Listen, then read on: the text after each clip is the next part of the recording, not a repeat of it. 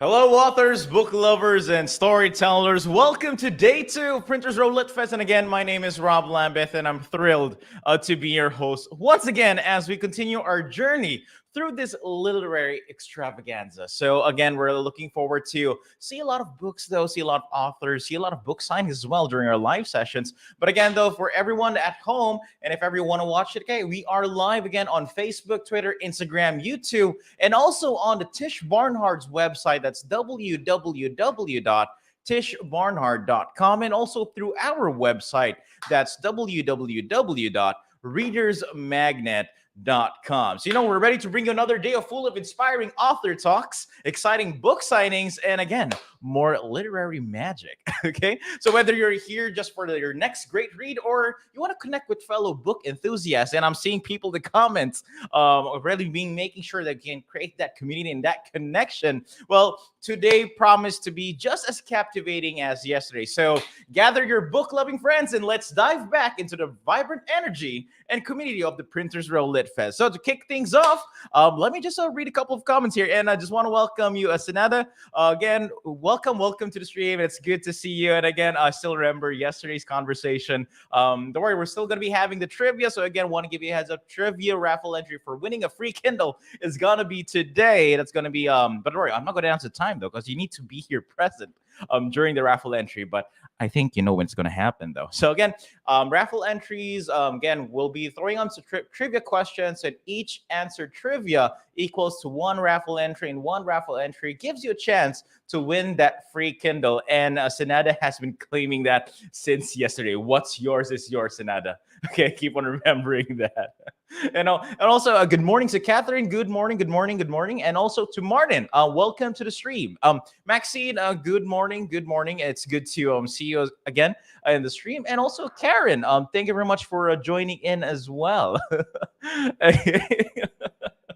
Okay, so everyone, again, we'll be doing some same formula as yesterday. We'll be having our book shout outs, book plugins, the whole thing though. So again, get your pens and paper ready. Make sure you can get that next book that you want to add in to your future books to read list, FBTR. Yeah, I'm getting the hang of it already. So you can always add it to your future books to read list. And if ever though you want to if you want to say something, do anything in the comments, don't worry though, we'll get back to it. We'll read those comments, because again, it's our time to at least make sure we can do everything here. And let's have this community up and starting. So before I throw you guys, like throwing a rock in water, before I throw you guys to the Printers Row Lit Fest, we're just gonna do a couple of book shout outs here, just to make sure that again, you can add some books to what will be something you can look forward to the future. If you're planning to, let's say, one book a month, go for it. If you want to do a one book per 2 books a month, go for it. If you want to go for one book a day, try it. Okay, no one's stopping you from doing that. Okay, but yet again though, it's almost the book buying season, almost Christmas, and I keep on saying this: give the gift of knowledge and creativity to someone else. Okay, so books are the perfect thing you can give to them. Okay, so we've been seeing a couple of people here in the stream though. So Bob, okay, good morning, good morning, good morning. Nice to see you. Hansi, good morning, and thank you much for joining the stream here. And Suzanne, yes, Suzanne, thank you very much for joining the stream. Good morning to you. And yet again, to wherever you are around the globe, as once I keep on saying this, let me borrow a line again. Good morning, good afternoon, and good evening to each and every one of you guys. Okay. So coming up with some books that we want to make sure we can provide that spotlight. So we're going to be having around like 30 plus books that I want to shout out before I throw you to the Printers Roll Lit Fest. Then afterwards, we're going to be having some trivia in between. Okay. So again, so get those pens and paper ready, and let's list down some books for you to check, and hey, add to your future books to read list. I keep on saying that. Okay, I'm getting the hang of it already. So first book that we do have on the list here is Beauty by Design, a book 4 of 4, the new Proverbs 31 Women series by Alan and Karen Rennie. Okay, so again, Beauty by Design, book 4 of 4, the new Proverbs 31 Women series. Okay, and then next book that we do have on the list is Trainwreck Daughters by Joshua Crossan. Okay, it is a fiction book. If you want to check it out though, feel free to go check it on Amazon, Google it, and it's God, how to say this? It's you can want to know more about it. See the collection again by Joshua Crossan. Check it out though; it's available on Amazon. Feel free to see what you can get from his collection though. Okay, and then next we have 2 books coming from the same author. We have here from Jeff Zimmerman. First book we have on the list from him is Apocalyptic Euphoria, Part 2. Okay, so if there's going to be part 2, there's usually a part 1. And who knows if there's a part 3, part 4, part 5. Maybe there's a part 10 that we don't even know about. If you want to know more and go for it, then hey, go for it. Oh, Sophia. Yes, it is a book shout out time. Thank you very much for joining the stream. Good morning, good afternoon, good evening to wherever you are right now. Okay. And yeah, so coming with Timothy. Sorry, reading a comment here from Timothy. Trainwreck Daughters is a very compelling title, but it really it gives you that question. What does it mean by Trainwreck Daughters? Is it their life story? Is it about someone else? Is it about it's kind of a bit of a mix and match though when it comes to it. Okay. So and coming from Bob Montgomery, don't know what's euphoric about the apocalypse, but that does sound intriguing. Yeah, there is. I'm not sure how can I say my 2 cents about this though. But it is a case-to-case basis on what you could consider apocalyptic. That might be euphoric in a way, but who knows? Okay, who knows? If you want to know more about it, try to check that book out. Okay, it's a part 2. It's a part 2 of his apocalyptic euphoria. So maybe there's a part 1. Try to check it out though. Maybe you'll see the deep-rooted story about what this book is all about. Okay, and the next book that we have from Jeff Zimmerman is 1000 Colonial Farm Road. Okay, so it's a different book coming from Jeff Zimmerman. It is thriller and suspense book. So feel free to check it out though. It is something, if you are interested about this, they'll want to go for this. Hey, check it out. Okay, so 1000 Colonial Farm Road. Go for it. Try to check it out through Amazon. Okay. And then next book that we do have on the list is coming. We have 3 books coming from the same author. That's Sonia Jones. We have first book is Wonders of the Imagination, Magical Stories of Collection. Okay, there it is. So again, it's Wonders of the Imagination, Magical Stories Collection. So it is a children's book coming from Sonia though, so if you want to check it out, she does have a couple of books on her sleeve, so you can try to check out her collection though through Amazon. Again, search the author's name, see about this book, go with some information about her so you can check it out. Okay, and then next book that we do have on the list, still coming from the same author, Sonia, that is Growing Up with Dottie, and that is a very cute that's a very cute girl though. Growing Up with Dottie though, really love what she created here. Oh, and just want to read one of the comments here coming from Zenki Mooney. So many promising book titles. Yes, we are about to be showcasing a lot of more new titles that you can be going with. So hey, try to check it out. If you love one, okay, you can always pause it. Try to check it out on Amazon though, for you to see if you can how you can get a copy for this book. Okay, and okay, and also he says, oh, so Kathy, hi Kathy, welcome to the stream. Okay, you just started watching, but don't worry though, we're still just doing some book shout outs right now. So if ever there is some books that you want to go for, then list them that. Okay. Oh, and okay, and also hi Denise, good day to you too as well. Thank you very much for joining the stream. And and yes, Sarah, gotta say yes, the book cover's dope. Oh yeah, really I really had to kind of give that as well to the book as well.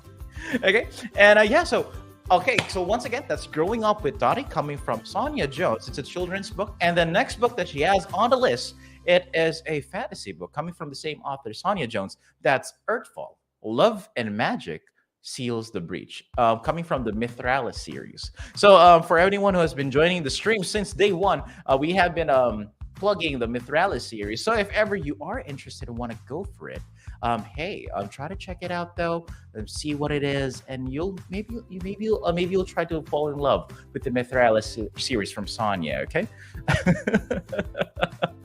Oh, Sophia, thank you very much for this, Sophia. I really love it. Really love it. Thank you very much for the support. Really, lots. Love you.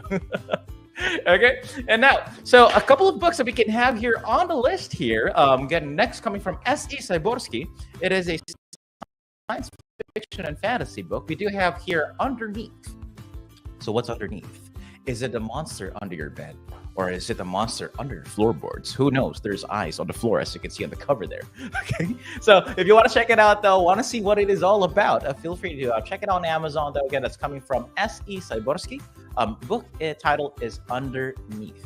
Okay, and then we do have a couple of books coming from Luisa Mastromarino.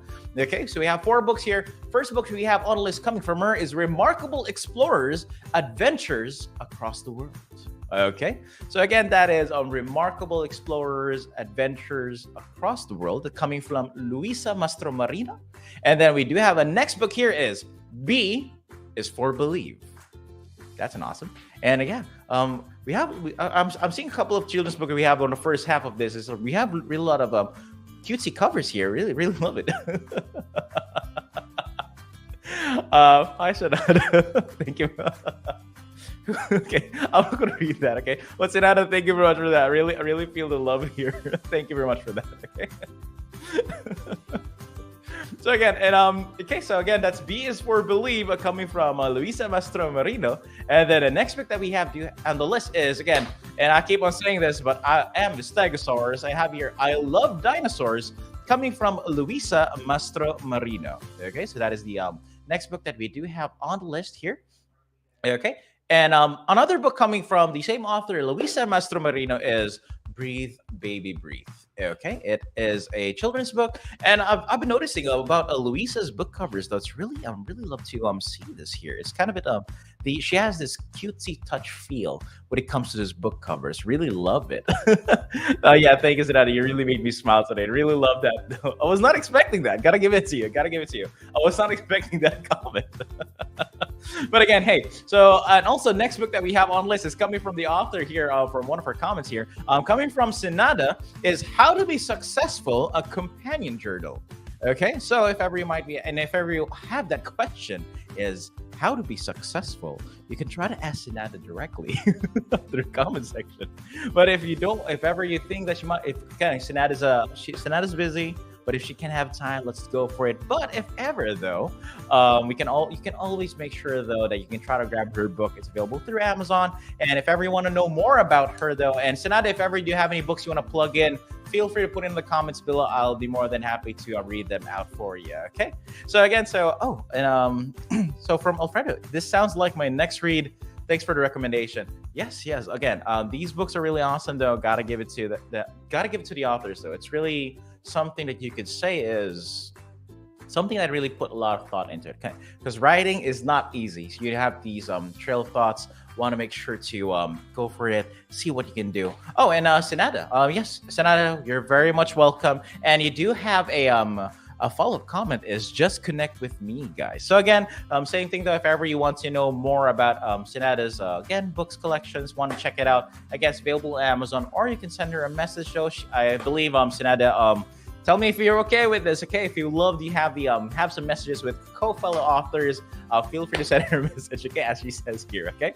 Oh, we have a comment here from Jessa Felton. Sinada's book is promising how to become successful. Okay, so again though, if you have that question in your mind, like when you wake up first thing in the morning is how to be successful, then hey, grab that book. Okay, it's a companion journal. Go for it. Check it out though. Okay, if you want to answer that question, maybe this book will answer that question for you. Okay, so again that is how to be successful, coming from Sinada though. Check it out on Amazon if you want to check more books that she has on the list, or you can even talk to her through the comments below. Okay, so next book that we do have on the list is The Time Machine, the Peter Weller series, part 1. Okay, it's coming from Roniger Benjamin. So again, The Time Machine, it is the Peter Weller series, part 1. So you do know if there's a part 1, then there is always a part 2, 3, 4, or 5, or who knows how many parts have this book been. So if you want to know how many books have been out here, again, you always make sure to check it out though. Go for it and see what else can be done for this. Okay, so again that's Time Machine, coming from Roniger Benjamin. So feel free to check it on Amazon, see his collection though, and if ever you want to add it to your shelves and future books to read list, feel free to add it on. Okay. Oh, we do have a question here, but by the way, I just want to come back with Sinada's book here earlier. Sophia Anderson has a question. I want to know more about Sinada's book. The cover design is nice too. So Sinada, Sinada, if you can answer that question though, feel free to put it on the comments below. It seems that someone wants to talk about it. Oh, and we do have Jay Jarvis. Good morning, Jay Jarvis. Jay Jarvis, sorry. Good morning, and welcome to the stream. Good morning to you, and welcome back to the Book Shoutout stream. Welcome to day 2 of Printers Row Lit Fest. Oh, and by the way, if ever you are in the vicinity of Chicago, again, not in the south, not in the north end though, or the east end, but again, if you are within Chicago and you are close by, hey, again, feel free to visit our booth. That's booth CND, and that will be at the Printers Row Lit Fest. That's at Dearborn Street. It's going to be a long road closed up just for this book event. Okay, so feel free to visit us. Again, that's booth CND at the Printers Row Lit Fest. So today's the second day, and yeah, we're going to be expecting a lot of author talks, a lot of book signings. So if ever you want to see some authors who'll be doing these book signings in person, get a signed copy of their books, feel free to drop by, check it out, talk to Readers Magnet staff, and hey, who knows, you'll have fun. Okay. Well, thank you very much for that, Jarvis. Really love the support. Okay. Love you. Mwah. Love you lots. Okay. So moving on. So next book that we do have on the list here is coming from Dennis Mills, is The Adventures of Chay Cat and Jordy Rabbit, the Meerkats. I was thinking about werecats. Like, is it a werecat? No, it's a meerkat. It's kind of a bit like a mermaid cat, if I'm not mistaken here. But again, hey, check it out though. The Adventures of Chay Cat and Jordy Rabbit, Meerkats. Okay, that's coming from Dennis Mills. Okay, that is a children's book. Check it out here. Feel free to go for it. Oh, and okay, so. Hold on, Andrea, is there going to be a book shout out once again?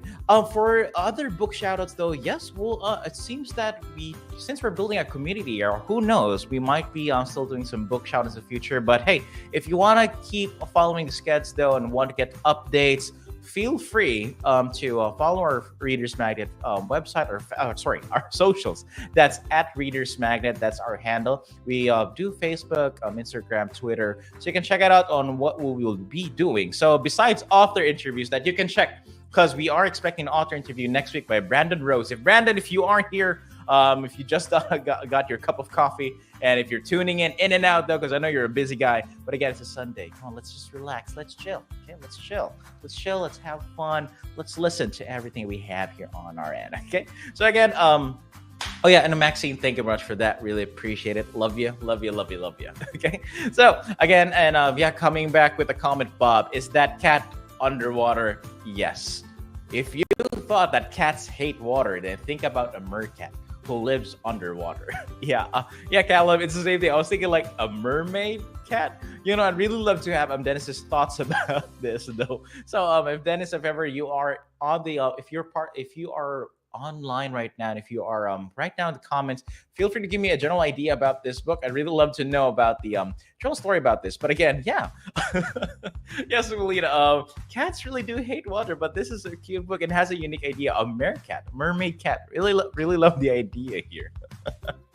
And yes, Sophia, I would understand. Basically, yes, cat parents like you and like a lot of other people who have cats, as again they have their fur babies who are cats, who would be delighted to read this book.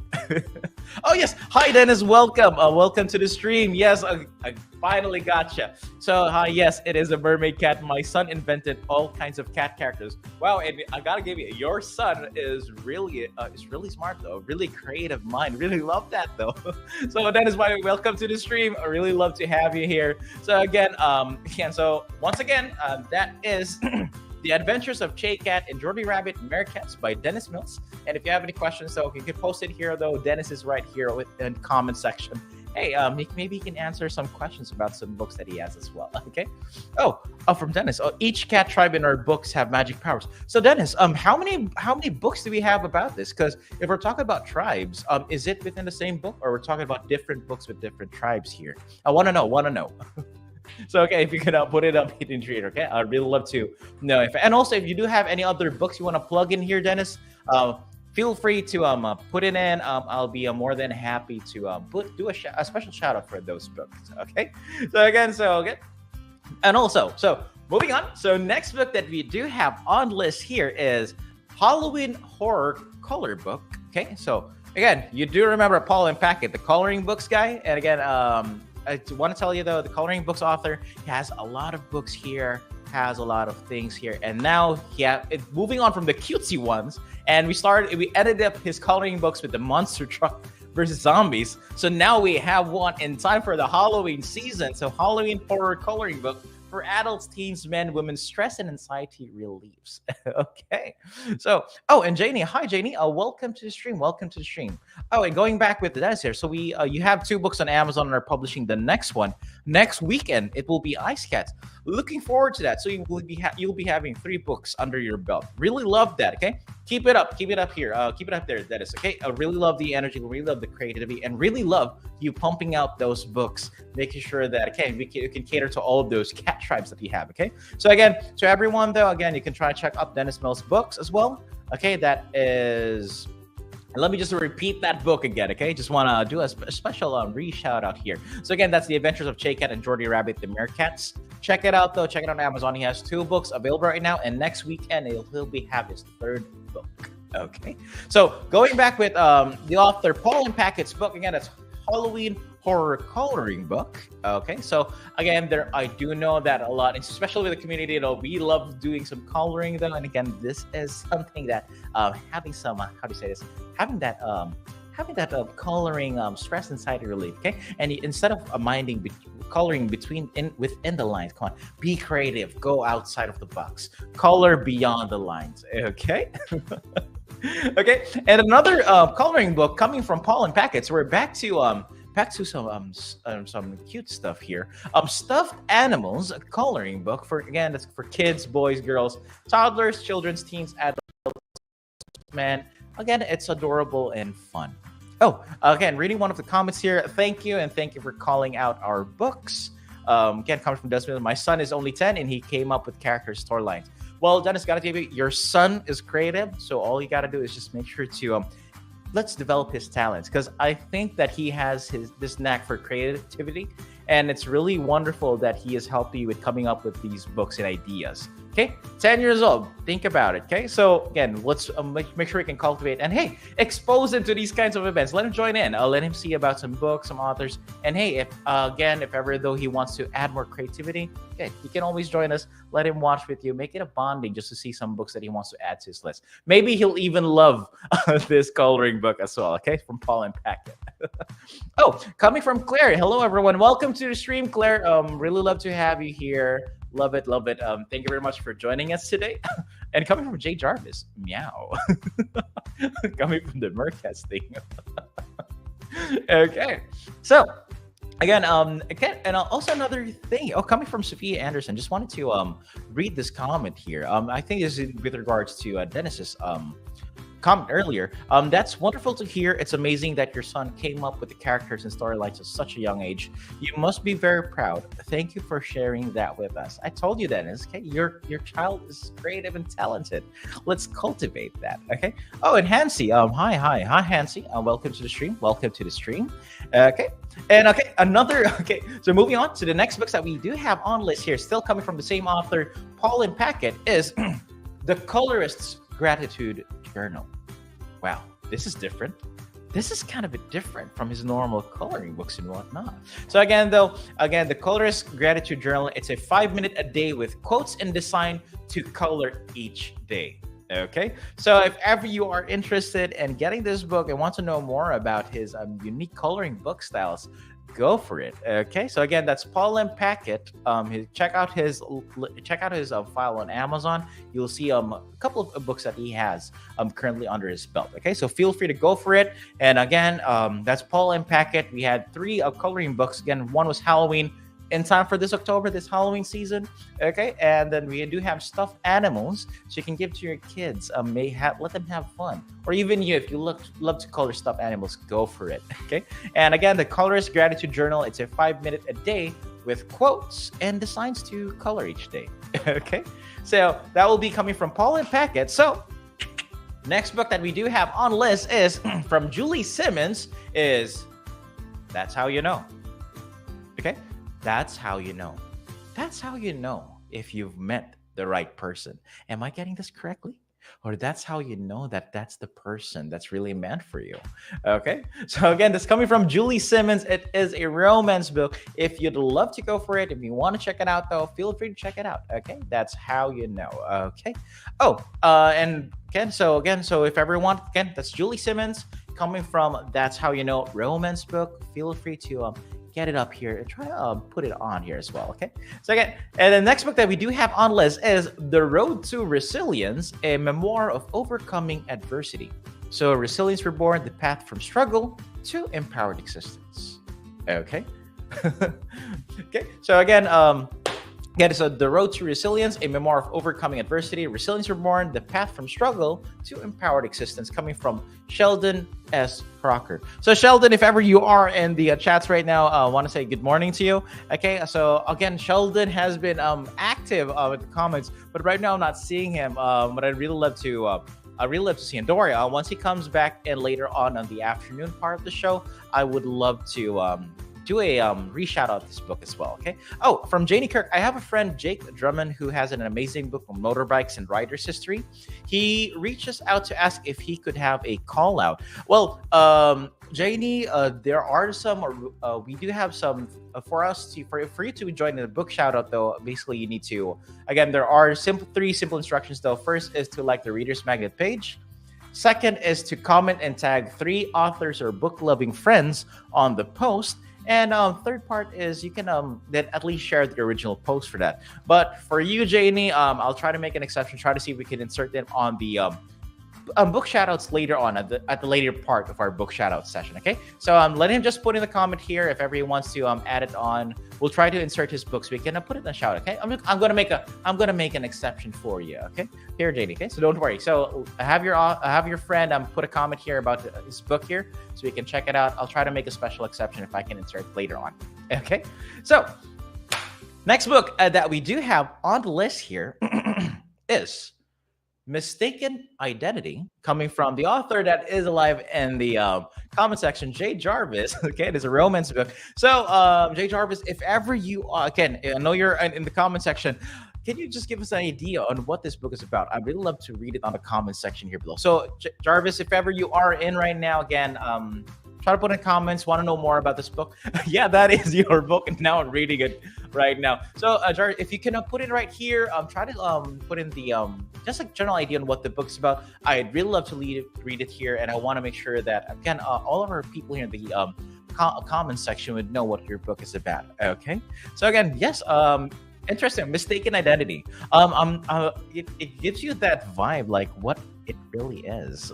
Is mistaken identity. Is it identity theft, or did someone stole someone's identity, or was someone? I don't know. But Jay Jarvis, if ever you can put in the comments here below, I'd really love to. Dory, I'm gonna read it though. Post it in. I'm gonna read it in a few seconds once you posted it. Oh, here, gotcha. Okay, so Maeve gets laid off. Boo. She and a friend go out to pretend they are CEOs. Awesome. Okay, so it was a whole way around different from what I was thinking. Awesome, awesome. Okay, so hey, if ever you love these types of stories and want to go for it, though, again, Jay Jarvis book again. That's Mistaken Identity. Check it out on Amazon. Feel free to grab a copy. And hey, again, let's add more books to your future books to read list. Oh, and there is a twist. Unfortunately, there is a hitman looking for the person she pretends to be. So we're talking about here like a thriller suspense kind of book with a little bit of romance here as well. Are we talking about that? Oh, this is novel 1 of 2. So this is a 2-parters then. Is that correct? So we're looking at 2 parts here. So Mistaken Identity, and there is romance suspense. Yeah. Good. I got it. So it's a romance suspense book. So if you want that normal, thank you very much for that sound effects, Callum. Dun dun dun. Okay. So if ever you love to check it out for romance suspense books, and you want to have that normal twist from the normal romance books you have here, is go for it. And just want to do a special plug here for book 2 from Jay Jarvis. That is Forever Love.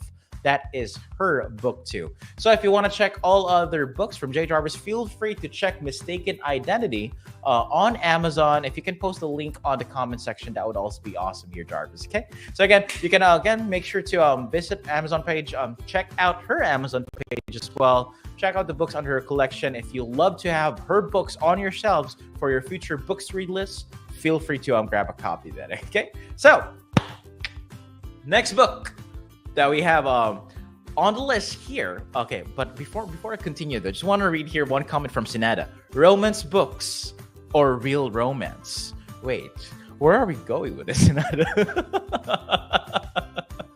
Okay, so again, it's romance books or real romance. Which one would you choose? Can I have both at the same time? Can we do that? Okay, so next book that we do have on the list here is Jumpgate 3, Roadmaker Teleporting to the Stars. It's part of the Jumpgate series coming from Larry R. Wazian. Okay, so we have been talking about the Jumpgate series. We've been talking about the Jumpgate series for quite some time already here. So again, if you want to check it out, though, what this book is really all about. Okay, so that's Jumpgate 3, Roadmaker Teleporting to the Stars it is book 3 of the Jumpgate series. So coming from Larry Wazian. So feel free to check it out, though. Add it to your future books to read list. And hey, who knows? If you love it, you'll add it and you'll find more. Okay. Yes, if only I was really a multitasking person here tonight. We can't do things at once. I wish I could multitask a lot of things, but I think I really can't. Okay, so a next book that we do have on list here is Out of the Shadows, coming from Jamie Lynn Miller. Okay, Out of the Shadows. Now we're talking about romance books here.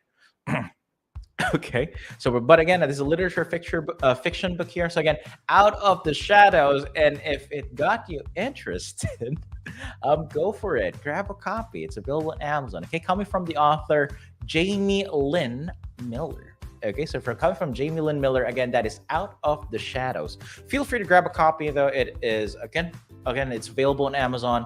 Add it to yourselves, and if ever you love these types of books, go for it. Okay, so next book that we do have on the list here is coming from Katrina Mandrick Johnston.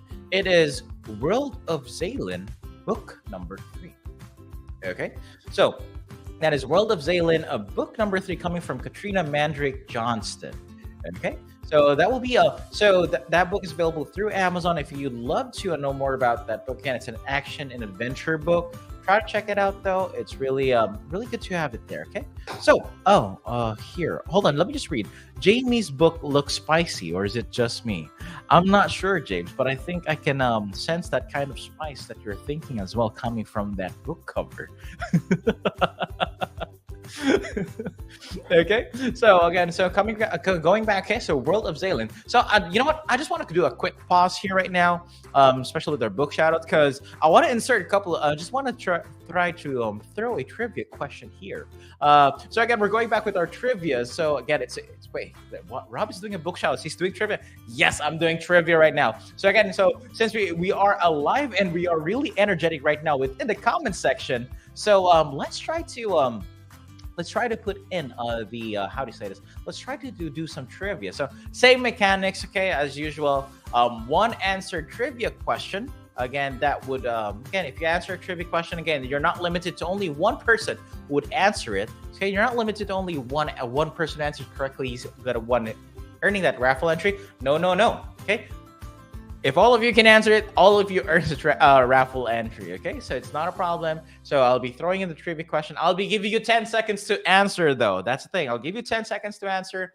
And once that 10 seconds is up, then any further answers, unfortunately, won't be added in when it comes to that, okay? So again, so here. So let us, so hold on. Just want to go back from J Jarvis, though. My feed keeps freezing up with the video. Comments keep going through. So hey, are you have you tried to refresh your feed, Jarvis? Try to refresh your feed. Trying to make sure so at least you can join in, because again, we're going to throw a trivia here, and maybe you won't earn a raffle entry if you know the answer. You can put in your answer. You can put in your answer fast enough. Okay, how about this? I'm going to do it for 15 seconds for the trivia, so at least we can have more time to put in the answer. Okay, so let us let's try to throw in a trivia. So here. Okay, so I'm going to throw in an easy one. Okay, I'm going to throw in an easy one right now. Just make sure it's easier. Want to know that at least a lot of people can go for it. Okay, so first book that we do have on list here is so this is the first trivia question. Oh, sorry, James. Yeah, keep on reminding. You will be able to win a free Kindle. Okay, because if you answer one trivia question, that gives you one raffle entry, and the raffle draw will be done within today. So if ever you do have a lot of raffle entries, again, the more raffle entries you have, the more chances of winning. And then one trivia question that has been answered equals to one. Again, that is going to be one raffle entry for winning a free Kindle. Oh, and Paul, sorry, before I move on with the trivia, just want to highlight here. Hi, Paul, welcome to the stream. So guys, earlier we've been talking about the coloring books here. So the author is here. So Paul Packett. Paul, thank you very much for joining the stream. I really love to have you. And a lot of people love the idea of the coloring book as well. And yeah, we're talking about from your cutesy coloring books yesterday. And then we had the Halloween one in time for the Halloween season. And then you had the journal coloring book. So yeah, we've been talking about your coloring books earlier as well. So I really love to have you to stream, Paul. And it's also time for trivia. So hey, Paul, if you want to at least have a chance to win a free Kindle, feel free to answer the trivia. So without further ado, let's start with the first question. Okay, so to some of the people here who would love the fantasy genre here. So here is the question. So what is what is the name of the Hobbit who goes on an adventure in The Hobbit by J.R.R. Tolkien? Okay, so again, what is the name of the Hobbit who goes on an adventure in The Hobbit by J.R.R. Tolkien? Okay, so is it letter A, Frodo? Is it letter B, Bilbo? Is it letter C, Sam? Or is it letter D, Merry? Okay, I think we might be some of you might be having a bit of a confusion here about the answer, but there's one answer here. Okay, and I'm going to be having one answer here. Okay, so I'm talking about the book Hobbit. Okay, not the Lord of the Rings on the original one. I'm talking about the Hobbit here. Okay, so again, what is the name of the Hobbit who goes on an adventure in The Hobbit by J.R.R. Tolkien? Okay, again, I'm talking about goes on an adventure in The Hobbit. I'm talking about the prequel. I'm throwing a hint here. I'm talking about the prequel before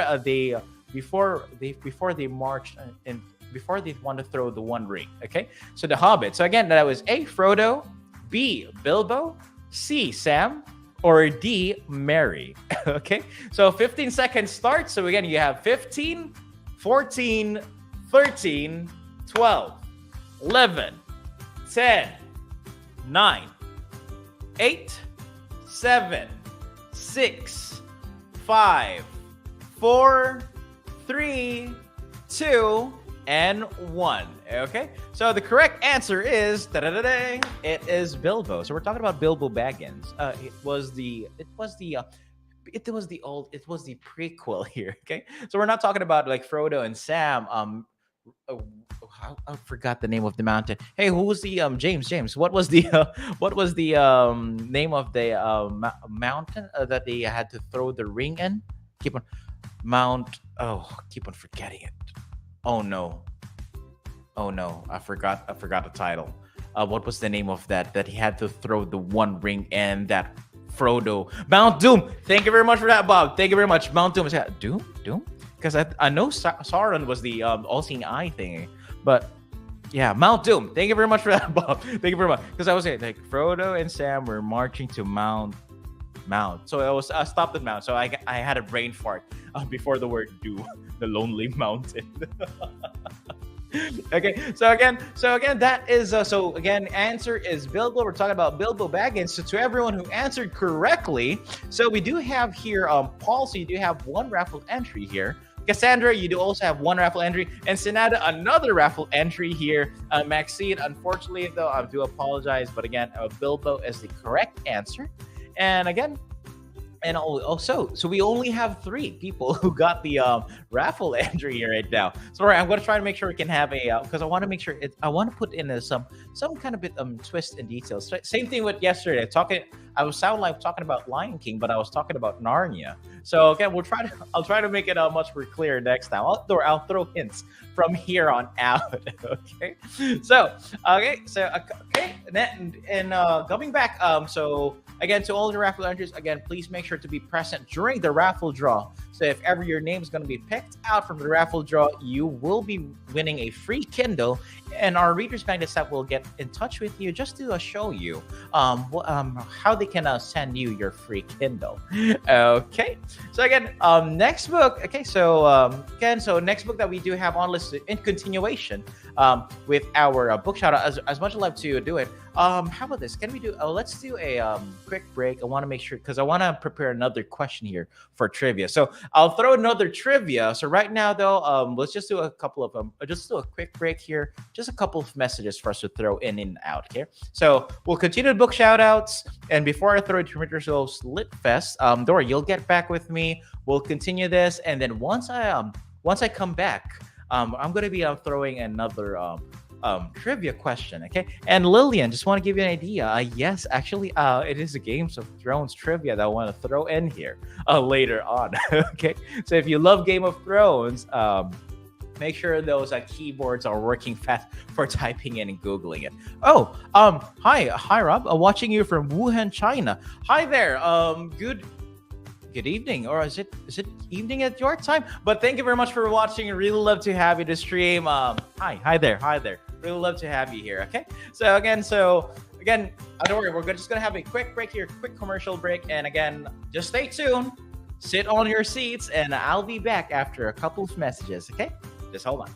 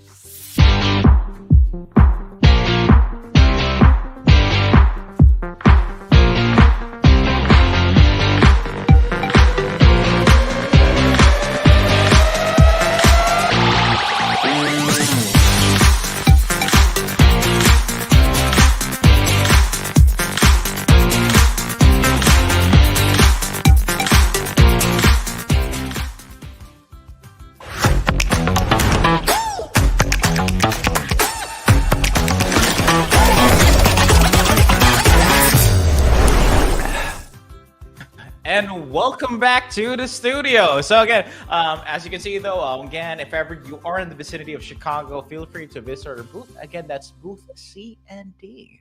Okay, and yeah, it's still morning right now, so if you have time though, just relax, grab that cup of coffee, brew one. Hey, if you are a fan of tea, then brew that tea. Okay, make sure to use a kettle. Okay, don't put it in the microwave, please, please. Okay, but I'm not judging anyone who puts their coffee mugs in the microwave to boil water. It takes a minute to use a kettle, so or you can use a stove. But hey, I'm not judging. I'm not judging. Okay, I'm just saying. I'm just saying that there are other ways you can boil water as well. Okay, so again, and hey, don't forget to eat your breakfast though while watching the live stream. Okay, just grab a bite, make a sandwich. Okay, make a sandwich. Okay, just have something to fill yourselves. Okay, and yeah, coming from Kathryn, I love coffee. Yes, I do love coffee as well. And there is also one author here who's Brandon, who has how to say this? He always has a cup of coffee. Like there was one time we were talking about coffee, and thinking about it, I just had my second cup today, and I want one more. So I think I'll be making coffee later on after this. Okay, so again, coming back with a couple of comments here earlier. You know what? I do apologize though. Just want to make sure I can really give you a proper shout out here. How would you pronounce your name? Is because again, the one coming from one who commented watching from Wuhan, China. I'm sorry if if ever you do have times though, if ever how to pronounce your name though, I'd really love to know how is it, okay? Okay. Oh, coming from Penado though, just love your Bosnian coffee. Okay, well that would be something. And okay, wait, trivia about coffee. You know that would be a good thing though if ever we can have a trivia about coffee. That would be something else that we can try to put in there. I'll try to try to insert it for here from time to time though. But hey, hold on. Let me just try to check something here because I just want to make sure that I can get in touch with just a couple of books here because there are still more books that we can add on to our book shout outs, making sure that we can add it on and see though what can be done for this. Okay, so but again, as I promised though, as in coming back from the commercial break, we'll be just doing a couple of trivia questions here that we can add on to here. So, okay, coming from Hansi. Yeah, I have a random question for the authors. Do you guys still find the time to read other books during the writing process of your own books? You know what? I really love that question. Yeah. So, authors who are currently working on books, though, feel free to try to answer the question, though. And yeah, if you'll be asking me, I think it would be hard, but hard at the same time, not though. I'm not an author, though. I don't know how this works, but if I put myself in an author's shoe right now, like I'm currently writing a book, and then I'll lose, I won't have that. Again, there are only a few people here who don't suffer from writer's block, but if you don't have the, how to say this, creativity to write, like you're in a path right now, you just don't know where to go with the path or the story, where to branch off. I think reading a book might be helpful. It can also just provide you something, as I said here, trying to at least make sure you can get other ideas, different perspectives. You can branch off from different thoughts. It's a random question, but it's a question that makes you think. Thank you very much for that, Hansi. Really appreciate that. Really love it. Really love that one. Okay. Okay. So, also, and just want to read a couple of comments here. Okay, so from Michael Rowland, thank you for mentioning my true story, Morocco or Bust, August 69. Thanks from the UK. Oh, welcome, and good morning to you. Good morning to you. Good morning to you there. And wait, is it already? I think it's. Hey, is it afternoon at the UK right now? Because I do remember last time though, it was like around 5 or 6 in the evening, and then Sinada, you are from the UK. That was around midnight your time, if I'm not mistaken. So right now it should be still in the afternoon or a late morning. Should be that way. Okay. So again, Michael, thank you much for joining the stream. I really love it. I really love to see you here. And so if ever you do have some books and you want to see the live session that will be happening today, feel free to watch it. Put the show as a how to say, as a podcast. Oh, it's afternoon in the UK. Yeah. So good afternoon. You know what? I think I should just continue saying it wherever you are from. I'm just gonna be saying good morning, good afternoon, good evening to wherever you are. But now that you are in the UK, so good afternoon to you. Okay, to the two of you.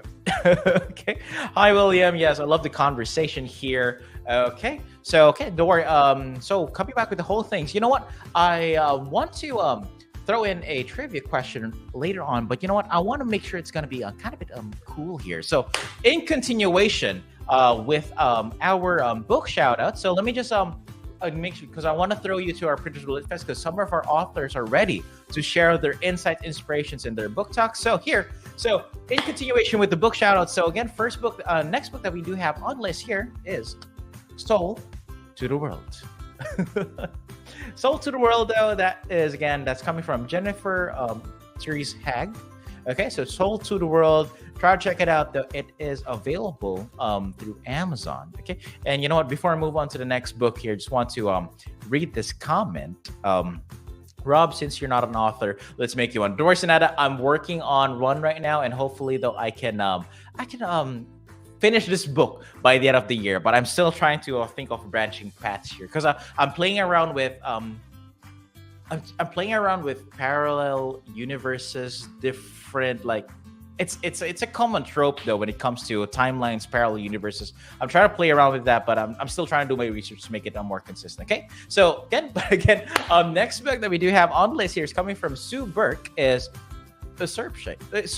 Usurpation. Okay, Usurpation. Okay, so that is the next book that we do have on the list, coming from Sue Burke. It is a science fiction. Okay, so again, if you want to grab a copy, feel free to grab a copy. It's there. Okay, it's through Amazon. Okay, and another book that we have here from a different author here is Usurpation. Okay, so sorry, not Usurpation, but next is Feasting Upon the Bones by Suzanne Craig Whittock. Okay, so Suzanne, I do know that you're in the comment section, so if ever you want to talk more about this book, feel free to put it in here. Okay, so so Martin, don't worry, I'll be throwing you to the Printer Show Lit Fest. Don't worry, just want a couple 5 more books to go here. Okay, so again, that is Feasting Upon the Bones by Suzanne Craig Whittock. So feel free to grab that copy if you want to check it out. Though see through Amazon, check other books that she has available as well. Okay, and the next book that we do have on the list is Gigi Hodge, Learning to Love. Okay, so Learning to Love from Gigi Hodge. It is a romance book, so feel free to check it out though. See for yourself. Again, if you love romance, go for it. Okay, and then next book that we do have on the list is Space Magpie, coming from Peter Hallam. Okay, it is a children's book. Space Magpie, check it out. I'm not sure if it's a children's book based on the cover, but it is talked about a children's book as well. Okay, so again, it's Space Magpie from Peter Hallam. Feel free to check it out though. And then next book that we do have a list, and she was here earlier. We have a book here from Jamie Kirk, What I Dared to Tell You. Okay, there. So What I Dared to Tell You, coming from Jamie Kirk. Feel free to check it out though. It's a book available for her, so feel free to check it out. Okay, and then next book that we do have on the list, we have 2 books coming from the same author, Del McCool, is The Enchanted Forest. Okay, so we have here The Enchanted Forest, and another book that he has under his belt is Senior Care Guide. Okay, that's coming from Del McCool. Okay, so that's from Del McCool, The Enchanted Forest, and Senior Care Guide. And last 3 books that we do have on our shadow list before I throw you to our Printers Row Lit Fest, we have here from Ben Teeley, Work Nights Out and Other Short Stories. Okay, and next book we do have on list from Phil Bishop is Did They Fly Me to the Moon? Did they really fly me to the moon? Okay, and then last book here on the list here before we move on though is from Adriana Ephim, is My Book of Feelings. Okay, so My Book of Feelings, coming from Adriana. So again, guys, those are the book shoutouts that we have for today, but you don't need to worry. We'll be doing a run through later on. But before anything else, let me throw you to the main event in our live booth at the Printers Show Lit Fest. So stay tuned and have fun. And don't worry, I'll be back later on so we can have more book shoutouts and more discussions later. Okay, so again, without further ado, let me put you right now to our live event session. Okay, so movie magic, take it away.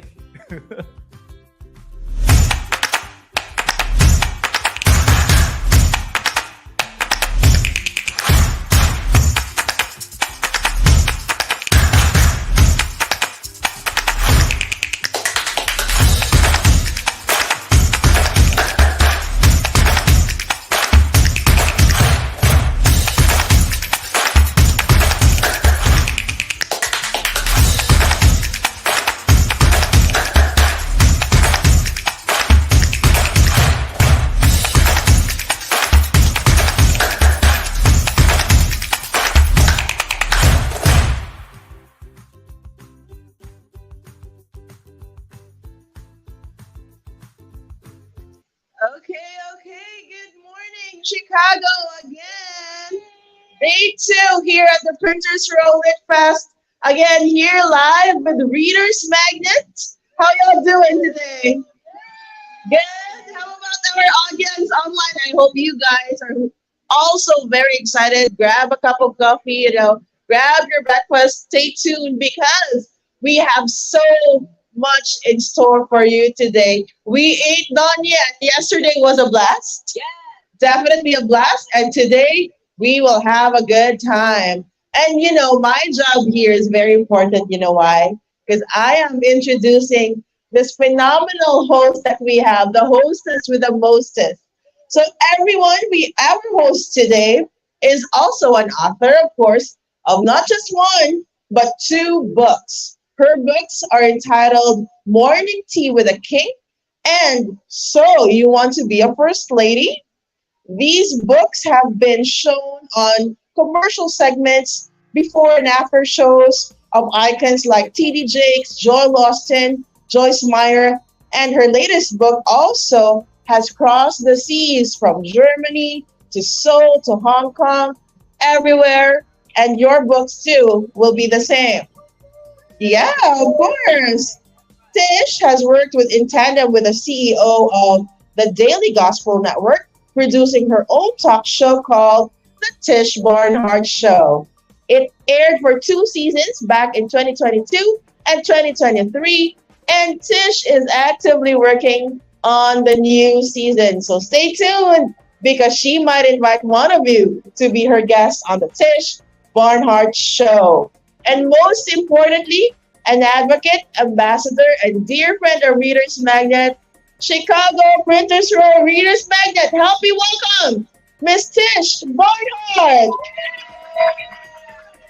Thank you so much, friends, for that wonderful, wonderful introduction. Listen, you guys, we are here, day 2 of Printers Row Lit Fest.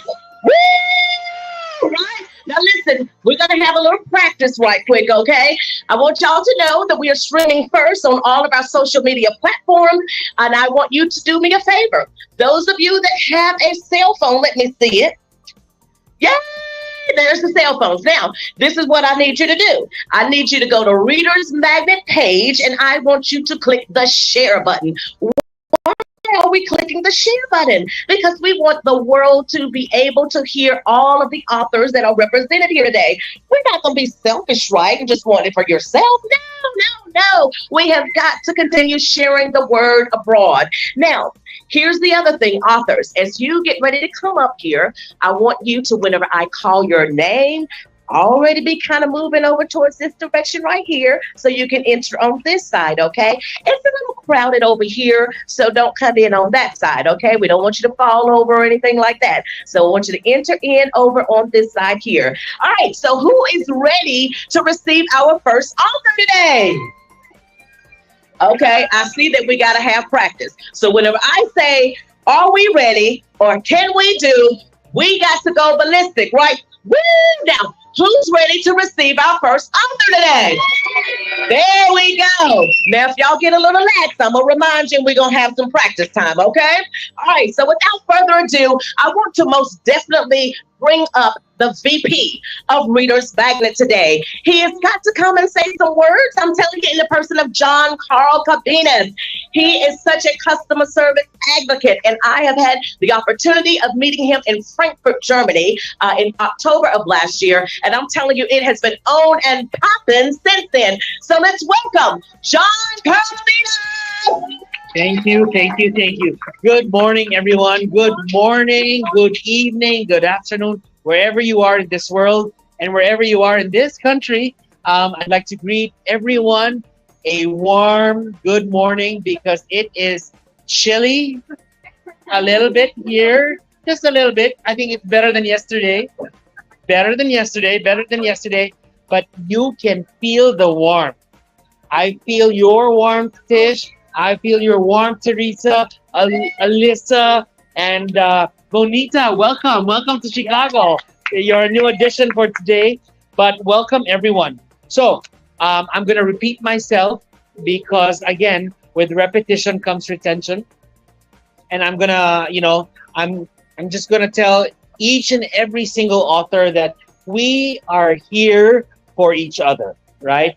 And this is one of the missions and one of the vision of having this mini confab and mini gathering, because we'd want to network, right? We'd want to network. And like I mentioned yesterday, if we just have one advocate per state, that's already a total of 50 advocates around the country, right? And that one person obviously would have friends, would have family, and it multiplies. So ladies and gentlemen, dear authors and fairgoers, it's not going to be an easy game, right? But it's very doable.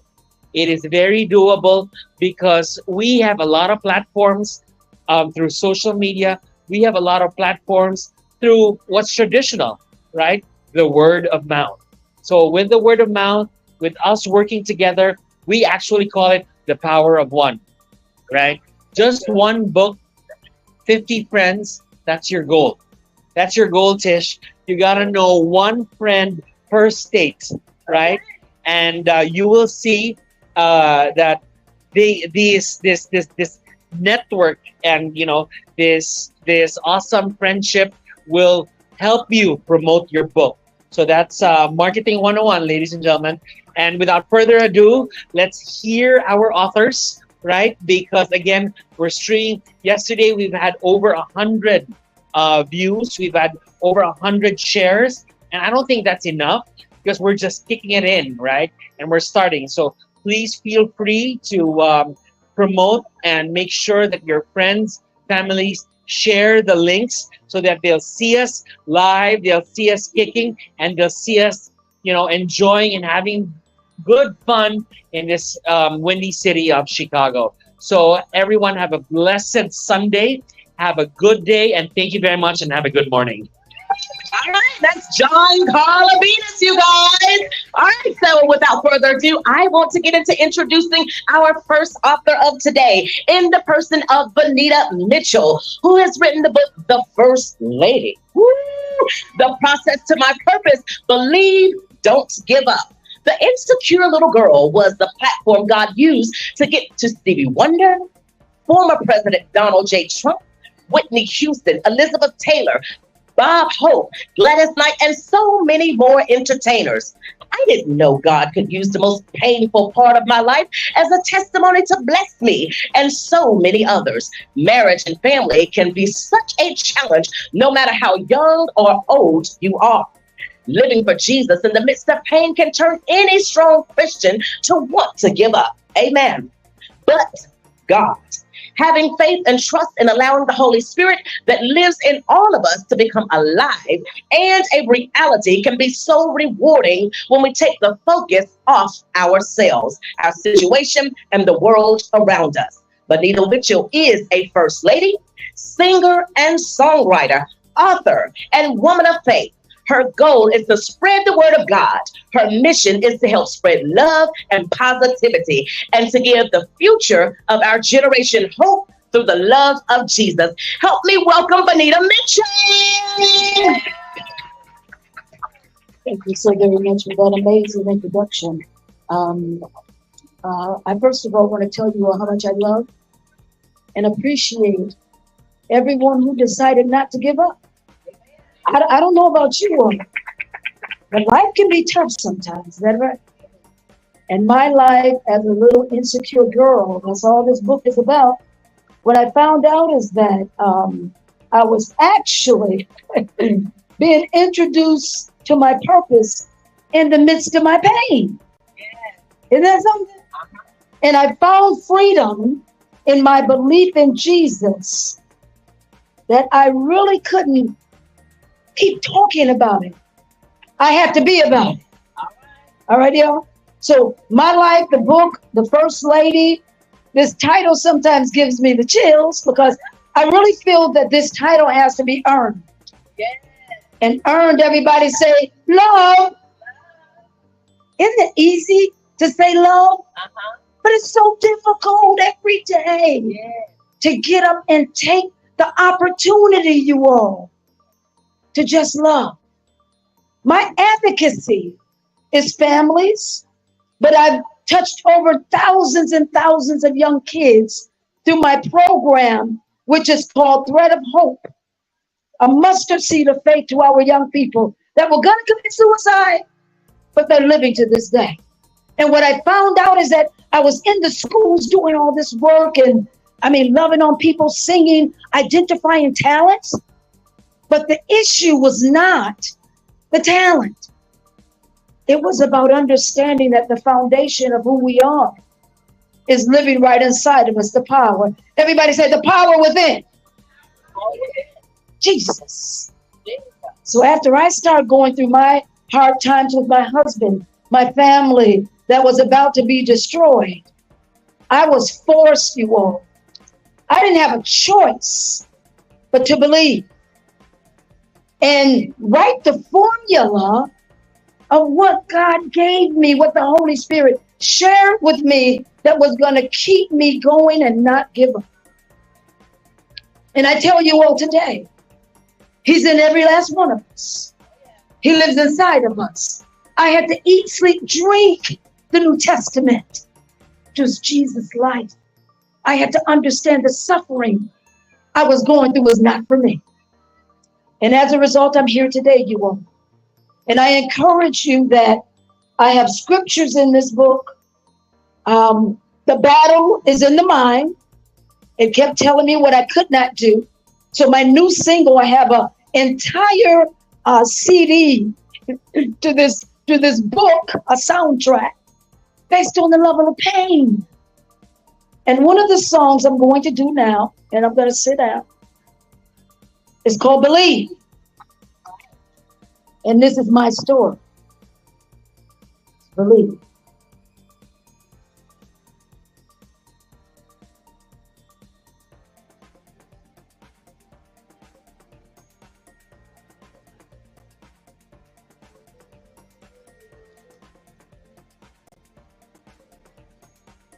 If you believe, you will achieve.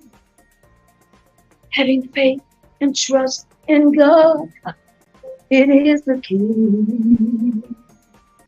If you believe, try living your dreams.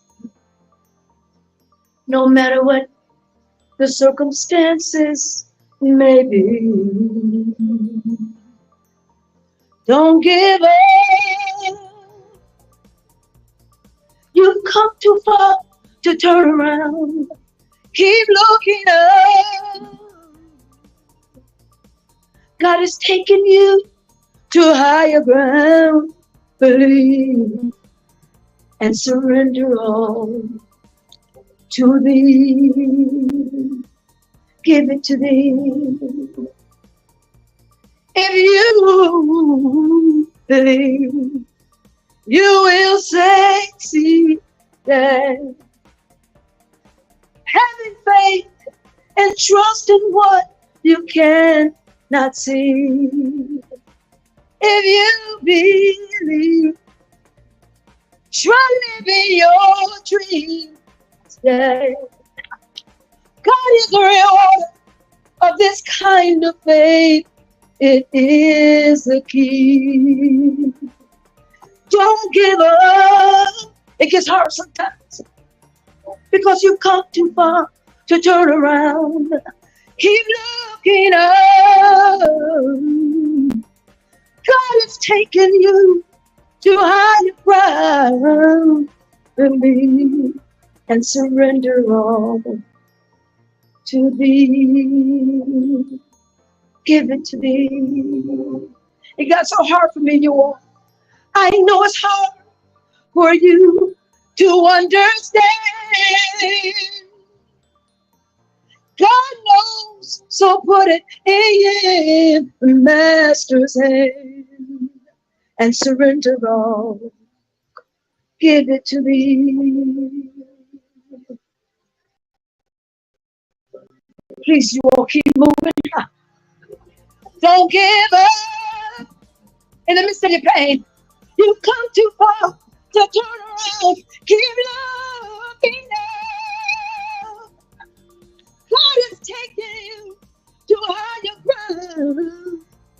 Believe and surrender all to thee. Don't give up.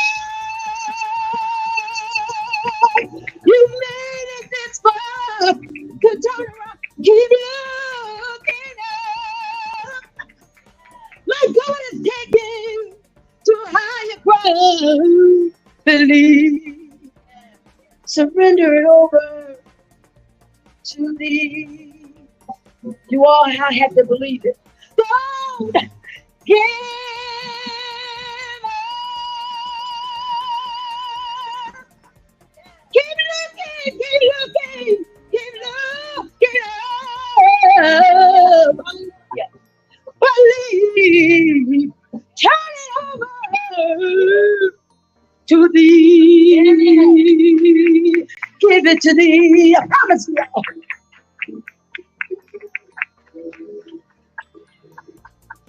You will succeed. I love you all. Keep up the amazing. Amen, amen, amen, amen. You know what? She said, don't believe, right? Because you will succeed. And it will come with a surrendering sometimes, because it ain't easy, this walk. I don't care whether you're first lady, just an individual or whatever. You can go through certain situations in your life that will make you want to give up. But I'm telling you, if we can just surrender it over to the Lord, we understand and know that He is the greatest. The great I am, right? All things are possible to whom believe, right? So if you can believe it, then guess what? You can receive it. All right, now let's move right along to our next author in the person of Avery Christe. He is a full-time writer and outdoorsman with over 30 years of experience. He is a former journalist with 15 years of experience.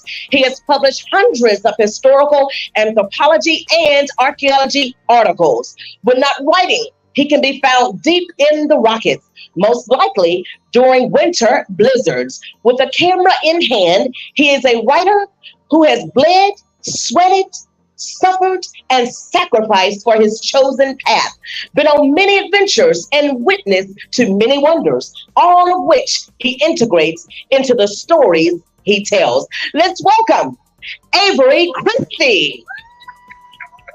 Woo-hoo!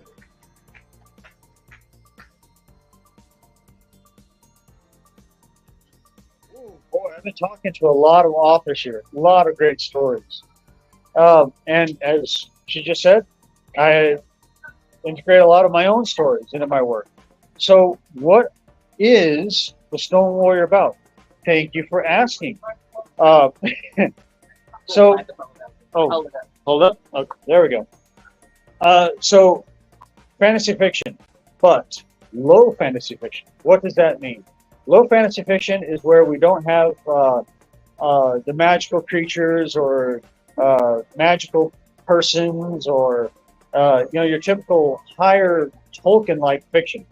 So what does that mean? That means the stories are more human character based. My books are about us.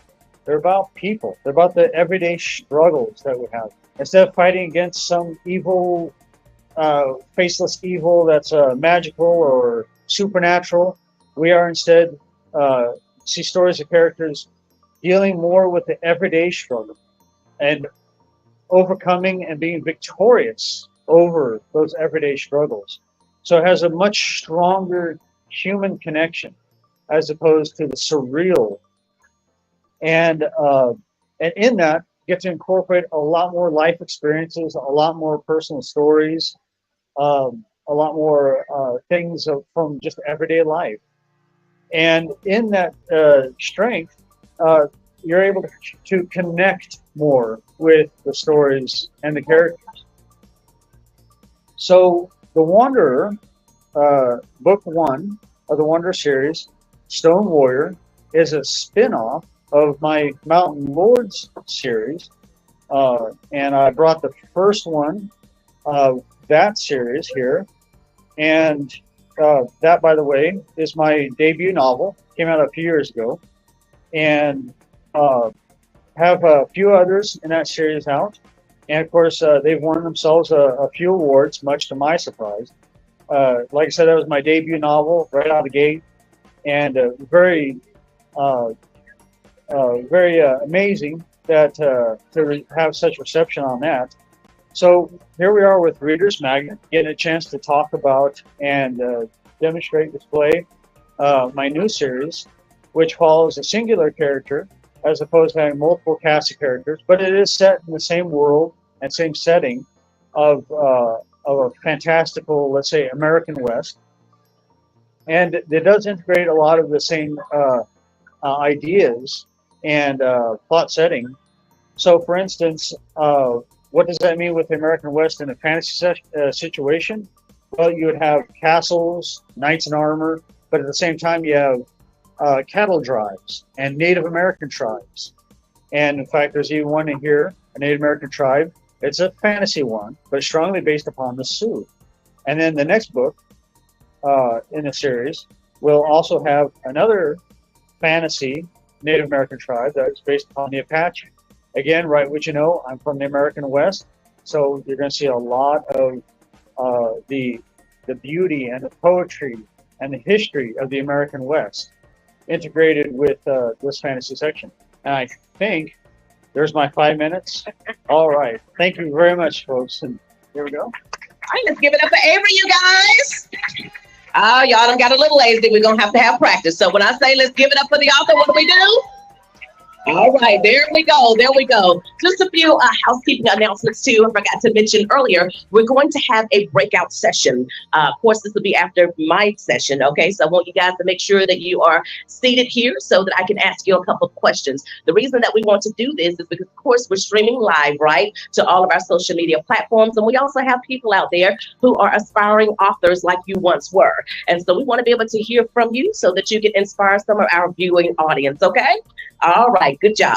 All right, so up next, we're going to recognize our next author in the person of A.L. Smith, who has written the book Women at the Well, Journey to an Authentic Encounter with Jesus.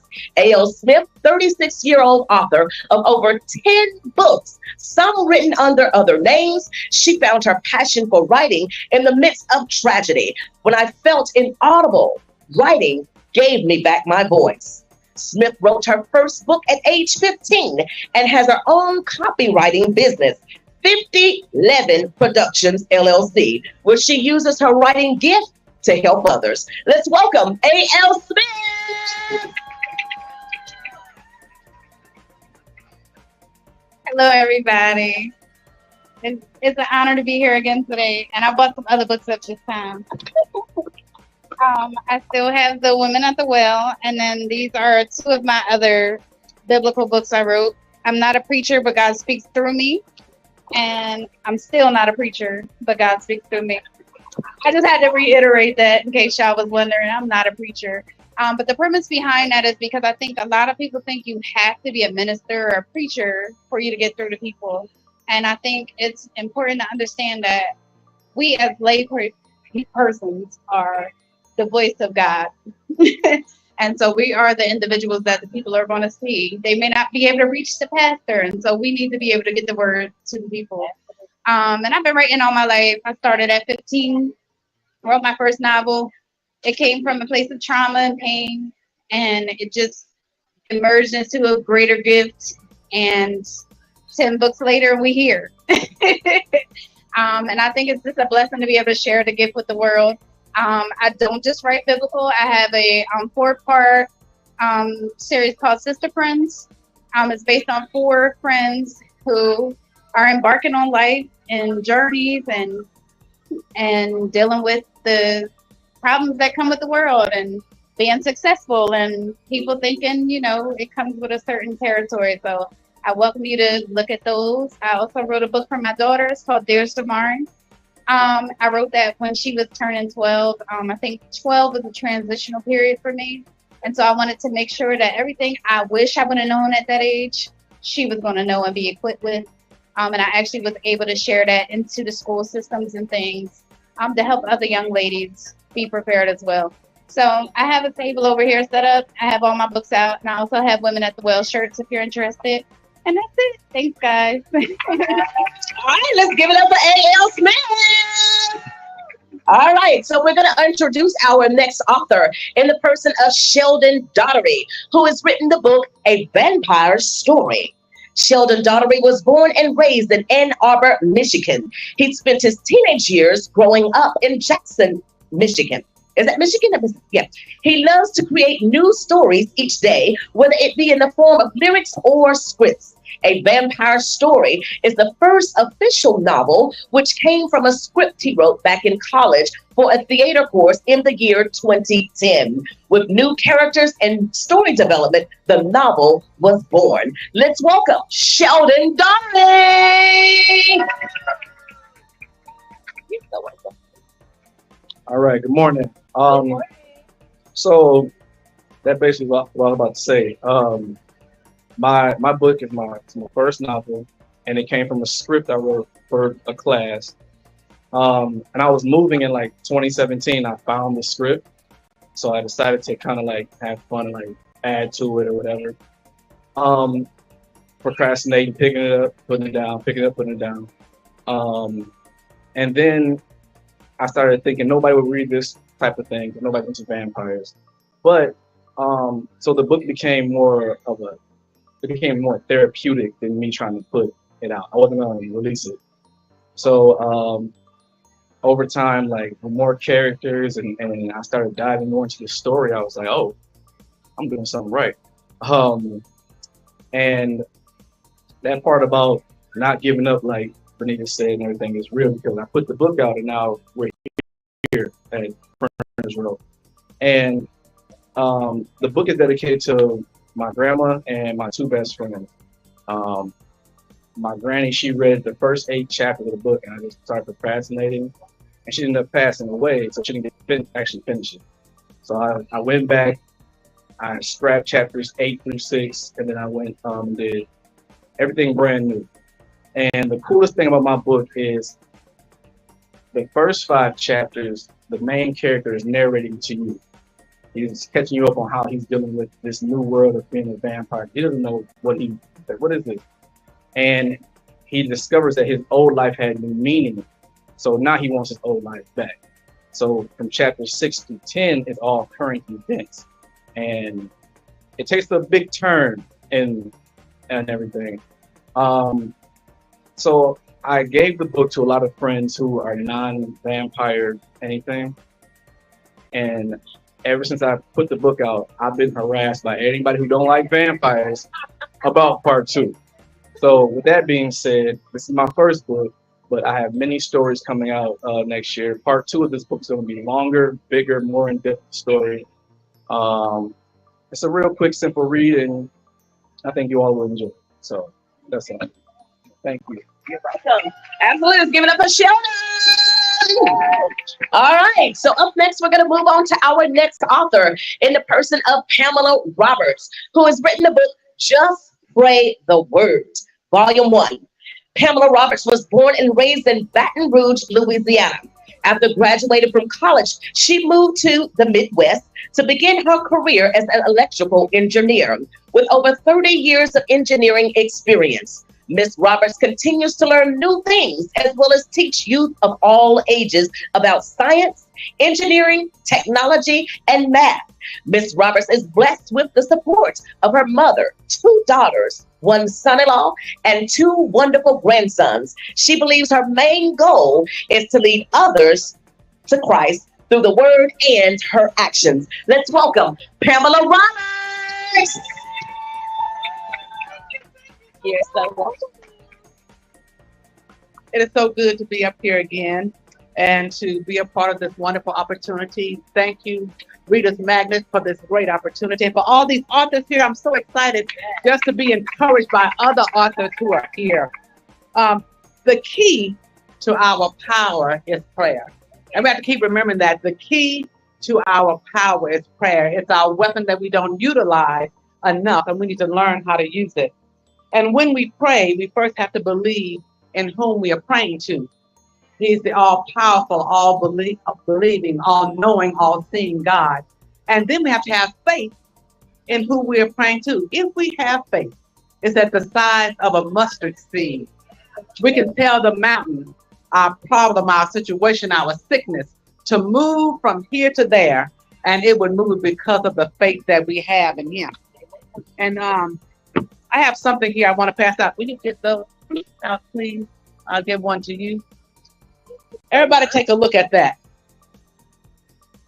Everybody get one. If you turn it on the back, it's something very small. It's a mustard seed. That's a, Alicia, yeah, ma'am. It's a mustard seed. If we have that much faith, this is just a reminder. If we have that much faith, we can tell our problem to move from here to there. There's nothing impossible for our God when we have faith in Him and when He answers our prayers according to His will. So we have to remember to continue to believe and have faith. Just that mustard seed faith, how it can grow to us. And so I'm going to read one of our prayers from Just Pray the Word, Volume 2. It's called the Prayer of Power. It says, loving and omnipotent God, you possess all power and nothing compares to you. As I gaze into the sky, I can see all that you have created. You cause the sun to shine and the rain to fall. You placed every planet and star in specific locations in the heavens. You have numbered them and you know each one of them by name. Your greatness and power is immeasurable. Everything is in a perfect place and under your control. It says, forgive me for complaining when your plans for my life do not align with my desires. Help me to remember who you are. I am foolish to think that I can hide my thoughts and my actions from you. You are the Lord and Master. You are creator of things that are seen and unseen. Your existence and power are limitless.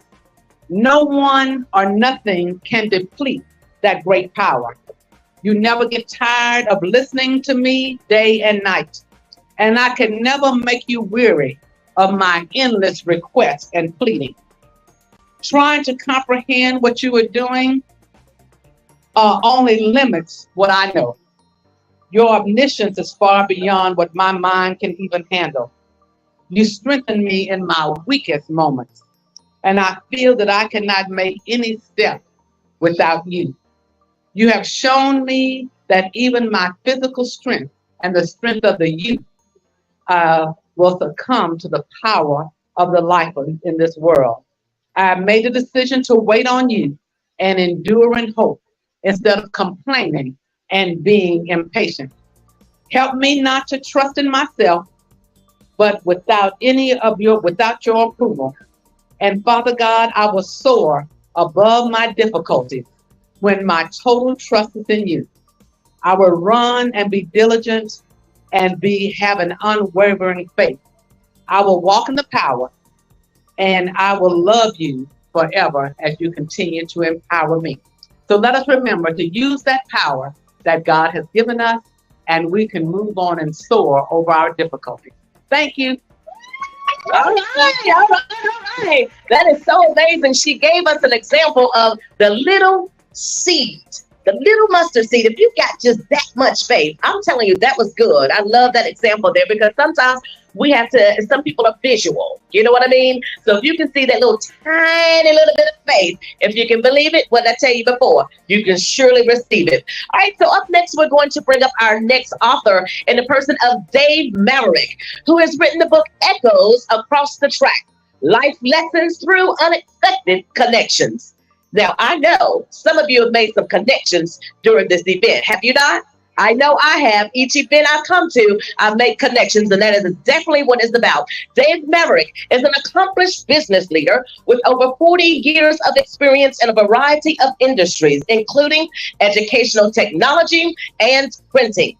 A Chicago native, transplanted in Cincinnati, Deb's consultative approach to fractional sales management and Chamber of Commerce growth has him in high demand as a respected speaker, storyteller, and entrepreneurial therapist. Well, now, Dave. Dave currently serves as president and CEO of the Coleraine Chamber of Commerce and consults with clients as sales managers for rent. Let's welcome Dave Bostic.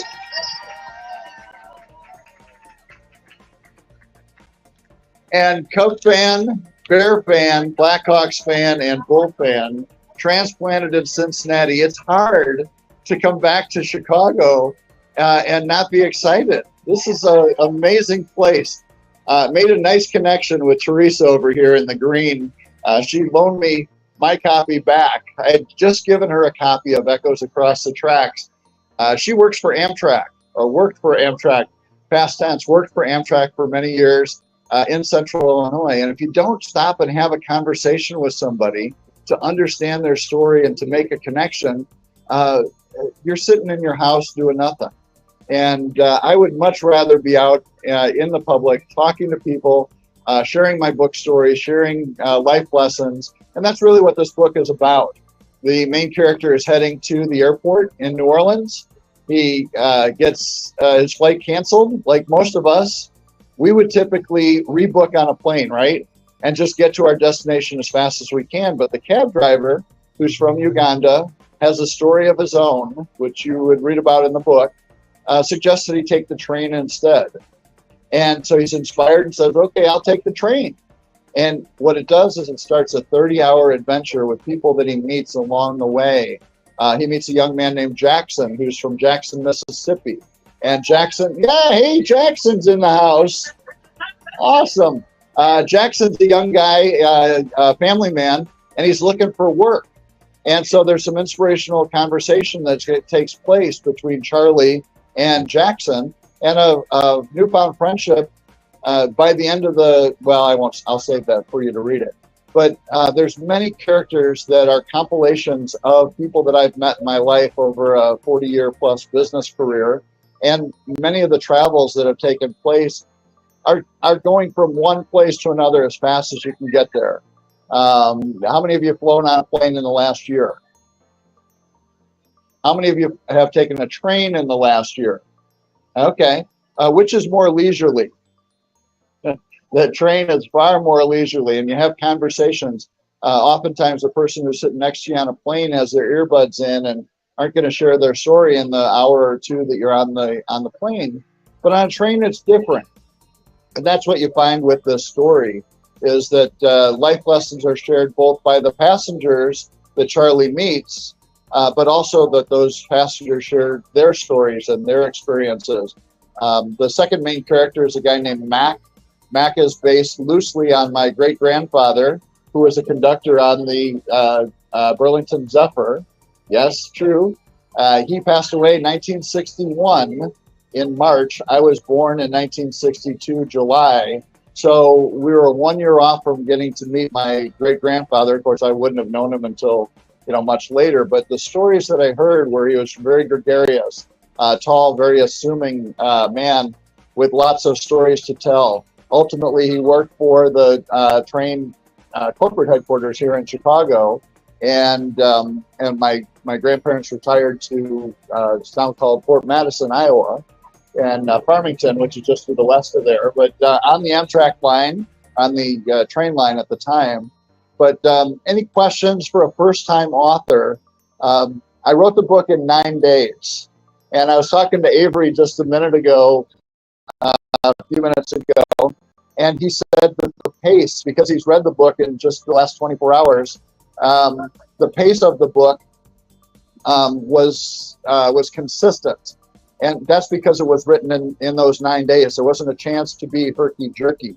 So I've appreciated your time. I'll be here the rest of the afternoon. If you do have questions, find me or my wife Rita over there in the corner. She's the ultimate promoter. So thank you so much for having me. Echoes Across the Tracks.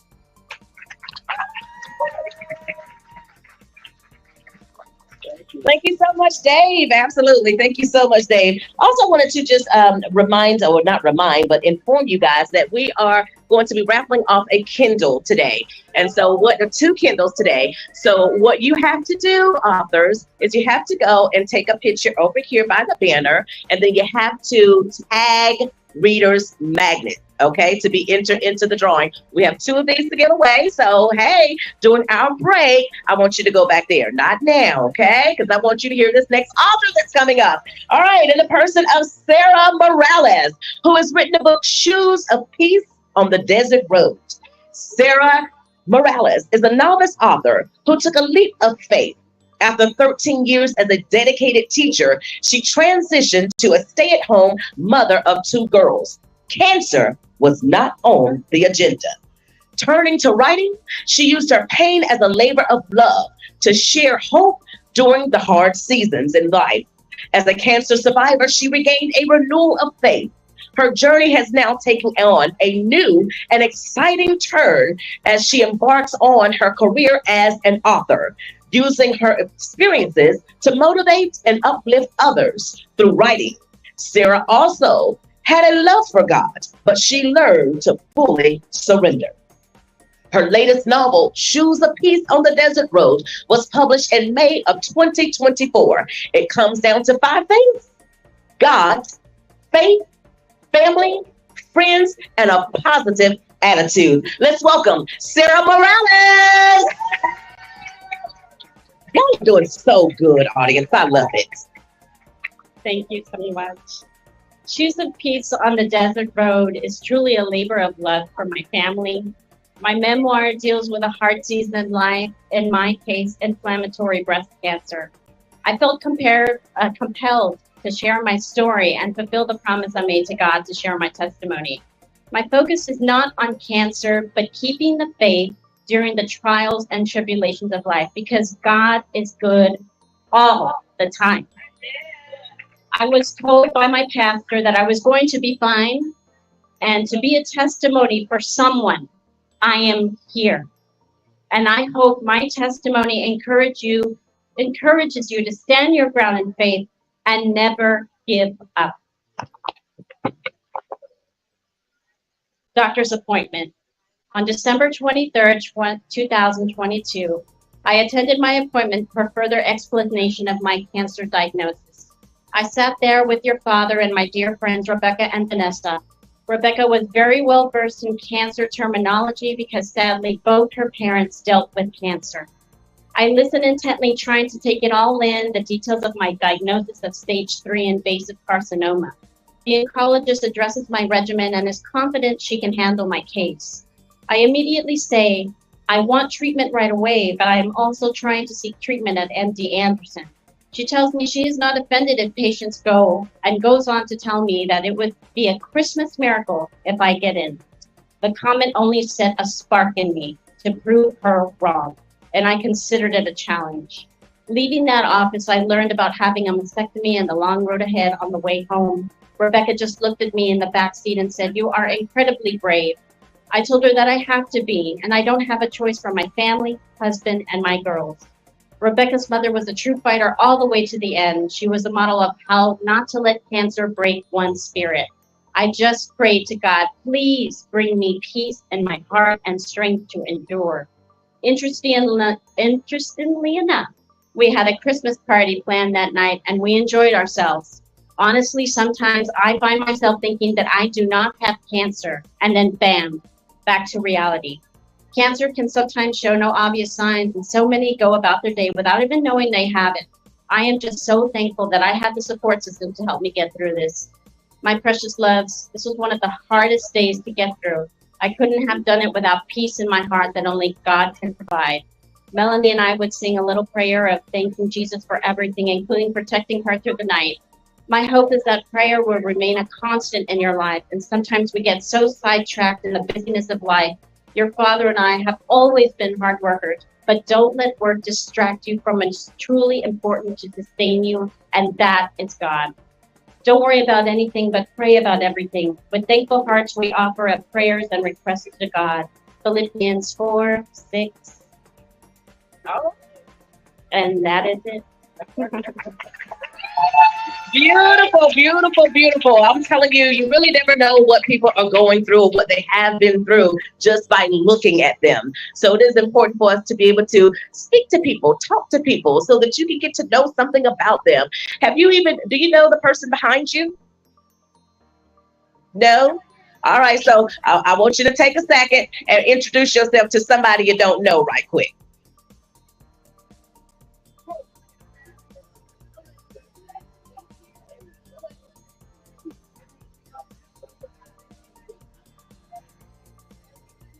All right.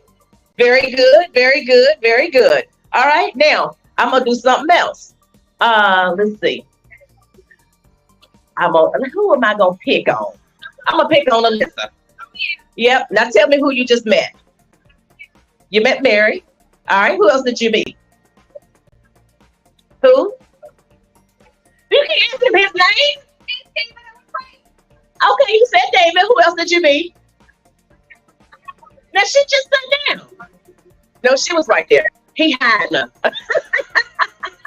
All right, good job. I just want it's important sometimes to do that. So now you know Mary, now you know David, and now you know Jackie, right? Okay, so you got 3 new friends, right? All right, there we go. So hey, we're gonna bring up this next author in the person of Reverend Michael Penado, who has written the book Life is a Journey. Reverend Michael Penado, the senior pastor of the Westbury Divine Church of God, with a bachelor's degree in theology from Southern California School of Ministry, New York campus, and a master's degree from Trinity College of the Bible and Theological Seminary, focusing on counseling.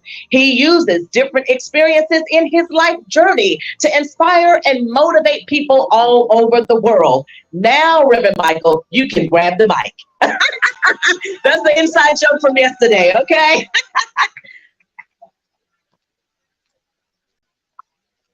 Thank you so much. Now I can grab the mic.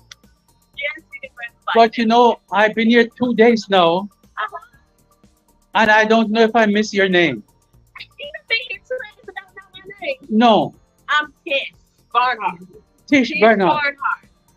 Okay, Tish. All right. I was looking at that beautiful lady, and I said, that looks like you. That's me. Okay, Tish, God bless you. Bless you. It's a pleasure to be here and to be in this forum. I feel real proud and I feel good. And as I look up there, Reader's Magnet. You know, I just thought, well, God is good. God is good all the time. Taking me away all the way from New York after going through many type of counseling and encouragement to be here, and here am I here. Here I am. I'm certainly glad that I am here because I want my book, Life is a Journey, to be told to the world. And I want to thank God also for my dear wife who just could not make it here today. My wife of 58 years. And we are still in love. God bless her. I could remember way back there when I met her in England, and she was in nursing school. I said to her, would you like to marry me? She said, yes, if you can wait until I finish my nursing career, I will marry you. And I waited patiently and patiently. And when she was finished, I said, honey, we're going to get married. And we got married. And one of my daughters, she's taking my picture there. And I'm so glad that she's here with me today. And 2 of our children passed away, one from leukemia and one from natural causes.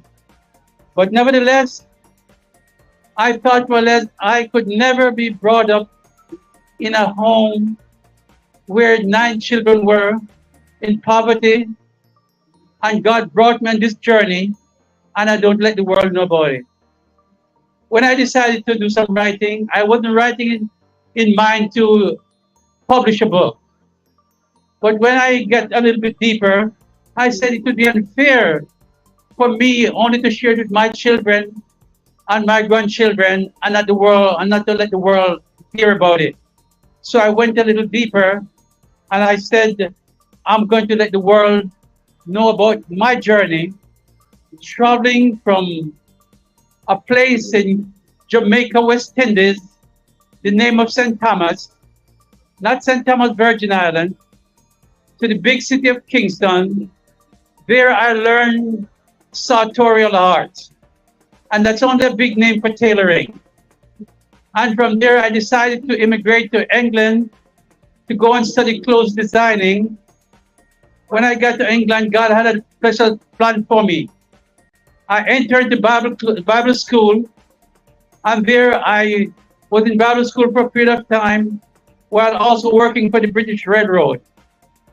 And then there was another call. You've seen my journey. There are 3 journeys there. And then I decided I came to the United States of America in 1969. And I said, look, this is the country I would like to be in.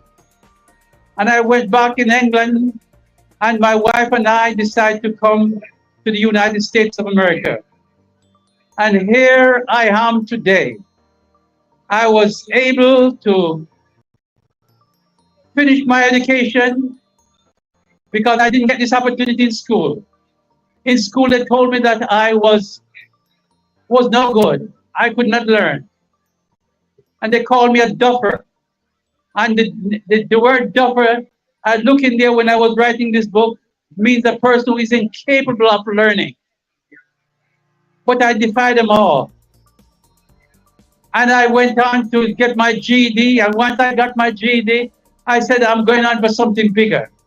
I enrolled in a university, and then I got my bachelor's degree, then my master's degree, and from there I went on to Bible school, which God has been good to me, and building a beautiful church, $3.5 million church, of my own business. So God has been good to me on this journey, and it would be very unfair for me to leave this earth without writing this book. Life is a journey. It's on Amazon and Barnes & Noble. Wherever books are sold, you can get it. Read it. It will inspire and motivate you not to give up in life. God bless you. I know I extended my time, but thank you for the time. You are so welcome, Reverend Michael. You are so welcome. And I can't believe you done been here 2 days and still don't know my name now. We're going to have to talk about that in the breakout session. All right, everybody, what is my name? All right, now see that everybody knows but you. What's going on?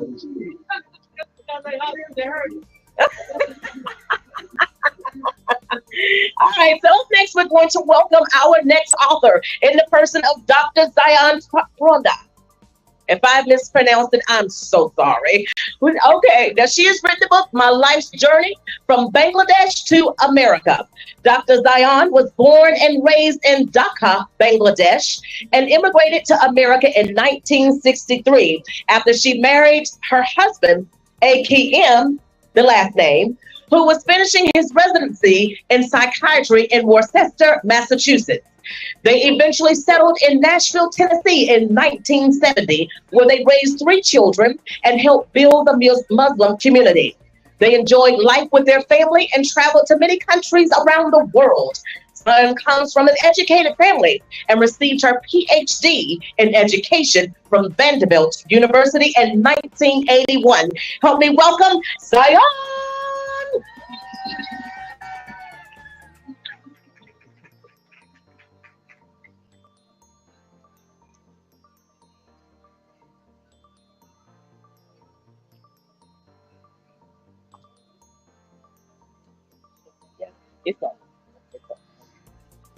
Hello, my name is Fakin, and I wrote a book about my life. My husband died in 3 years ago, you know. So I'm not used to talk about the phone.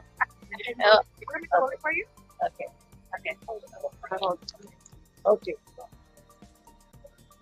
After my husband died 3 years ago, I was devastated. I was crying. I don't know. We are married for 58 years, and I didn't know what to do without him. He was the one who was doing everything for me. Oh, he sent me to the university, Vanderbilt University. I got my PhD from there. That's what I did. But rest of the things, we are going out, we are going, visiting all. We were a traveler. We love to travel every year. We go to different countries. And I wrote about our life, like last, 50 years, our married life. And when I was writing this book, it did give me solace, because I was going crazy, thinking about him and everything. So I was born in Dhaka, Bangladesh, and then when I got my master's degree, my husband was doing his residency in Nashville, in Boston, and he went to get married to Bangladesh, and he married me. He didn't see me before, but that's the way in Bangladesh marriage takes place. Their parents, my parents, they made and we were married. But we are very happy, very happy. And after marriage, 4 months after marriage, I came to Worcester, Massachusetts. And we lived there 4 years. My husband finished his residency in psychiatry, and then he decided to go back to Bangladesh and help the country. And psychiatry was not very popular there, and he thought he would help Bangladesh in that thing. But our bad luck, they didn't even recognize the board certification from America. At that time, they were recognizing the English MRCP and FRCS, but not board certification. So we came back. Then we settled in Nashville, Tennessee, and there I have 2 sons, two sons and a daughter, and that's our family. My son, older one is a physician, a gastroenterologist. Second one is a engineer, and third one also is engineer. So our life was, I was born and raised in Bangladesh, married to a physician. Okay. This is the story of my life, our journey through life, successes and things. I have also, I put some pictures also, So, this is the story of me and my family. Okay. Our journey through life, successes and failures, ups and downs, that's what makes our life. With discipline and hard work, we raised our family, 2 sons and daughter. Each and every member of the family are involved in the work and welfare of the community. They are very conscious, because my husband was always involved with the community, helping the new Muslim community there. So he's the leader of the community, and so my children also got into that. And everyone respects our family. You go there in Nashville, Tennessee, you ask Dr. Fakin, and everyone knows the name, everyone knows what they do in the community. Okay? The education and Fakin's life was matched by achievement and setback, joy and grief, as she and her husband nurtured their family and helped build the community in Nashville, Tennessee, through dedication and relentless effort. Their life was peaceful and happy, but in 2015, disaster struck when son-in-law Dr. Fakin, who was himself an oncologist, developed lung cancer and died 1 year later. It was heartbreaking. The lesson from life is as you go through life, you should not forget that life could change at any moment. wrap up. What? 1 minute left. Oh, 1 minute. Okay. Okay. but the life after 2000, it changed forever. Together they also take.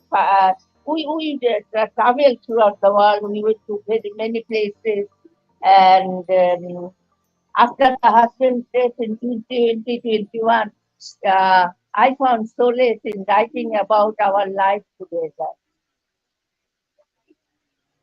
Can they buy your book? Amazon? Yeah. Yeah, you can buy this book in Amazon. All I went through, all the pictures are there and everything. Okay. Thank you. I'm not a good speaker. You are a good speaker. You're welcome. Thank you so much. All right. On the back of her book, it says every journey begins with the first step. And so that is something I think that is so, so important, because there are sometimes things and opportunities that present itself to us. And sometimes we are just a little leery, right? But you will never know until you take that leap. I like to call it a leap of faith. Even though it's the first step, it still can be a leap of faith, right? Because we don't know what it's going to be on the other side, right? It's called the fear of the unknown, but we know that God has not given us what? A spirit of fear, but of power. Y'all finished? All right, we got some Bible scholars out there. All right, good job. Y'all read y'all Bible. Good. All right, so up next, we're going to introduce our next author in the person of Alyssa Mortel, who has written the book Invisible Warriors, Living Strong with a Better Understanding of Chronic Illness. Alyssa Mortel, an international best-selling author, award-winning speaker, and wellness coach, intimately acquainted with the challenges of chronic illness. She takes readers on a personal journey of resilience and hope. Through her nonfiction work, she courageously recounts her experiences, offering a relatable account of navigating long-term health challenges. Let's welcome Alyssa Mortel. Hi, everybody. Hi, everyone. It's truly a privilege to be here at the Printers Row Lit Fest here in Chicago. It's a space where we can celebrate, right, the power of storytelling and community. One of my core missions through my work as a wellness coach and speaker is to end, and through my book, Invisible Warriors, is to end isolation. And I feel that all of us, especially coming out of COVID, in the wake of COVID, has felt loneliness. Has anyone here felt loneliness over the last few years? Yep, I got a big yep over here.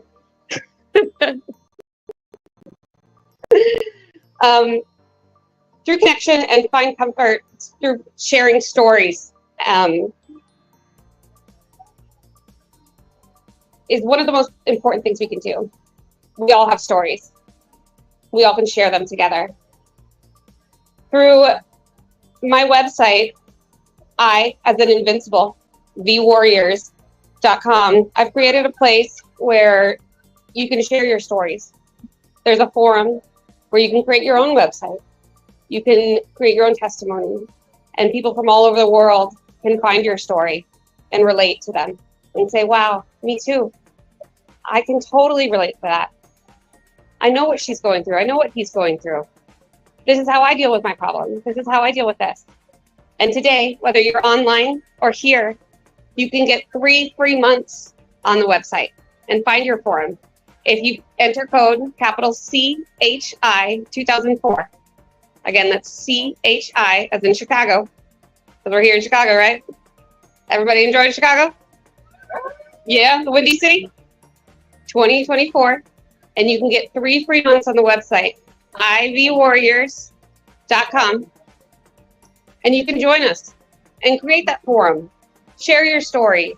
You don't have to be alone anymore. Now, on that website, I also offer coaching. And with that coaching, you can go personal, have that VIP experience with me. Somebody who will believe in you when you don't believe in yourself. That can be so powerful, because it's not easy out there, and it's okay to not be okay. I've had chronic illness. I know what it's like. I've walked through the fire. I didn't have a, a roadmap like the one I've created to help you. So you're not wasting your time. You're not wasting your money going, which specialist should I see? How do I navigate the insurance? How do I get from point A to point B? I've been there. I became an invisible warrior. Because when you look at somebody, just like Tish was saying earlier, you don't know the battle somebody's fighting. And we're all fighting our own battles, right? Now, I cannot wait for you to come and see us at ivwarriors.com. I want to thank you all for coming here today, being brave enough to come out and join us in this beautiful place. Thank you so much, everyone. All right, that's Alyssa Mortel, you guys. All right, so I just want to remind you, authors, that of course we're going to have a breakout session after I go and tell you about my book. So I want you to make sure that you are around for that. We want to be asking some questions. I'm going to ask you some so that our viewing audience can hear what you have to say about your start, your journey, and what have you. So all right, up next, we're going to introduce our next author in the person of Teresa Linton, all right, who's written the book Stage Zero. Teresa Linton's 80-year journey of victories and success qualifies her to share wisdom, tools, and principles for conquering adversities in your own life. This young at heart wife, mother, grandmother, sister, and friend will have you pondering, praying, and smiling all the way to your victorious purpose. Let's welcome Teresa Linton. Isn't she gorgeous, y'all? When I turn 80, I want to look as fabulous as she does, right? Thank you to our hostess with the mostest. I want to ask the question before I even get started. I had my book on that chair. Did somebody steal my book? Did they leave the $13 on the chair? Hallelujah. I got notes in it. That's why well, I'm so happy to be here, and I thank the Lord for the privilege and the honor. I thank God for Reader's Magnet. They magnified my purpose. I've been a little writer all of my life. When I was like 10 years old, I tell my little first poem that I wrote ever at 10 years old was Jack and Jill went up the hill and Jack needed a pill. Then I wrote, who in the world, what mother rocks her child in a cradle in a tree?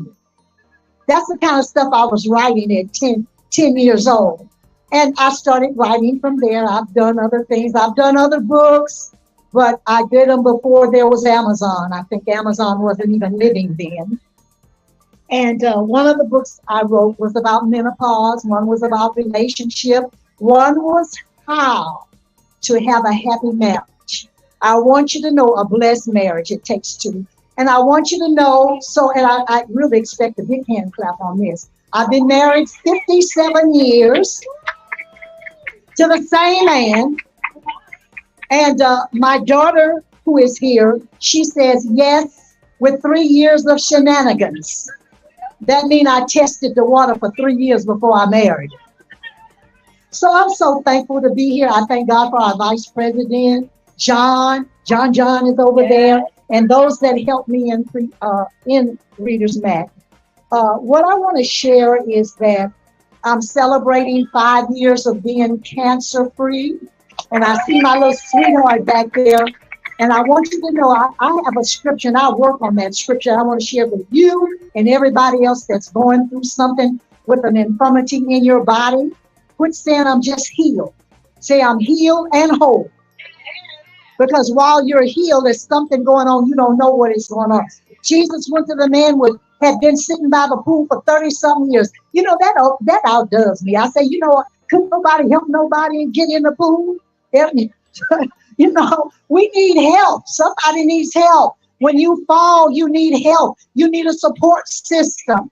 And I want you to know, according to the word of God, that affliction shall not arise again. See, there's power in your words. Life and death are in the power of your words. You can either speak life or you can speak death. I choose to speak life over my word. That's why I'm 80 years old, because I spoke life. And I've had lots of death in my family. I mean, close death. My sister, only 11 months apart, she just passed away the end of June. So I could be in sorrow, say, I can't go, I'm feeling so bad. I can't show up, you know, but I have joy. My husband and I, let me share this with you preachers and you pastors. I'm so glad to be in the midst of a bunch of Christians. But my husband, we've been pastoring for 44 years. Hallelujah. I need a big hand clap on that, y'all. 44 years. He retired. I refired. So I'm happy to be here. And I want to present my book a little bit to you. It's called Stage Zero. And it's a rare form. But what it is, I caught it in time. I caught it in time. So God is so good. And the last chapter of my book talks about I didn't use chapters, I use episodes. Episodes are things that you go through that you apply action to get you through them. It's not, I didn't want to be churchy and say, well, let me testify. Let me tell my testimony. Because I want my book to go beyond the Christian. You know, I want everybody to get something out of this book. It's going to be courage in the book. It's going to be resilience to bounce you. You bounce a ball down, it's going to come back up.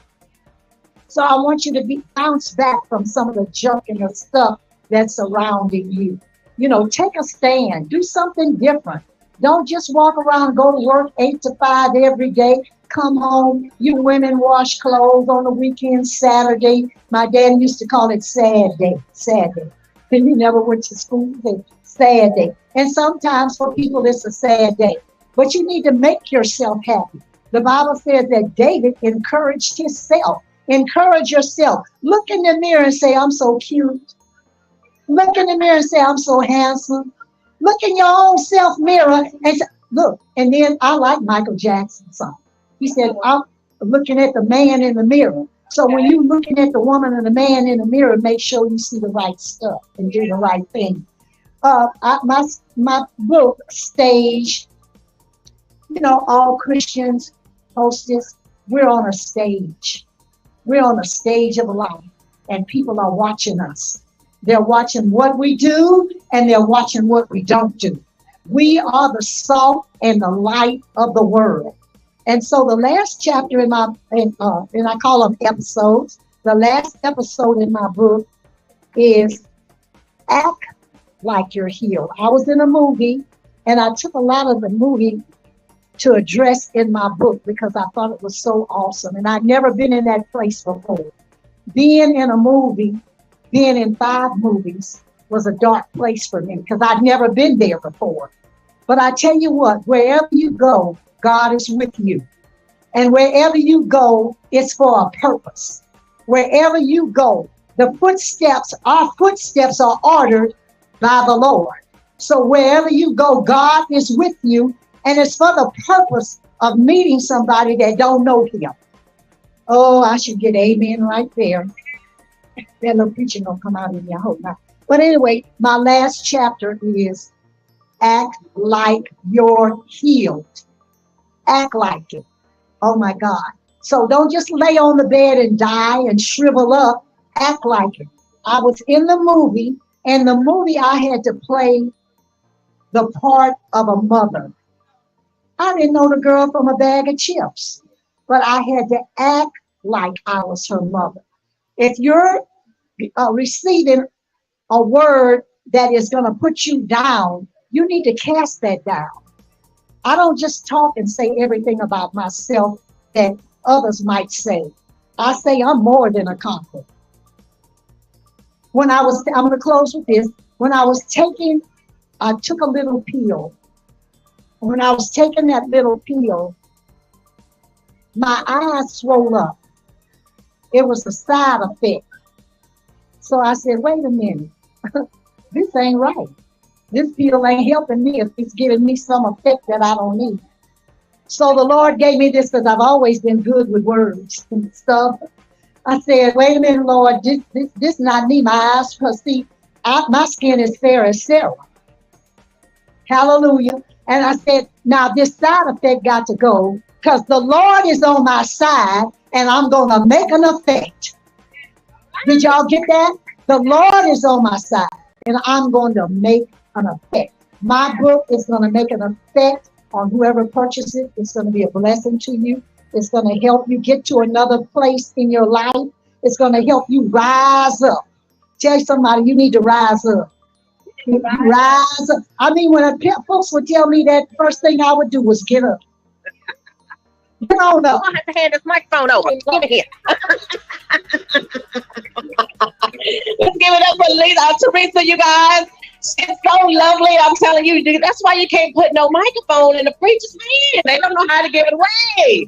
All right. So next, we're going to bring up our next author in the person of Deb Bostic. So, who has written the book, Recover Your Mission, How a Drunk from Wisconsin became a missionary in Haiti. How about that? Embark on the extraordinary journey of Deb Bostic, a triumphant believer in Jesus Christ who overcame alcoholism, boasting an inspiring 28 years of sobriety. Hailing from the heart of Sheboygan, Wisconsin, Deb wears many hats. A single mom to 3 accomplished sons and 2 adorable grandchildren, a dynamic pastor, yes, and a dedicated missionary with a passion for introducing recovery ministry to the vibrant country of Haiti. Beyond her transformative work, Deb is a captivating public speaker, having shared her powerful testimony countless times. Her story is a beacon of hope, and she eagerly welcomes opportunities to share her wisdom at various venues. Join Deb on a riveting exploration of faith, resilience, and boundless possibilities of redemption. Let's welcome Deb Bostic. Y'all are doing amazing. We haven't had to have a personal at all. Goodness. All right. So my name is Deb. I'm going to introduce myself to you as I would in recovery ministry. My name is Deb, and I'm a very grateful believer in Jesus Christ who has experienced victory over alcoholism. However, I still struggle with codependency. I'm an adult child of an alcoholic, anger, grief, loss, PTSD, and the list goes on. But praise God, God has recovered my mission, right? Which has made me now a missionary in Haiti. And so I wrote my book. It's called Recover Your Mission. As Trish said, how a drunk from Wisconsin became a missionary in Haiti. But here's what I believe. God has restored my life. My book is the journey of my life and how God has healed me, not only from alcoholism, but from all sorts of other things. Alcoholism was the primary issue, but there were so many other drivers behind that. And that's what my book is about. And I believe if God did it for me, he can do it for you too. Amen.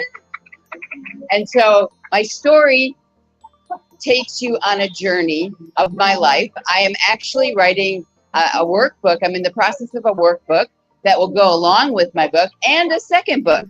The second book is going to be called Recover Your Mission, the rest of the story, right? And then I'm also developing a program for women that are dealing with struggles in life. And, you know, I think some of us have also talked about the fact that sometimes we feel alone. Sometimes we feel like we're the only one. Sometimes we think there can't be anybody else out there like me.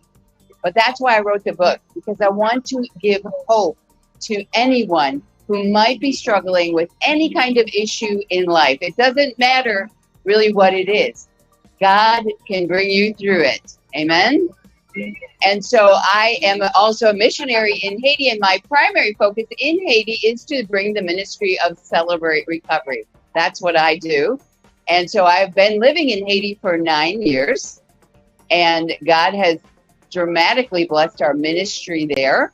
I do have some Haitian art and jewelry that I have available for sale that helps to support the work that we're doing. But also in Haiti, I want to share this with you because God blew me away, because I started to keep track of how many people we were serving in the country of Haiti. And we have, since 2019, we have served over 74,000 people in Haiti. which is a miracle. Especially if you know anything about what is going on in Haiti currently, political unrest, gang violence, kidnapping, all the things. But despite that, we're still doing the ministry. So God has amazingly blessed us, and God has amazingly blessed me. I really, it shocks me that I'm standing here in front of you because God has done that much work in my life. So this drunk from Wisconsin wrote a book, is a missionary, and is on a life transformation journey to help other people recover your mission. Amen? So thanks for letting me share today. And oh, I forgot to mention, I am doing a book signing at noon today. So if you want to pick up a free copy, you can meet me right over there at noon, and you can get your copy. All right. Thanks, guys. All right. That's Deb Brunking, you guys. Absolutely. All right, so we're going to bring up our next author in the person of Jacqueline Galin, who has written the book Grace for Grant, A Journey with an Old Soul. Jacqueline Galin, known as Jackie, or Mama Galvin. Whose mama you is? As long as you looking. All right, Mama Galvin is an author, blogger, and president and CEO of Live Life's Rich Moments. Over her 30-year career, she has independently published over 100 works. Y'all gotta be honest. She has published over 100 works. All right, there we go. There we go. Y'all got it. Including short stories, mystery thrillers, and travel pieces. Jackie's latest award-winning book, Grace for Grant, A Journey with an Old Soul, chronicles her family's journey following the death of her 19-year-old son, Grant. Alongside her companion, Mark Ray, she documents their adventures on the Road Less Traveled blog, which highlights people, places, and events while supporting local businesses. Let's welcome Jacqueline Galin. Hey, how's everybody doing? Happy Sunday. We are here and happy to be here in the Windy City, which really was apparent yesterday. You like your books to fly off the shelves, but not like that. So we're going to talk about Grace for Grant for a minute. This was my 19-year-old son. The book chronicles what happened with us as I came home one night and he said, "Mom, I think I've had a stroke." And I couldn't argue that, so off we went to hospital. Through the 5-month journey that we had 3 steps forward, 4 steps back. It was just one of those ways that things happen in life.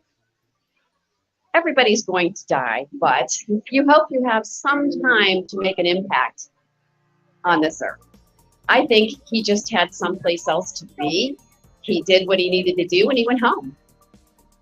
So Grant was kind of an amazing kid, very intelligent. And we know this because we had him tested. And as I said yesterday, after we had him tested, I thought, I am really screwed, because he definitely was at an extremely high level and thought in totally different ways than anybody else that I know. So throughout this journey, we ended up, after his death, my ex-husband unfortunately got fired during the process. So he moved back home to the house where Mark and I were living. And we lived together, the 3 of us, for the next 3 years until we sold the house. This is quite a book. I realize it's difficult subject matter. However, you could pick up a paragraph and you're going to be crying in one moment, and in the next paragraph, you're going to be laughing hysterically. It was just a great life for him and for us. Happy to have known him and happy to have been his mother. So this is the Grace for Grant book. These are my bookmarks, and they don't necessarily say Grace for Grant because I do have other books. And so if you do the QR code, it would go to my website. But when I am not writing about my 19-year-old son, I am murdering people. So those are the other things you're going to see on my site. So I do have new books coming out this year. The next one coming out is Death in Paradise, Secrets of the Croquet Club. So those are coming, that'll be coming out probably at the end of this month. So take a look. I think you'll really enjoy the read. It's funny, it's sad, it's stunning, it's shocking. It'll make you a little angry, but I think you'll be glad that you went along for the ride. So have a great Sunday, enjoy the literary festival, and we will see you next time. Woo-hoo! All righty. You guys enjoying the Windy City of Chicago, you guys? Y'all don't sound like it. Are you enjoying the city of Chicago, you guys?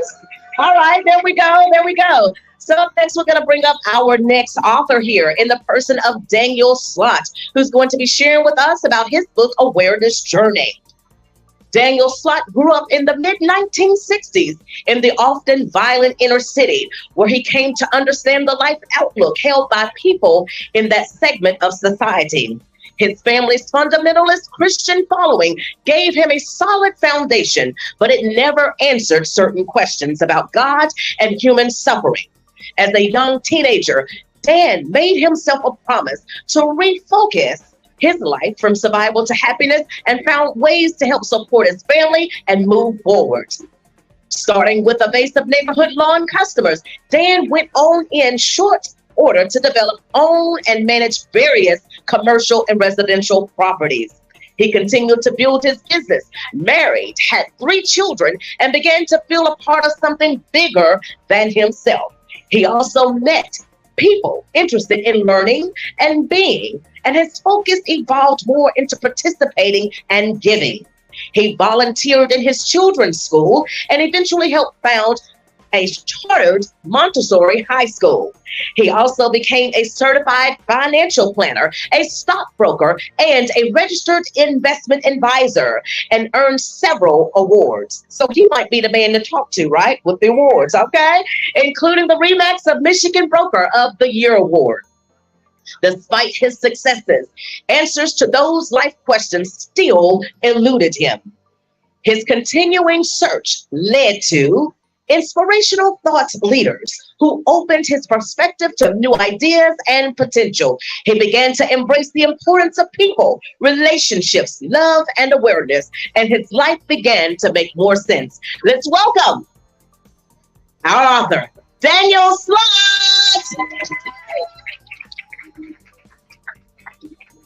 Thank you. Nice weekend for a book fair. Thank you for Reader's Magnet for letting me speak about my book. Have you heard of the levels of consciousness, or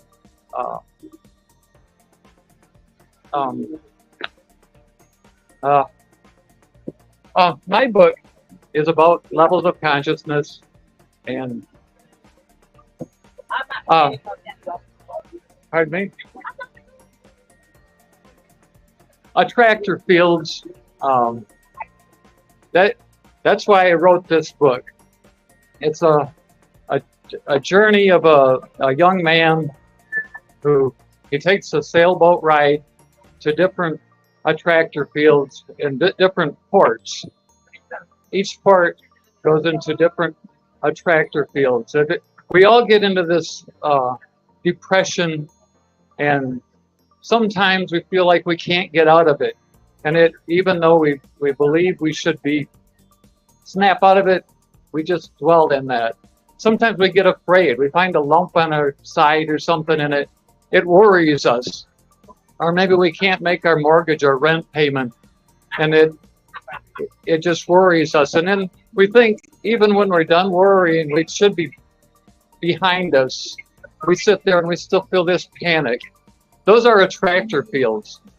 Our world, our physical world, is based on laws, and that's what makes it orderly. We know that, like, Earth is like a magnetic field, and gravity pulls us into this earth. Well, our spiritual world was created the same way. It feels like it's a little bit out there because we don't have the eyes to see it and the ears to feel it, to hear it. But it's based on laws just like our physical world is. And sometimes these laws, we don't see them as much because we're too close to them. We're spiritual beings. But these laws are still just as strong, and they pull us in. And that's called a law of attraction. And sometimes we don't see them, we don't feel them, but they're strong. My book is about Tan, who takes a sailboat ride to different ports, and each one of these ports represent a different level of consciousness. And in those levels of consciousness, you'll find characters that are stuck in those negative attractor fields, like depression and fear and anger.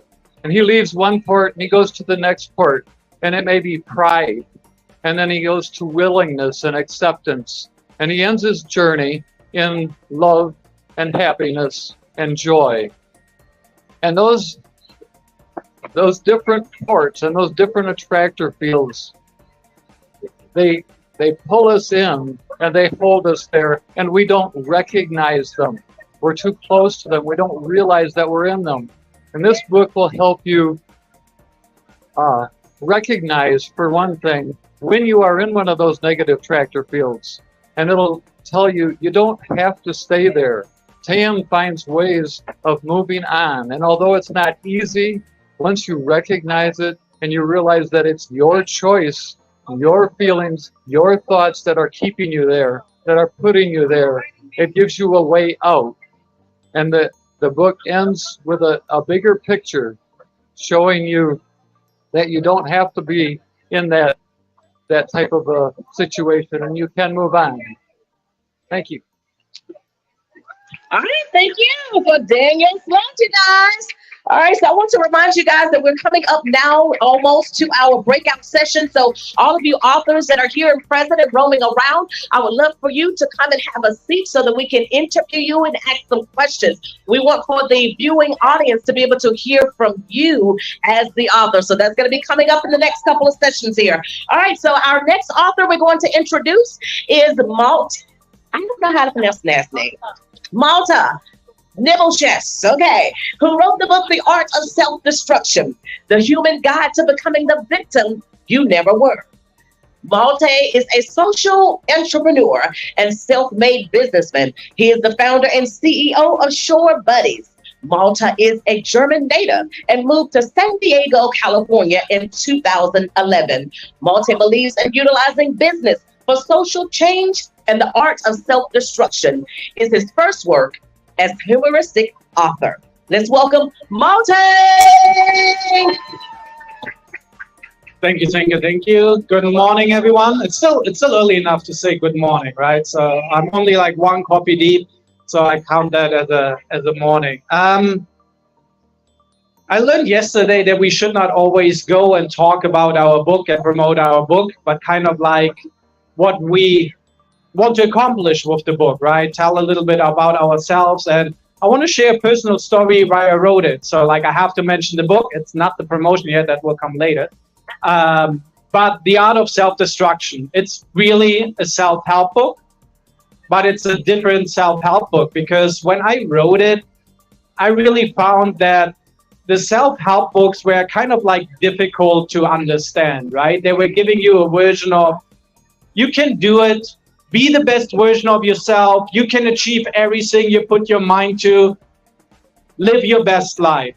And it sounds so easy. But if it is so easy, why is not everyone living their best life, right? I mean, there's access to those books. There's access to coaches. There is really an abundance of information out there how you can live your best life. So why is not everyone living their best life?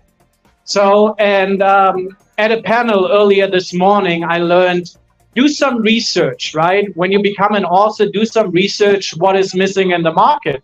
So I looked into the market of self-help, and realize there is nothing there that kind of like kicks you in the ass to live a better life.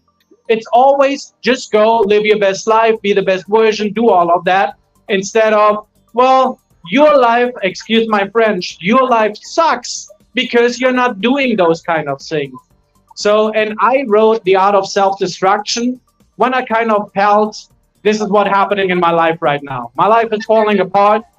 I just got out of a relationship, was a really hard breakup. We lived together, she moved out. And at the same time, we're going through COVID. You heard in the introduction, I have my own business. And business was struggling at that time. A lot of small business owners were really struggling to going through that. So how do you wake up every morning and be like, okay, these are the steps I have to take forward to really accomplish where I want to be in my life? And for me, it was really when I went out with a couple of friends, and we all kind of have a twisted humor. So it all started by literally taking those one-liners into the opposite, right? Live your best life, live your worst life. Carpe diem, uncarpe diem. And I started writing those things down, right? This is literally my journey, how I became an author. So I started writing them down, and those became 50 chapters, or as I call them, the 50 articles of self-destruction. And all I did at the beginning was start writing a paragraph to all of them. So now we have those 50 articles of self-destruction that are in here. I read to you a couple of those chapter names. I want to start with this, actually. There was Benjamin Franklin. He said, don't plan. If you fail to plan, you're planning to fail. Right? So it's very important not to have a plan at all to live your worst life. And the 50 chapters have fun articles as uncarpe diem, spend more than you make, self-doubt, make excuses, and of course, to always blame others. But the game I always play with all the readers is the chapters, the numbers choose you. So you're smiling to me so kindly. Please give me a number between 1 and 50, and I'm going to read you your personal destiny. It's a little bit like tarot cards. 28? 38. All right. Let's see what number 38 is.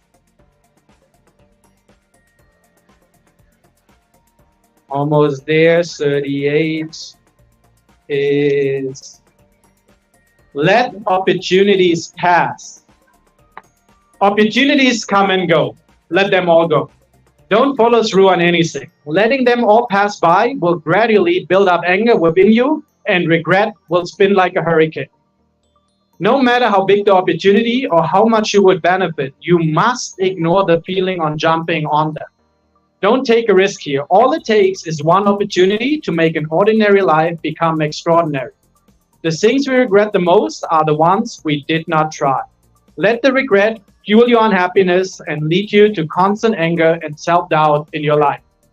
Pro tip: do not execute on ideas. Constantly wonder, what if?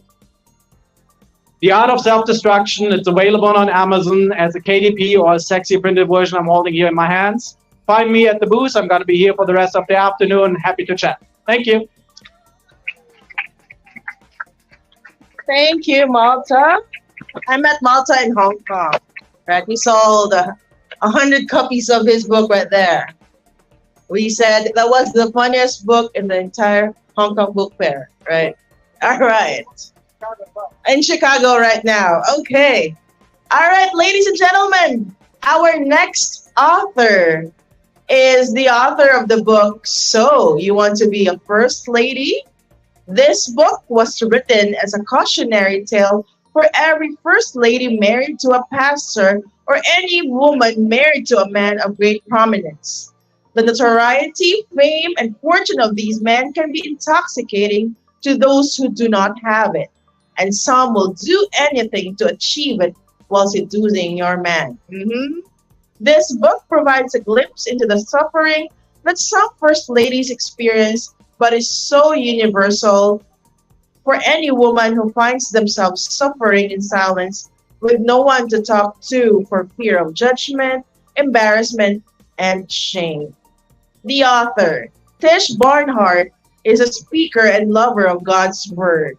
She believes in applying biblical principles to any and every situation in her life. She loves empowering and counseling others around her and abroad who may have found themselves in a bottomless and hopeless situation, helping them to reach their fullest potential in God in every area of their lives. She is the author of Morning Tea with a King, as seen on TVN's Inspired channel, and co-author of the best-selling book, Testaments from Survivors, Women Healed and Whole, Volumes 1 and 2.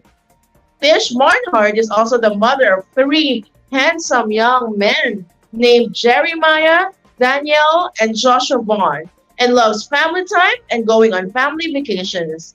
She loves a good warm fudge brownie with vanilla ice cream. Yum! And everyone should try it. All right, let's give it up for author Tish Barnhart. All right, you guys, how is everybody doing? Good. I see all the cameras are out. My goodness, y'all are making me feel like a celebrity up here. All right now. So, of course, you heard the title, So You Want to Be a First Lady. You know what? I was one for about 18 years, and so God inspired me to write this book really back in 2006. At that time, I had only been in ministry for about maybe 3 years, and I thought to myself, who in the world am I going to help? I mean, there's more qualified first ladies and everything else out there that can do it better than I can. But no, he said me, and I had to give God the yes.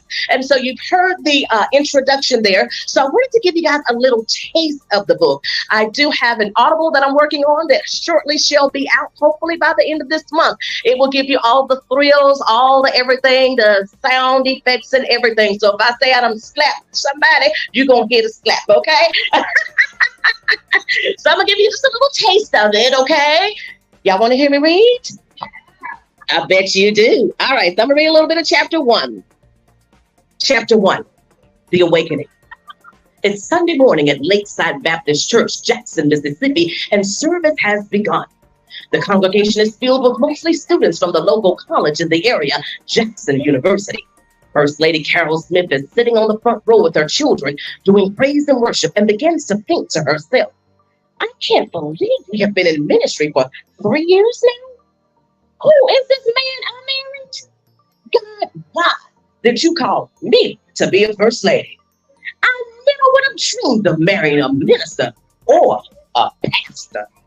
First Lady can tell that the praise and worship service is particularly anointed and strong this morning. But she simply cannot tap into the mood due to Sister Mindy, the praise and worship leader who keeps bugging her husband, Pastor Leroy Smith, and has just rolled her eyes at First Lady while leading the song. The young college girl constantly calls their house asking to speak to the pastor without even acknowledging her on the phone. There is no, hi, First Lady, how are you doing? Nothing. Only, can I speak to Pastor Smith? During each constant call, First Lady would gaze over at her husband, giving him a blank stare to let him know that she feels that something is wrong.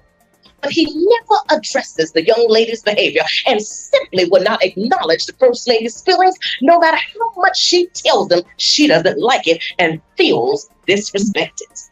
First Lady often wonders why there is such a change in Sister Mindy toward her, especially since First Lady has done so much for her. They had always had a good friendship, and First Lady had even felt comfortable enough with Sister Mindy to babysit the children. So this new behavior was certainly unsettling. Sister Mindy has even been bold enough to flirt with Pastor Smith right before First Lady's very own eyes without any remorse or care. First Lady continues to worship and waits for service to be over. As she is worshiping, the Lord drops in her spirit, so you want to be a First Lady, and says, it's a book I'm calling you to write to help First Ladies. First Lady thinks about who in the world she would help, as she's only been in ministry for 3 years and had no real experience, no idea what to write, how to write, and didn't want to write. She sits down and pulls a notebook out and makes a few notes on it. Pastor Smith is now wrapped up and service is over. First Lady goes to speak to some of the congregation to say her goodbyes while noticing Sister Mindy goes straight to Pastor Smith and is too close for comfort. She thinks to herself, why is Sister Mindy all up under him? First Lady gazes through the church to see if anyone else notices, but everyone is still laughing and talking among themselves. She walks up to them and asks Pastor Smith if he's ready to go. He says, yes, I'll be ready in a few. Give me a minute. I need to talk to Sister Mindy. She looks at Sister Mindy, who is smiling with a smirk on her face. First Lady walks away to gather her things, gets the kids ready so they can leave when Pastor Smith is done. After about 30 minutes, he's finally ready to go. And the security team assists the first family to the car. First Lady says, awesome service today, babe. You sure did preach. Thanks, hon, he says. First Lady proceeds to tell him about how Sister Mindy rolled her eyes at her while leading praise and worship and asked if he knew what was going on with her. No, nothing's wrong with her, Pastor Smith says. So why do you think she would roll her eyes at me? I haven't done anything to her, First Lady says. I don't know, hon. Just don't worry about it, Pastor Smith says. She turns her head and looks out the window as they head to Ryan's Steakhouse to eat. While they are eating, First Lady remembers that Pastor Smith was scheduled to attend a workshop in Mobile, Mississippi at the end of the month, and he had planned to take several of the ministers along with him. First Lady was staying at home with the kids. She asked, so who was going with you to the workshop in Mobile? He says, Minister Tom, Sister Mindy, and Minister Deneen.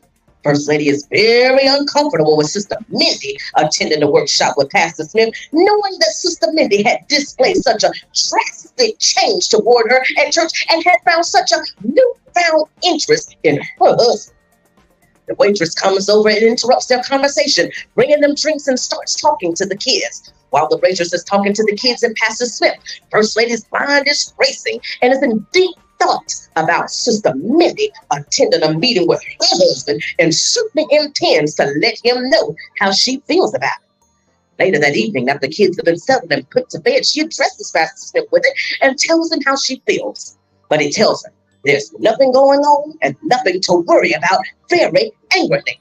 Pastor Smith says, just drop it because she's going. First Lady walks away and thinks, why is he disregarding my feelings toward this? I'm sure he would have an issue if I was going somewhere with a man who treated him indifferently. First Lady prays and asks God to help her to give her strength. She really wants to call Sister Mindy and give her a piece of her mind and ask if something is going on between them, but she doesn't. Fast forward. After being back in town, she begins getting ready for the night service that was planned. Pastor Smith has a guest speaker coming to bless the house with the word of God. They get in the car and ride to the service. They meet in the back with the ministers and the guest speakers for prayer. As everyone prepares to walk out into the sanctuary, Sister Mindy reaches to grab Pastor Smith's personal things he needed for the pulpit before any of the other ministers could assist. First Lady eyes her with disdain. Sister Mindy's acts were more than a coincidence to help Pastor Smith. She believes that they were intentional and not a coincidence. First Lady knows that Sister Mindy believes that she is now somehow connected to Pastor Smith on a personal level. After the praise team ushered in a powerful anointing, Evangelist Combs begins to speak. First Lady is so glad that Pastor Smith has selected her to preach because she was such a true blessing to the church the last time she came. As Evangelist ministers to the congregation, everyone appears to be enjoying her preaching, saying amen and clapping their hands. In fact, she is growing so closely with the anointing. As she begins to walk out the pulpit, she misses a step and accidentally rolls down the stairs. First Lady tries to hold back the chuckle and tries to quiet the kids down as they laugh out loud, pointing at her. Pastor Smith and a few of the other men and women go over to help her up. She is a rather large woman, and thankfully she is not hurt. She gets herself together and then begins to prophesy to Pastor Smith the great thing she sees the Lord doing.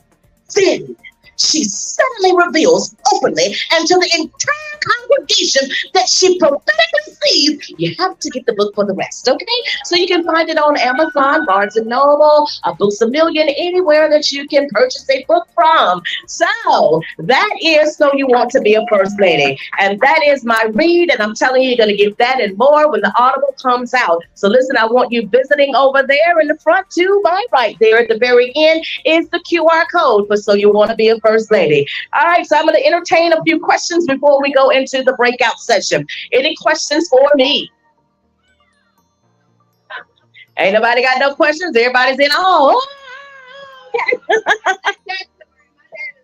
Uh-oh, she said she loved that story because her dad is the minister. All right, anybody else got any questions? Questions? No. So is the book well written then? Okay, all right, a question over here.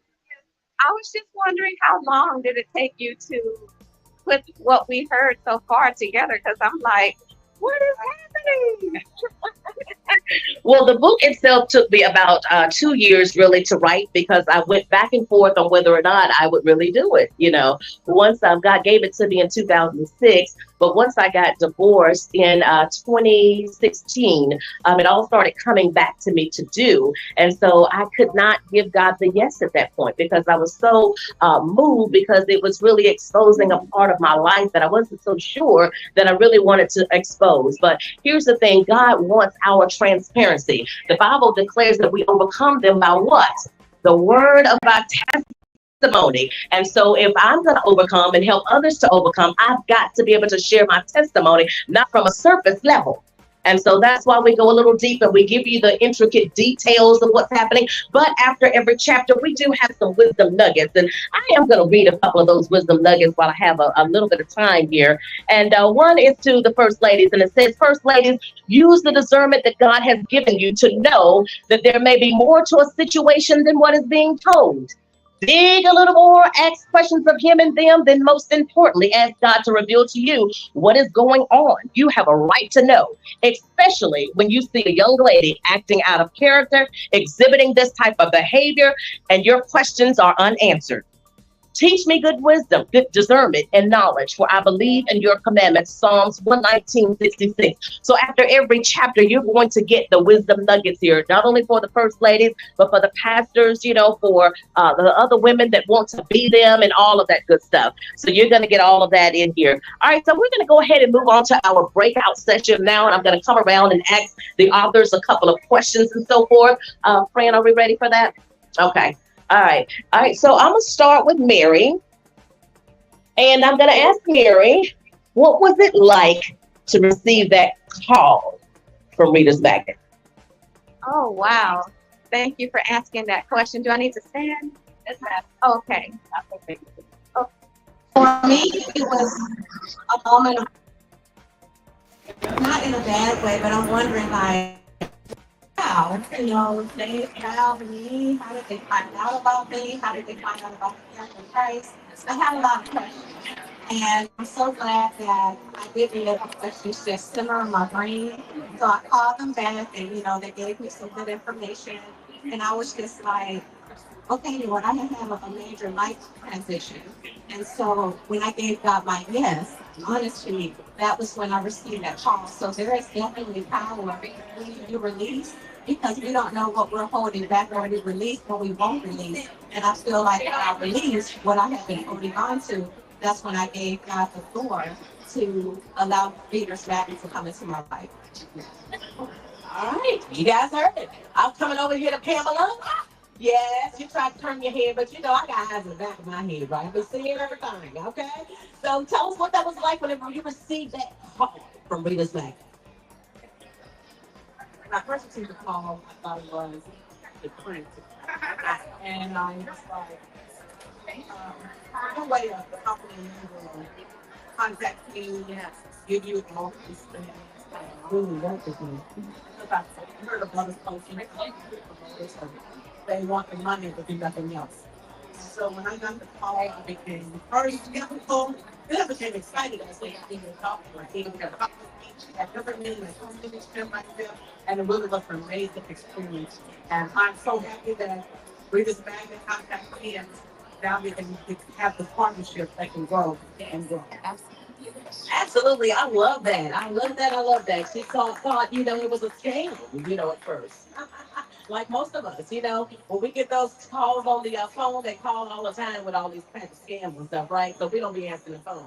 And so, I can say too, whenever I received that call from them as well, I was a little intrigued, but then I was like, oh, let me go over here and look and make sure they're all right. So I went to Trustpilot. I went and tried to find reviews and different things like that. And so you would also know that we can't please everybody, right? So you can't focus on a few people that have something bad to say, right? If I would focus on a few that had something bad to say, I would not be standing right here today. So I've had the ability to go to Frankfurt, Germany.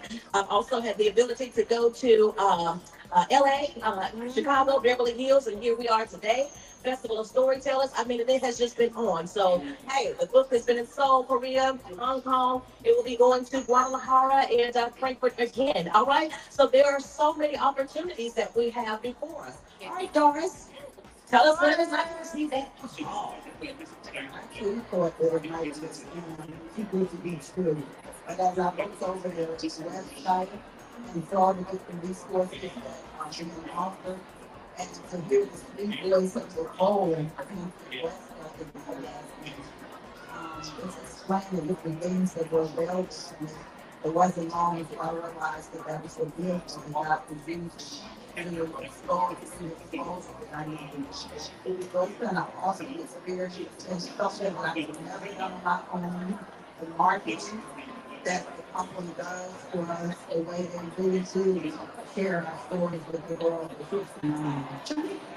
Absolutely. I am so elated every time, that I see the new authors here. I see everybody, if I see you at the last event, I see you again. It's just, we have become family. And that is one of the things that ReadersMagnet has become. My family. I get calls all the time about joining ventures and partnerships and different things, but I have not gone anywhere. Why? Because I love ReadersMagnet. I love ReadersMagnet. All right, so those of you that are out there viewing us, all of you aspiring authors, all of you authors that are there, that have thought that ReadersMagnet was a scam. My goodness. We have people sitting right here and we see that it's not. We're in the great city of Chicago, and guess what? I am having a time of my life. Now I'm going to go on down to another author. All right, Mortel, tell us, are you how many times have you enjoyed this? The first event or? First event. All right, tell us about your experience with your first event with ReadersMagnet. I love it. It's challenging for me. I was getting first.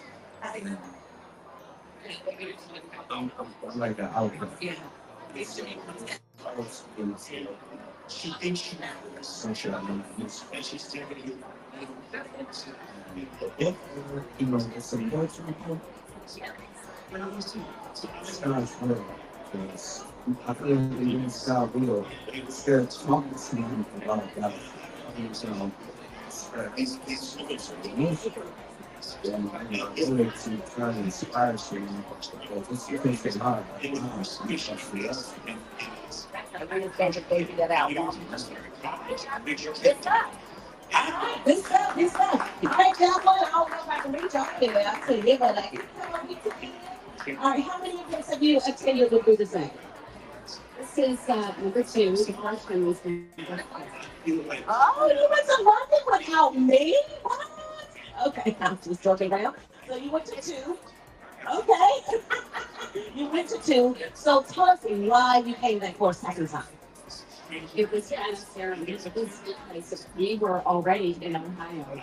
We had gone up there to Florida, and I left myself in a cottage for another 2 months. Wow. And during that time, I got and we were going 5 hours.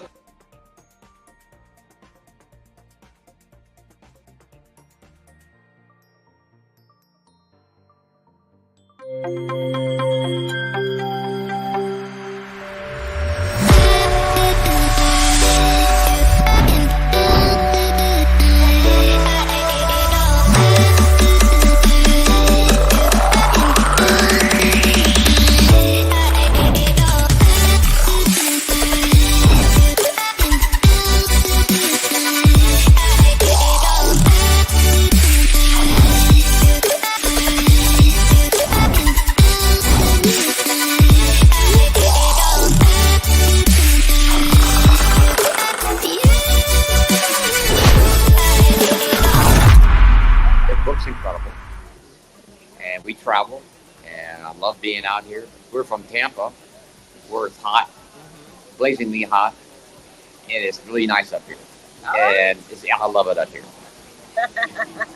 Well, you know, I love it today up here. Yesterday I was freezing, today I'm hot. So I think the weather's bipolar like it is in Charlotte, you know? All right, let me see who else I can come over here and bug. All right, A.L. Smith, tell us what it was like when you got that call. For me, I think it's a consensus of just, okay, what is this? How much I gotta pay?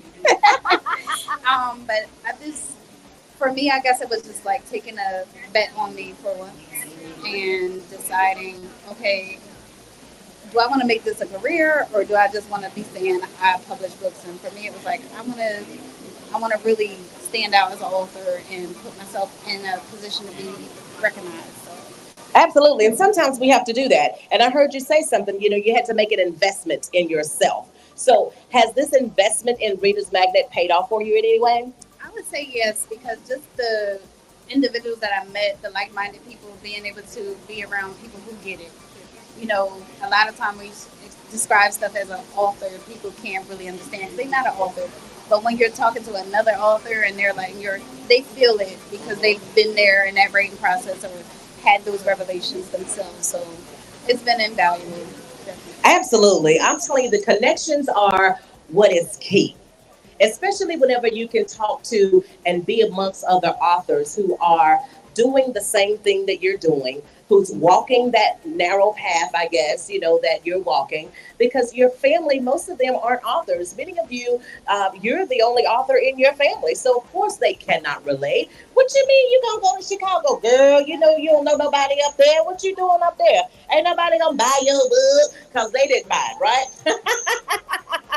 But there are many people that will buy and purchase your books. Look at all these people out here, all these book lovers that are walking up and down the streets of Chicago, visiting all of the booths here. And guess what? What you have written is valuable information and valuable and relatable to them. Absolutely. All right, back here in the back. I'm coming. I know I talked to you yesterday, but some people watching today didn't hear you. So you here supporting your dad today. So tell us what that experience has been like these past 2 days for you. It's been very interesting. When he asked me to come with him, I just was coming for the ride, basically. But now I see that this is really a big festival, a big event. I didn't realize it was going to be so overwhelming, so I'm a bit taken back. But I'm glad my father decided to do this part of his journey, because this is still a journey for him. So I'm really excited for him. I support him 100%. And more so, I appreciate the legacy that he's left for me and my daughter as well in his book. Absolutely. Absolutely. All right, Pete, come on. I'm going to ask you a question, and then we're going to go ahead and move on to our next author. What you mean, what I'm going to ask you? Well, what's the fastest land animal or something like that? No, nothing about no animals. No, we're not doing stand-up comedy right now, okay? So I want to know what it was like for you when you received that call from Reader's Magnet. I was so excited. I had been approached by other organizations. And then when I researched Reader's Magnet and the number of testimonials really sold me. And that's when I knew I wanted to be a part of this organization. And I was so glad that they bring me on. Absolutely. That's good. You did some research and you saw all the awesome testimonies. You hear that? All the awesome testimonies. And you guys have heard from some awesome authors as well. So is this how many events for you? This is my first big event. Your first big event? Big event. Yeah, I'm excited about Germany is what was brought up to me. I was like, yes, Germany is next up and coming. Absolutely. So you're going to love Germany. I'm telling you, you think this right here is big? I mean, Germany has like probably 10 buildings of just books galore, okay? The building we were in had, I think, 3 or 4 floors and probably 20 wide aisles with just books, and me and Patricia could not get to all the other things. So it is considered the world's largest book fair. So you definitely want to be there, and other authors, if you can go, you definitely want to be there. It's not something to miss. Thank you, Pete, for sharing with us. Thank you. You're welcome. All right.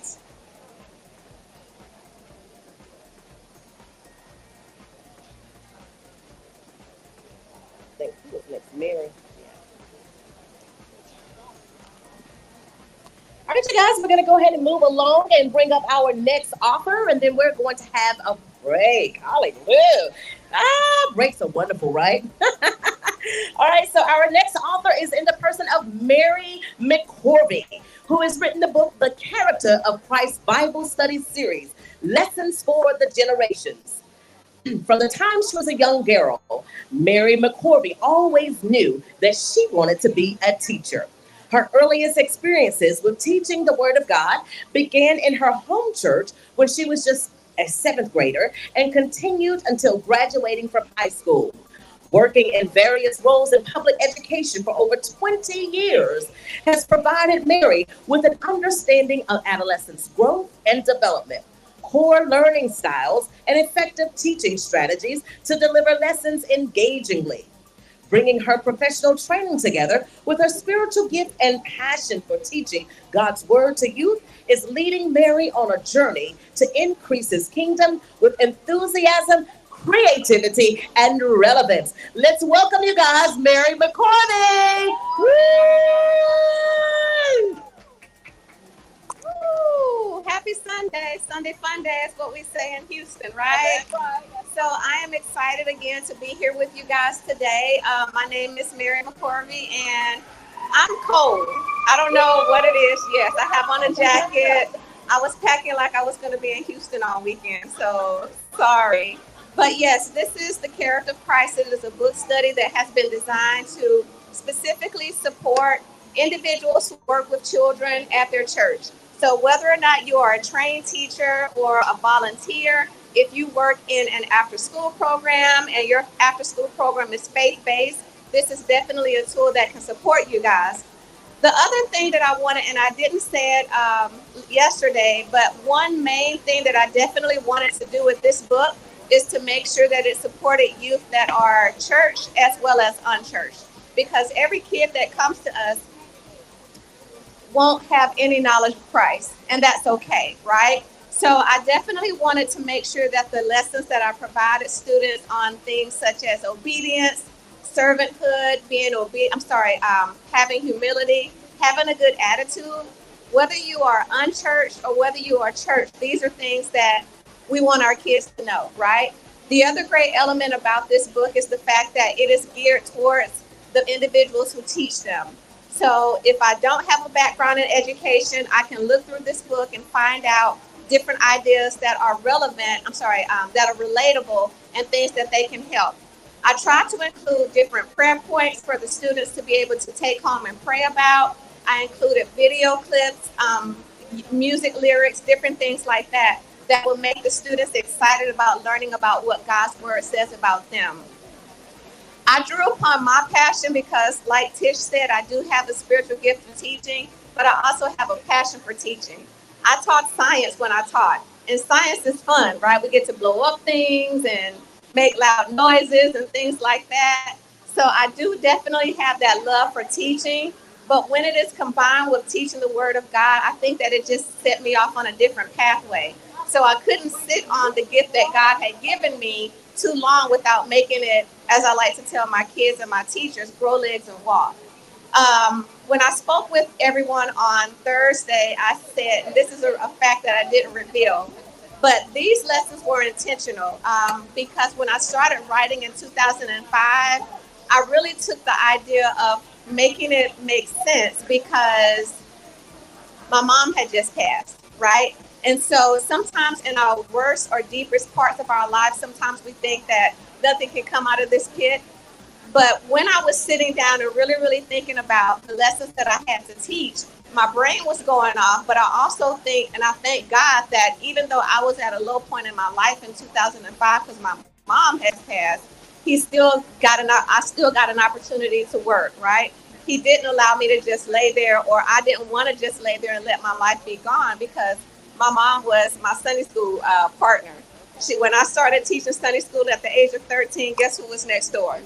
My mom taught Sunday school too. So we had a running joke of who could be the loudest, because I was loud. I was loud and she was loud. So I couldn't lay down on the gift that I couldn't lay down on the gift that God had given me And I also couldn't lay down on the gifts that, on the passion and the love that I had for my mom and the memories and different things like that. So the Character of Christ Bible Study Series is definitely one that I feel will impact the world, because we can't forget about the children who are coming. People like to say, and I've heard people say, and I've also said it today, you know, we got to get ready for the church that's to come. And my thinking is, we got to get ready for them right now. Who says that you have to become an adult to become the church, right? So when you are in church, when you realize that God and you accept him as your Lord and Savior, then the church is right there. So it doesn't have to be that we're going to wait until they get grown. Yes, they may have to be grown to take leadership positions, but we want the church to be wherever we are. So whenever our students have the opportunity to understand more about the character of Christ, then that's where we start to feed into helping that church of tomorrow become the church of today. So I don't want anyone to think that this is just a lesson of Bible study lessons, because it is. But I also have to think about the individuals who are imparting the word of God, because again, we're not perfect. And so one of the things that I try to do with every particular lesson is to include a resource section. So it's organized by lessons. I'm a teacher. I don't make any regrets for that. And my brain is consistently thinking about organization. So at the end of every lesson, there is a lesson resource section. So it tells you exactly what resources you will need for this particular thing. If there's anything that needs to be handed out, you have them in your book. And then the other thing that I think I'm really proud of is the fact that I included a lesson planning page for the teachers or the volunteers. Because again, as I taught, I had to think about, God, where am I on this topic that I'm getting ready to present? Because in my brain, I don't want to be a hypocrite. And if I'm struggling with, if I'm struggling with being obedient to God, then guess what? He's going to let me know, right? And so I have to make sure that in my heart, am I okay with this, Lord? Where do I stand with obedience? And then as the teachers go through the lesson, just because you close the book and you dismiss your kids, that doesn't mean that the lesson ends, right? Because we want it to be so applicable that they're thinking about, oh, Miss D, she said da-da-da-da-da. Maybe I shouldn't cuss the teacher out today, right? Or, oh, you know, Miss D said X, Y, Z, so maybe I need to listen. So I want teachers or anyone to pick up this book and feel like there's a place for them to have a good understanding of what God's call is on their life, to recognize what their assignment is, and to take pride in that. Because God has given you assignment. If you're standing in front of children and you're teaching them, then guess what? You're responsible for them at that moment. You're responsible for sharing that lesson with them. And so I really, really want any person who reads this book to feel like, or who uses this book to feel like they have an assignment, and that this book is going to be a resource to help them to expand the kingdom of God. I take teaching very seriously. I love God. I'm so grateful to be here. And I want to go back and answer that question about how I felt when I got the call from Reader's Magnet. I answered that, but I have a part B to that. So what I'm feeling right now is I'm so inspired by everybody here. I have been sitting on another book, and because I'm super duper inspired and excited about seeing you and seeing everyone here, I know I have to finish. Not just because I want to go to Germany. Not about Germany, right? But I know that this experience here has just, it has given me a push and a fuel to make sure that everything that God has for me, I often say I don't want to die full. I want to die empty, right? And so hearing the different testimonies and just being so inspired by the work that God has done within this entire Reader's Magnet company, it's insane in a good way. So the book that I have that I'm finishing, I got to get it finished because there's an assignment. But most importantly, I'm just so grateful that you guys have given me the opportunity to hear your testimonies, because now I know I have to run this race with endurance and not give up. So thank you so much. Absolutely. All right, let's give it up for Mary McCorvy, you guys. All right, I'm telling you, we have just really enjoyed all of the authors today. So we're going to go ahead and get ready to take our break right now, and we're going to resume back at 1. All right, resume back at once. So those authors that we still have slated to come, make sure that you are in your places here so that when we call you, you're present. All righty. Bye for now.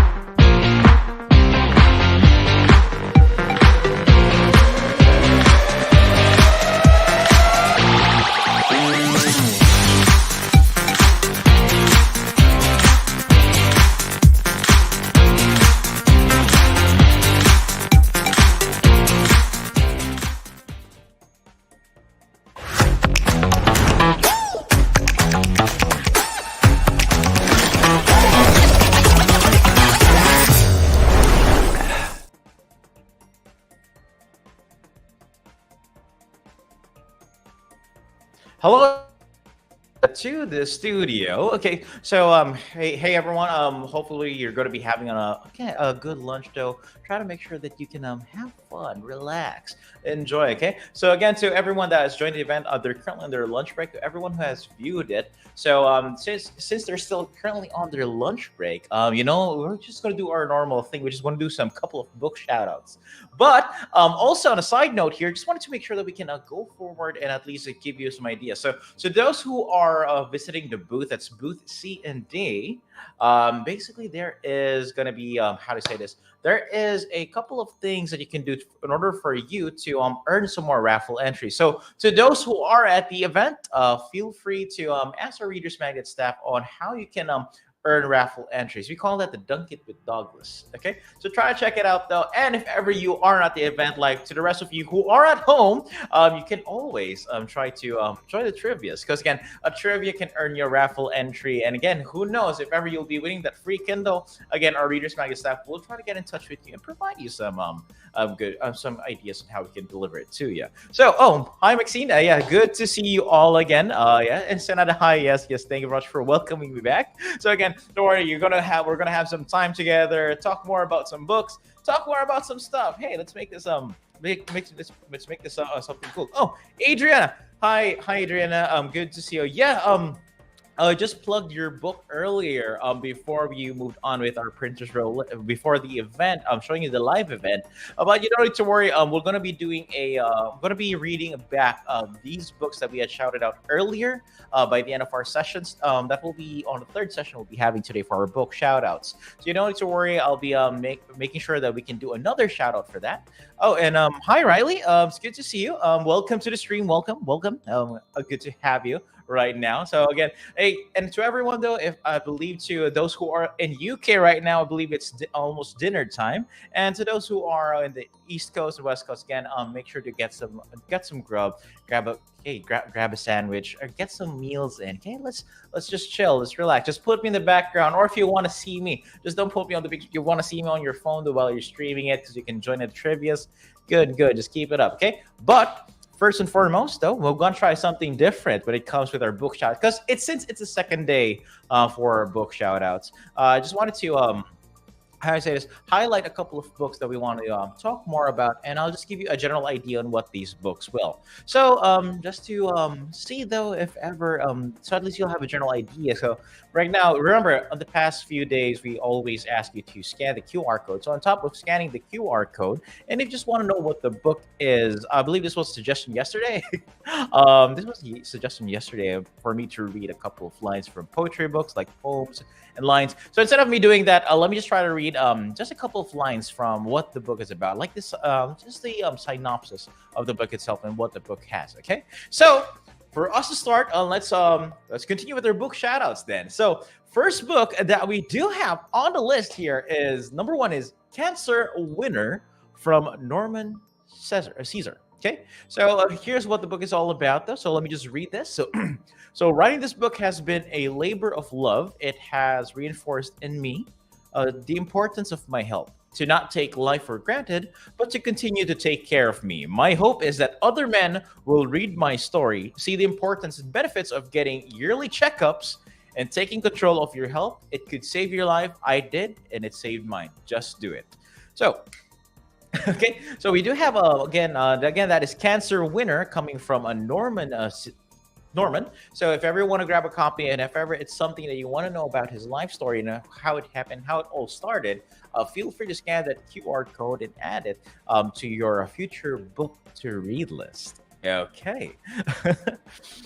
And the next book that we have on the list here is book number 2 is Turning the Pages. How exploring my past lives led me on the journey of healing memories and what I learned while traveling back in time. Aren't you curious? Okay.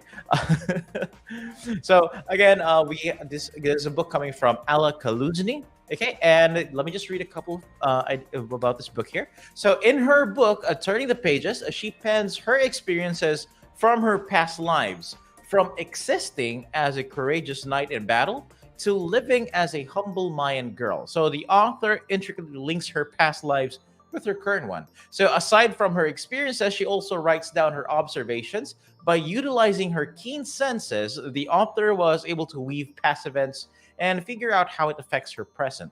So knowing how these chains of events occur enables her to discover some lessons she must learn and issues she must,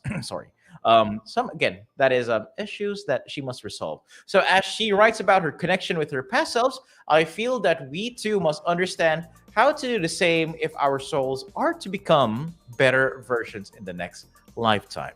Okay, and I just want so you can try to check it out though. And again, just want to mention though that this book was an award-winning book of 2023, and it was awarded Reader's Favorite Book, and it's still currently in a Reader's Favorite Book Award competition right now. And it also just want to give you a heads up though that this book is available on Amazon, and again, Screenplay is published on Amazon as well for this, and there is an audiobook version for this as well. So if you can try to check it out though, Turning the Pages from Alla Kaluzny.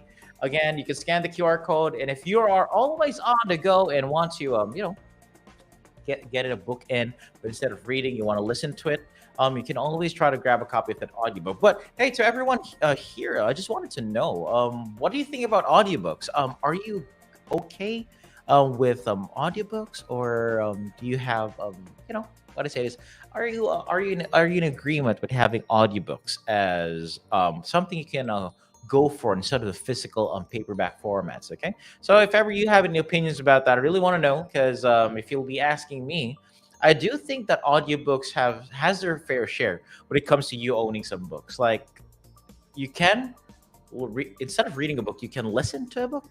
I think it's kind of a bit like that.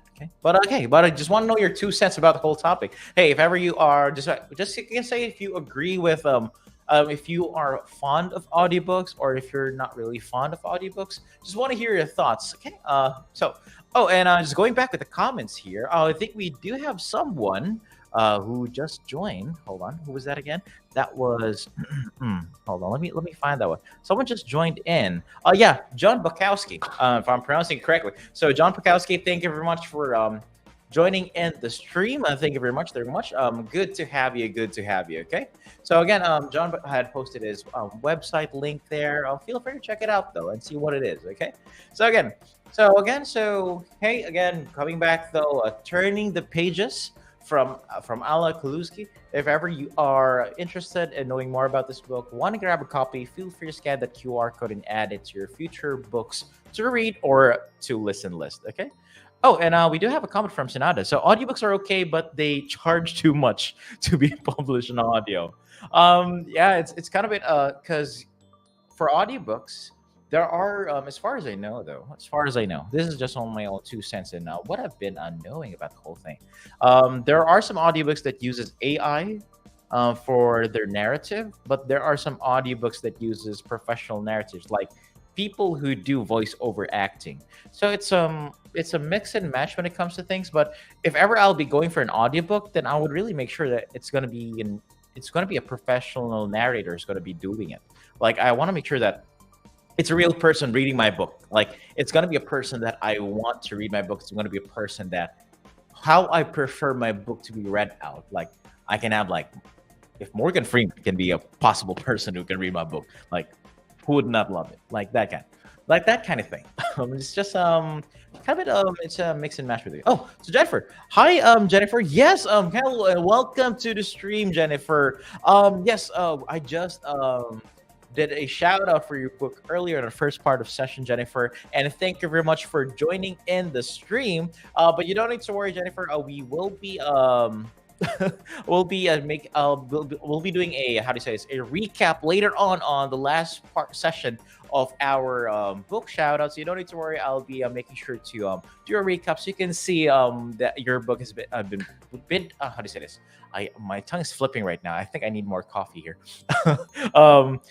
Is well at least we know it has been already did the shout out though, spotlight has been there, but don't worry, I'm gonna do a review of the first part because I do understand it's early in the morning, it's 9 a.m when we do these shout outs though to some of you, and you might not be awake or might not be able to join the stream. So don't worry, after today's session though, after this lunch break, I'll be back for the last time to close everything up, and I'll make sure to do a quick review on the books that we did a shout out on. Okay, so don't worry about it, Jennifer. I got you covered. Okay. So again, next book that we do have on the list, okay, is again this is going to come from Dean Everly, is The Beginning of Everything. Wow, so you might be asking. There's going to be. Again, it's an Adam and Eve. It reminds me of this series that I've seen. It was. Oh, well, don't worry. Let me just talk about this book first before I talk about what I have I just watched a series on Netflix just a couple of weeks ago. But all right, let's talk about this book first. So again, that's coming from Dean Everly, The Beginning of Everything. So The Beginning of Everything highlights events that are featured in the Christian Bible, with church band stories about Jesus included for your reading pleasure. So the information is presented in timeline format based upon scientific discovery, with much of this information reading as if it came from Ripley's Believe It or Not. So it's kind of a bit of it has this own twist and own trying to pull into this though. I just really want to see this. Okay. So again, the book begins with creation and goes through the fall of the Roman Empire. It shows that the teaching of Jesus was being distorted by Apostle Paul in his quest to attract Gentile followers to his new sect of Judaism. Wow. The book answers questions such as who was the first God of Israel? When did Yahweh first appear? And who was Satan? Was Jesus married? Did he have children of his own? Who were Pontius Pilate, Lazarus, and Joseph of Arimathea? Did Jesus' family support his mission? Discover the answers to these questions and many more in this thought-provoking presentation of controversial information. And if you ask me, yes, it is a controversial information though. So again, that is The Beginning of Everything from Dean Everly. So if you are interested and want to know more about this, go for it, scan the QR code, and hey, go for it. Check it out. Yeah. So going back though, this painting reminds me of a Netflix series though. It was Dark. That was the name of that Netflix series. Like it was playing around with timelines. Like you can exist in the past with your present self can exist in the, your future self can exist in the present self, and your present self. Just if ever you have time, just try to check it out. It's hard to explain. Even now I'm confused. Like, yeah, but it was about a timeline mumbo jumbo. Like, it was like, I don't know. It just, this cover just reminds me of that. There was just one scene that reminds me of that. It was Dark by Netflix. If you want to check it out, love that show. Really mind blown by it. Really talented writers and creators of that show. Really love that. Yeah, but going back with the book, Hansi, I love the colors. Looks like a painting. Yeah. That's why it reminded me. Like, first look, it reminded me of that specific scene because it was a painting of this, and it really looked like this. Close to this. Okay. So again, that is the beginning of everything by Dean Everly. So if ever you are interested to know what is this controversial information being presented, feel free to check it out. Okay. So next book that we do have on the list is coming from author Mr. Peter A. Moscovita. Title of the book is Ultimate Sacrifice. So just want to give you a snippet though. A while back, I did an interview with Peter Moscovita about his book, The Ultimate Sacrifice. So it was a couple of books that he had done. He had a number of collection of books that he added for this. Okay, so it was he had 4, if I remember correctly. So it was a continuation. So it was a good book though. And if ever you want to check that interview, feel free to check our Readers Magnet YouTube page. So go to YouTube, it's Readers Magnet. Try to check the author interview that we did with Peter Moscovita. So you can try to check it out. And if you want to know about his couple of books that he has in his collection, feel free to scan that QR code. But let me tell you more about the book, The Ultimate Sacrifice. So The Ultimate Sacrifice is a compelling story of danger, romance, hardship, and commitment. So Lieutenant Stephen Collins is forced to crash land his aircraft in the French countryside after a fierce encounter with a wing of Luftwaffe aircraft. So wounded, he is cared for by the French nurse in his hilltop village of Saint Remy. Evelyn Boudreau, Evelyn Boudreau had never really experienced true love before. So the handsome English pilot would change that forever. Okay, so again, if you want to check it out, though, it has this kind of romance at the same time. It has this military history type of book. It is a good book, so try to check it out. It's really good. It's something that you'll fall in love. That's one thing I can say though. It has a unique type of storytelling that Peter does with his books. So check it out though. Again, you can just scan the QR code if you want to add it to your future book series. Now it's add another letter.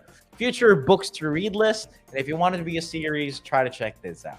Okay. So, I just want to read a couple of comments here from our comment section. So from John Bukowski, checkout time is a story of a mysterious extortion bomber known only as Conrad Hilton. He's looking to make a killing from hotel owners. Is it above to make a point? I think so John, I think this is his book, Checkout Time, if I'm not mistaken here. So that is his book, I think. So if ever you want to try to check for John Bukowski's book, feel free to check it out as well. Okay, there's nothing wrong with supporting other authors promoting their own books as well. Okay, so again, and next book that we do have on the list here is The Following Storm, Book 1. This is the one I was talking about. The Following Storm, Book 1, still coming from the same author. That's Peter Moscovita. Yeah, this is the one I was talking about. The first book on his series. So again, the year is 1936. A young Austrian maritime officer faces a decision that will change his life forever. So the clouds of war are closing in all too fast, leaving his ship without permission puts him on the run. So away from the life he loved so much as a seaman, his destination was to drive to Vienna, Austria to get his mother, sister, and nephew out of Europe. So along the way, he reunites with a longtime girlfriend in a romantic interlude in Innsbruck, Austria. So before arriving in Vienna with a very quick turnaround, he sets out once again for his mother, sister, and her baby in the car. So again, they embark on a dangerous drive across Europe, eventually arriving in Ostend, Belgium. Carl barters his car to obtain passage on a ship bound for Dover in England. His family now safe, so Carl seeks asylum for himself without knowing what will happen to them. So try to check it out. It's kind of good. Okay, gotta tell you though, it has this unique type of storytelling. So again, try to check it out. Again, Peter Moscovita's books. Feel free to go for it. And I told you, it's if you want to know more about his books and how he did it, try to check the author interview we did with him at our Readers Mag YouTube channel. Okay, so next book that we do have on list here is coming from Michael Pellegrino. Crisis, Opportunity, Finding Growth and Resilience in Challenging Times. There.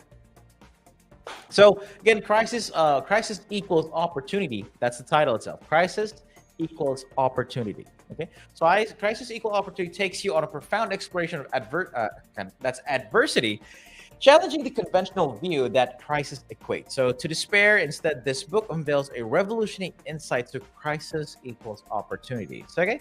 So let me just give you a little bit more idea about this book. Okay. So within these pages, a rich tapestry of real-life stories and expert insights unfolds, offering a thought-provoking journey into the lives of individuals. Okay, so again, that is, if ever you want to know more about this book, because I don't want to give too much information about this, okay? If you want to check it out, and if you want to know more about what this book can offer you, then I could really suggest this. You scan that QR code, grab it all, add it to your future books to read list. Okay, so again, that is Crisis Equals Opportunity, coming from the author Michael Pellegrino.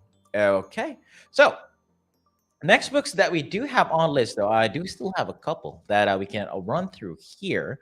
So, but before that, if everyone is in here, we'll be doing a quick, just a quick break, though. But what I mean by break, though, is instead of me doing the commercial break, let's do another throw in for trivia, okay? Because yet again, though, just want to make sure and do want to give you a heads up again. There are two ways in order for you to earn raffle entries, okay? First option is, again, you need to just join the live sessions, answer the trivia questions that I'll be throwing in here and now. Like, on a whim, like I feel like throwing a trivia question right now. So we can do that immediately. So we will be doing trivia questions. If you answer, you'll be earning one raffle entry. But if you are at the event, yes, you can also join in the Dunk It with Douglas event. You can ask our Readers Magnet staff there at the at our booth, that's again booth C and D, on how you can throw in your raffle entry in order for you to win a free Kindle as well. Okay, so there's two ways. Okay, trivia, and next is Dunk It with Douglas. Okay, so before we move forward and continue with our book plugs, let's try to throw in some trivias. Okay, so at least you can earn one more raffle entry. So as promised, here is a trivia question that I'll be throwing in. So is everyone ready? Okay. Is everyone ready right here? Just want to make sure. Okay. So are we good? Because again, I'll be giving you at least 15 seconds to do the answer for this. Okay. And so right now that we're going to be doing something again, it's a Game of Thrones. It's coming from the Game of Thrones, and it's if ever you are a fan of George R. Martin's books, or if you watch the series as well, then you can have a general idea on what these trivia questions are. I'm gonna throw one easy one, so you don't need to worry. Okay, it's gonna be an easy one. It's someone that if you watch the series, you should be aware on what is the we'll go all back. Okay, I'm not gonna say what the name of the author is. I just said it. Okay, so we're going to be throwing in these questions. So let's go. So here is the question. So, okay, should I really do it? Okay, I'm going to do it. So, okay, who is the mother of dragons in Game of Thrones? Again, who is the mother of dragons in Game of Thrones? Okay, so first option, I'm going to give you 4 options to answer, okay? Again, who is the mother of dragons in Game of Thrones? We have A, Cersei Lannister. That's letter A. Letter B, Sansa Stark. Letter C, Daenerys Targaryen. And then letter D, Arya Stark. Okay, so again, that is Cersei Lannister, Sansa Stark, letter C, Daenerys Targaryen, and letter D is Arya Stark. So, again, who is the mother of dragons? Okay, don't worry, Hansi. If you don't know, though, try to keep it in. Because I'll give you 10 seconds for you to hey, if ever you're not familiar with it, try to throw in again an A, B, or C, or D, whatever fits the mold. Okay, so I'll give you 10 seconds. So it's gonna be 10, 9, 8, 7, 6, 5, 4, 3, 2, and 1. Okay, hands up. So correct answer is it is Daenerys Targaryen. Okay, so it's Daenerys. Try to check it out though, and if ever you want to read the book from George R. R. Martin, it's a good book. Song of Fire and Ice was the last one, and again, there is also Game of Thrones for this. So to all who answered correctly, so we do have here Brittany Shanays. We also have Jennifer Jackson Sinada, another one with the correct answer. It's gonna be letter C. And oh, Parker, yes, it was a very long name. But don't worry though, we can always get. And Adriana, thank you much for also trying to chime in your answer. Unfortunately, the answer is letter C, Daenerys Targaryen. Okay, and Paul got one correct. So Paul, congratulations for that. And and for Andrea. By the way, before I continue with some of the book shoutouts that we'll be having, we have a question here from Andrea. So, are the book shoutouts only for the event? Because I really think you should do these at least twice a week. They're very fun. Andrea, I'd really love to keep on doing this, but there are some schedules that we need to make sure we can do for shoutouts. But hey, who knows? If we can do this a weekly event, or let's say we can do this at least a bi-monthly event, like 2 times a month, or maybe a monthly thing. Who knows? Who knows what would happen? We just wanted to make sure we can have fun, try to see though on what can be done when it comes to these shoutouts. Because again, even I am having fun. I'm communicating with you guys. I'm talking to you. It's really, really how do you say this? Engaging in a way. Like it's really fun to really talk to you guys. Okay. So again, coming back with the trivia questions. Congratulations to those of you who had earned the raffle entry. So again, I'll be doing this again. If ever though that you want to win that free Kindle, all you got to do is just be sure to be here during the raffle draw, because if your name will be called, we want our Readers Magnet staff needs to make sure that you are available, so we can ask, or we'll be discussing on how we can send you that free Kindle. Okay, so we'll be shipping it to you.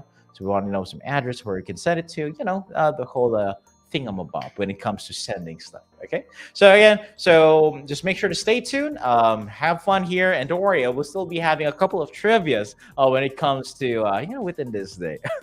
Okay. So next thing that we'll be doing here. Okay, so just wanted to make sure that everything is in here. Oh, Paul, when is the raffle excited? It's gonna be today, Paul. It's gonna be today. Usually it happens during my session. That'll be the last part of the session. So yeah, it happens last book shadow session. So after that, even though I'll not tell you what time it is, but it makes sense that it happens during the last part of the session though. So after the live event at the Printers Row Lit Fest, of course, I'll be closing everything up. So when I'll be closing everything up, just be there, put me in the background though, so at least we can check it out. Okay, so no need to worry about it. Okay, so Paul, again, you can try to join. You can always join in. Have fun, enjoy the streams, get a chance to talk with the community. It's really, really fun to be here as well. And I'm really having fun reading a lot. Some stuff. Yes. Okay. So, so next book that we do have.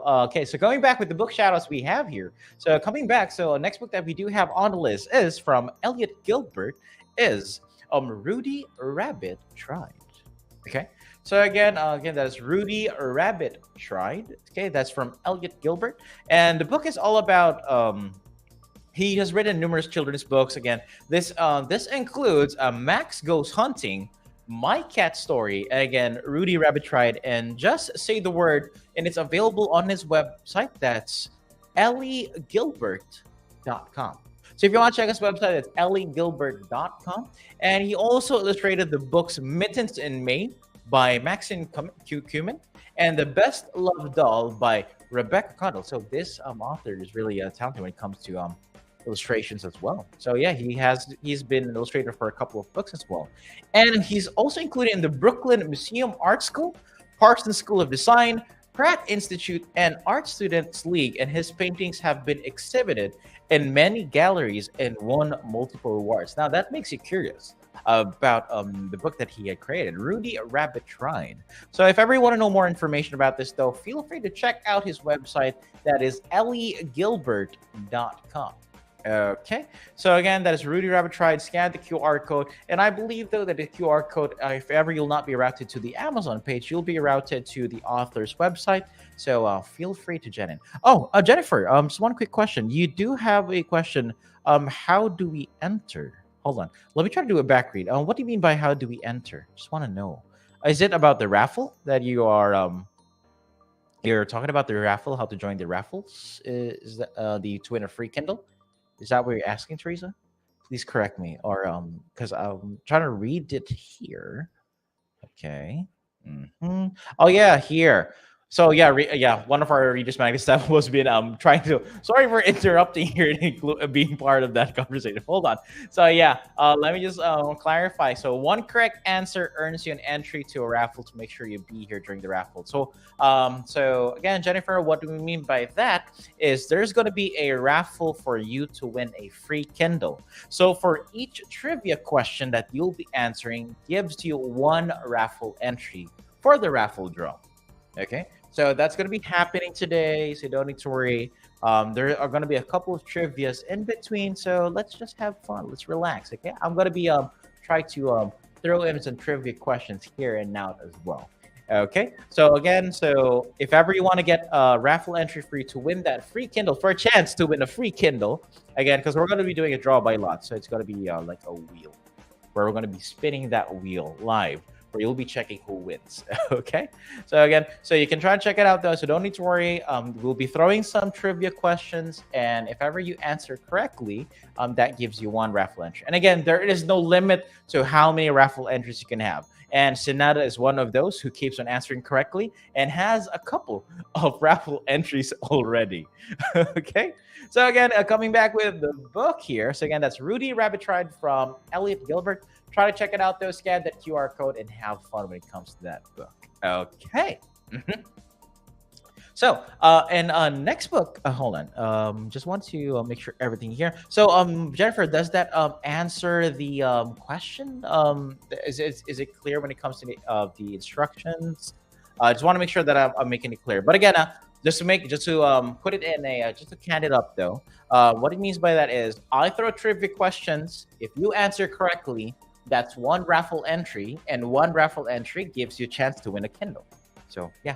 So instead of saying these a lot of flowery words that I've been throwing out here, and a lot of mumbo jumbo, just make it easy. Just answer the trivias, and don't worry. I'm gonna give you a choice. I'm gonna give you time. And if ever you want to change your answer in between, you can always do that as long as it's within time. Okay, so you can always change your answer if you feel like you have not answered correctly. Okay, so moving on and coming back though, we have our next book on the list is I Am the Night, coming from Alyssa Kinser. Okay, so I Am the Night from Alyssa Kinser. Again, it is a chronicles of a younger, more free time in her life. So a past of longing, giving, and searching for both adventure and true love. So Lisa discovered much meaning from her observation. Okay, so from her observation and participation in life, and that meaning influences her still today. So these poetic writings were her expression of thoughts and feelings from those moments. Okay, so again, yeah, I am the night sounds like Batman, Bob. I am the night, I am vengeance. Come wrote that. So again, yeah, Bob, it was yeah, don't worry. Yeah, just want to recap. Don't worry, Senado, we're trying to make sure we can keep you awake here. And yeah, it's almost midnight at your place. Don't worry. We'll try to make sure we can keep this lively. Okay, let's try to keep up the beat up here. So no need to worry. We're gonna make sure we can make this as engaging as possible. So you can, but again, you can just grab a cup of tea. Try the Yorkshire Gold Tea. Wow, it's like it's not a sponsor. Just want to say, not a sponsor. Okay. We are, yeah, Reginald. We are all the night. So again, that is I Am the Night from Lisa Kinzer. It is again, these are poetic writings or her expressions of thoughts and again of feelings from those moments when she was young. Coffee. Yes, coffee can yes, Hansi, I do agree. Coffee can also be something, but if you love tea, you can go for tea. And if yeah. So Sinada, because Sinada's coming from the UK. So yeah, from Yorkshire tea. Yeah, I got it correctly. So there. So again, yeah, if you want to grab a cup of coffee, though, go for it. If you want to grab tea, just grab some tea.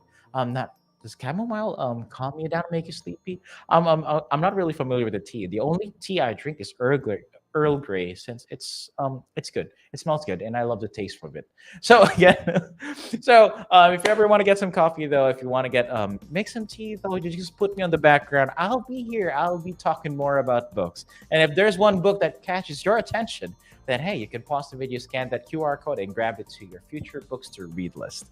Okay. So again, next book that we do have on the list is from Kunitra Comments. I didn't know this is my worth. Okay. So again, I didn't know this is my worth. Okay.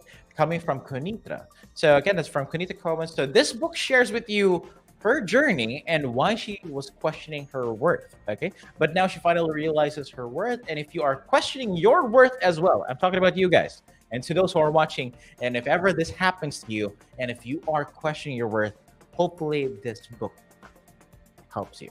Okay, so if you want to know more about this, check it out though. Scan that QR code. Go ham. Check it out. Feel free to scan it. And if you want to try to see though what she had gone through for her to identify her worth, go for it. Try to check it out. Okay, so again, it's easy as picking up your phone, scanning that QR code, and go for that. Oh, from County, I'm curious about Rob's thoughts throughout the events. What title has caught your attention? Well, so far, though, I am still stuck up with Paul Packett's coloring book. And it's weirdly enough, though, I've been thinking that I love cutesy dinosaurs. I still remember it, like, at the back of my head. Weirdly enough, I keep on remembering it. Like, yeah. And also the monster truck versus zombies. I think I'm a fan of coloring books right now. But so far, that is one that I been trying to... I've been remembering so far. Oh, and for Alani, I didn't know has a great cover. It's compelling. Oh, I didn't know. Yes, sorry. With the cover, yes, I can tell you that it is good. It is good. It's good. And it's one thing. It is really. It really has this silhouette-ish air type of cover though. It's really nice though. It really gives you a general idea about this. But hey, who knows? Maybe it's a conversation with two things about this. Oh, and Paul Packett. Oh, yes, Paul. You know what, Paul? I've been talking about the coloring books that you had for a bit right now, and it really leaves a mark though on your transitioning when it comes to coloring books, because I do know that it really helps when it comes to removing stress, that type of thing. Yeah, the coloring book about zombies is strong. Yeah, I told you that the coloring book about zombies is strong. It's something. It's because we've been talking about the cutesy stuff about coloring books, but you never expect to color that type of thing. So yeah. So it's really, it left a mark on me. Like weirdly enough, it really left a mark on me. And I've been thinking about it, like when I went home, like I was thinking, do I think I think I need to get a copy of that coloring book. Want to try it out myself. Really going. Oh, and Paul. Okay, and to everyone though, since the author Paul Packett is here, he has over 40 titles of coloring books. So if ever you are curious on what coloring book you want to go for, hey, feel free to check it out. There is a lot of things you can go for. Okay. So random, maybe weird question, but do you or anyone from your family color your books in your free time? Wait, are you talking about me or talking about talking to Paul? I think this is for Paul. Hold on. Wait, Kala, I'm not sure about this question though. I'm not sure if this is who this is addressed to. Now, if ever I'll be putting my 2 cents in here, from your family color your book. Yeah, Paul. Yeah. Question, Paul. So on your does anyone from your family color? Yeah, I was reading it. Yeah, and I was thinking, yeah, it's really from Paul. It's Paul Packett. My bad here, Callan. So Paul, yes. Oh, you do not color. So here's Paul's answer, Callan. I do not color, but I enjoy making them. Wow. Okay.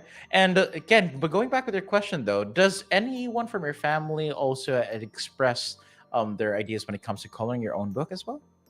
Did he have any thoughts about this?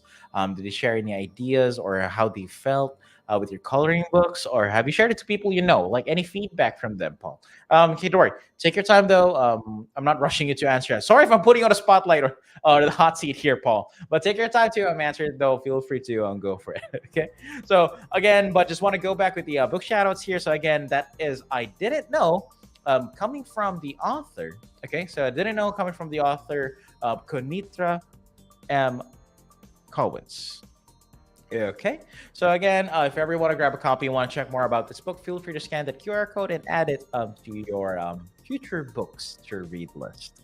Okay, and next book that we do have on the list here is coming from Francis S. Ferguson, is Wake Me Up at 10 O'Clock, Love Terry. And this has a, if you mind my thinking, it is kind of a bit of a love story thing here. But how about this? Let me just read a couple of ideas here now. So it was 1984 when a serial killer murdered my daughter. That's heavy. It is now 2022, yet the story continues as the space and time from one decade to another fuse until they finally make sense and the bridge between them becomes strong enough to carry the weight of all the truth it brings. Okay? So again, this is about legacy given to me by my daughter through her death. It is how I learned the ancient truths of why things happen and how this glorious world is ours. So, try to check it out. It's kind of it has that unique blend when it comes to to her book though. Again, that's coming from Francis S. Ferguson. Wake Me Up at 10 O'Clock, Love Terry. Oh, yeah, it is something. Oh, and you know what? It's kind of it's a heavy topic when you talk about books though, because again, talking about the author though is how she find it. Because talking about the book as well. So after all these years, I finally found how it all fits together. So her daughter's death, a monastery, the magnificent horses, a spiritual master, the teachings, and myself. Yeah, that's what it is. Here are the words that make it all one. My search is over. Yours has just begun. It is something good. I really want to say that. It is something. It has a unique blend when it comes to the book, though. Kind of love it. Kind of love it. So again, I'll try to check out though. Wake Me Up at 10 O'Clock, Love Terry from Francis S. Ferguson. Okay, and then next book that we do have on list here is My Life's Journey from Bangladesh to America. Okay, this is coming from Dr. Zian. Sorry for mispronouncing this, Doctor. Fakrudin. Yes, Fakrudin. If I'm pronouncing it correctly. Yeah, and I believe Dr. Zion had joined our a mini talk earlier, as I do remember. Yeah. She was in there. She was in there. So again, just want to talk more about this. So in 1963, Dr. Fakin immigrates to Massachusetts after marrying her husband. Together, the couple sees him through a psychiatric residency in Worcester, Massachusetts. Sorry, I didn't pronounce Massachusetts here. Before moving back to Bangladesh, but after discovering his birth certificate would not be recognized there, both start the journey to find a new place to call home. So if ever you want to go for this and know more about this book, again, feel free to scan the QR code, check though on what happened though, and what has been, what was the Dr. Fakruddin's life journey. Okay, so try to check it out though. Scan that QR code, and again, as I do remember from day one, it's not weird to read another person's life because again, you might learn some valuable lessons from another person's experience. Okay, always keep that up. Okay, yeah. So thank you much for confirming, Alana. Yeah, she shared her story earlier. She was talking. She had it was a little moment. So and at least now you know what the book is. So again, that's My Life's Journey. Check it out. Scan that QR code if you want to know more about this. Okay, and next book that we do have on the list. Okay, hold on. Is The Unstoppable God: Words of Encouragement for Challenging Times, coming from Nirvana Williams. Okay, so let me just read a couple of notes here. Hold on. Oh, so coming. But before I move on and read some notes here, Just want to notify a comment here. So Karen Wilson says, I've been looking for something new to read, and your shout outs are always on point. So I'm ready to take notes. Thank you very much for that, Karen. Again, just take notes. And if there's a book that I might, how do you say this? That just after mentioning that book, talking about it a little bit, then move past the door. You can always pause the video, take down notes of that book itself, and then just try to see what it is all about. Try to know what it is, how it can interest you. And again, always add more books to your future books to read list. Okay, so continuing with the book again, The Unstoppable God, Words of Encouragement for Challenging Times. So let me just read a couple phrases here. So The Unstoppable God is a collection of inspirational poems, which highlights some of the struggles that we face when waiting on the Lord. So it explores them as endurance, hope, godly love, patience, commitment, and relationships. So this work encourages readers to walk more closely with God by developing an intimate relation with Him as you come to understand His nature. So again, each poem is supported by a relevant scripture that undergirds the elements which the author wishes to evoke. Okay, so at least keep that in mind.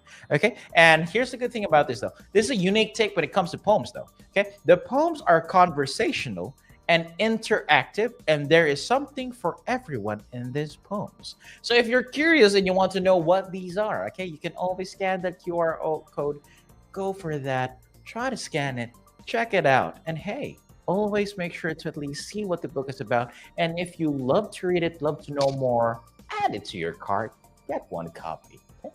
And again, if it's almost the book buying season, once you're done, the good thing about books, instead of if you want to give a book to another person, no, I'm having a question here, but I'm just gonna post this later. Okay. So again, I'm coming back with the whole thing again. That is The Unstoppable God. Okay.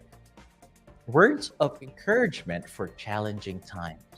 Okay, so again, coming from Nirvana Williams. Okay, so again, to teach everyone though, if ever there are some books that you love and some books that you want to put it in to your future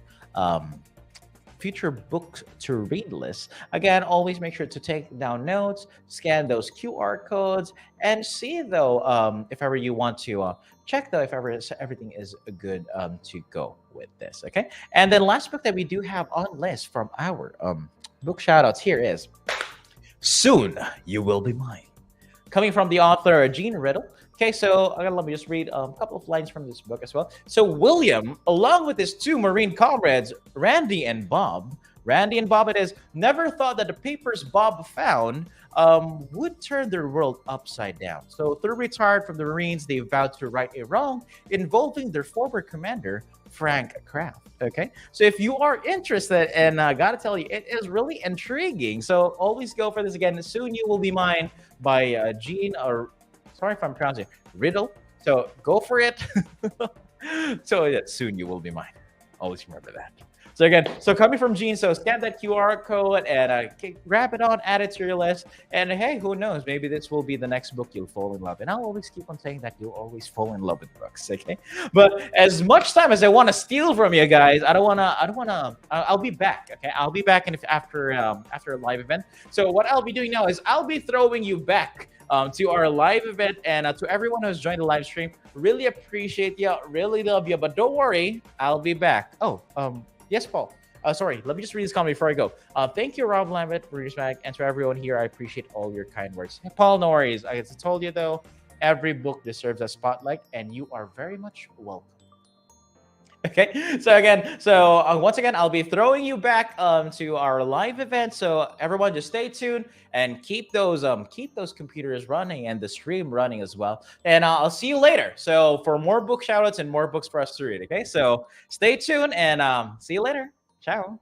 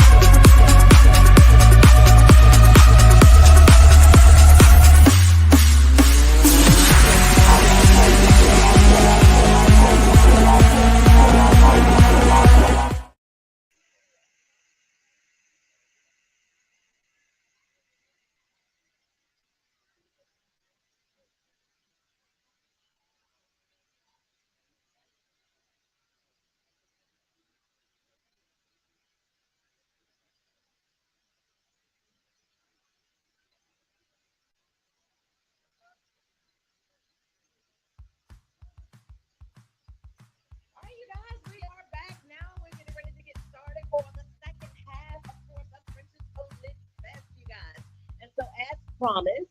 I told y'all we were going to be giving away a Kindle, so I hope you took your pictures and tagged Reader's Magnet so you would have an opportunity to win.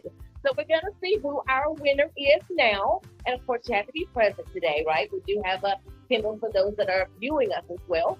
So who is our winner?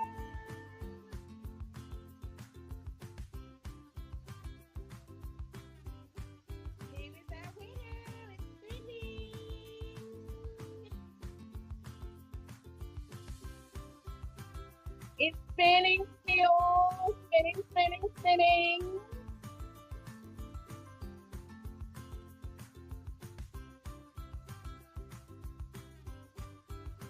What kind of wheel we got in it ain't stopping now. Listen. That was just going on and on and on. We got to have our winner. Who is it? Inquiring minds want to know.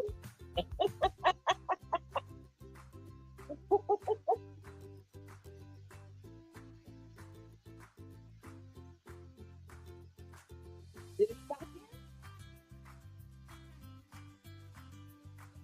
Well, it's spinning again, you guys. Spinning, spinning, spinning. Do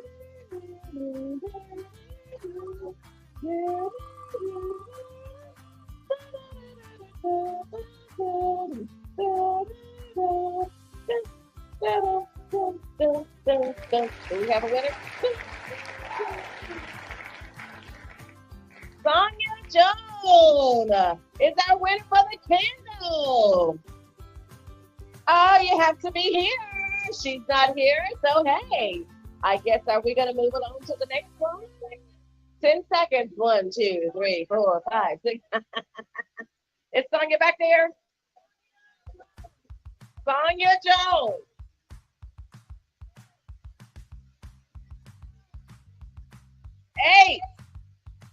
7, 6.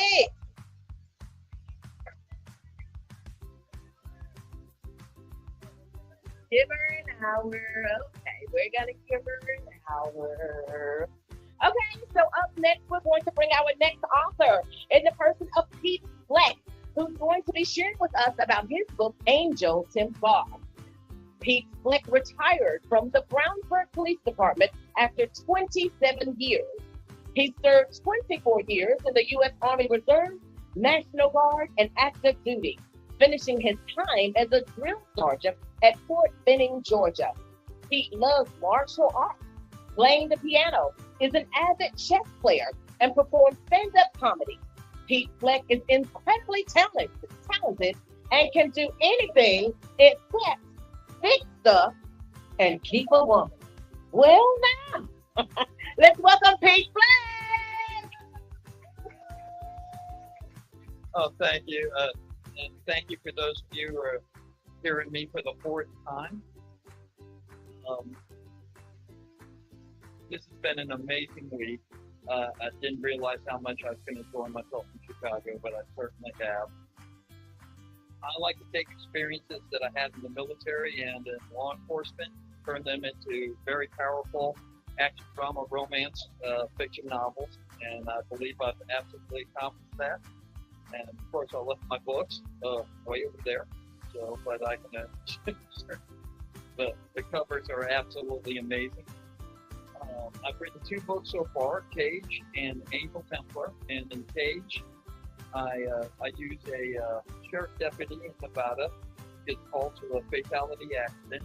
He can't handle what he sees, and he just walks off the scene and starts to wreck traffic like nothing's happening. I've got another character who's trying to handle his anger issues through cage fighting. A lady and her son who are trying to escape a abusive relationship, and then I've got a rich guy trying to make amends, something horrible that he did. I bring all the characters together, stuck the landing. All my readers cry. Absolutely powerful story. I love it that I have guys that I started with on active duty who call me up and just cuss me out. They're like, I read that book on the plane.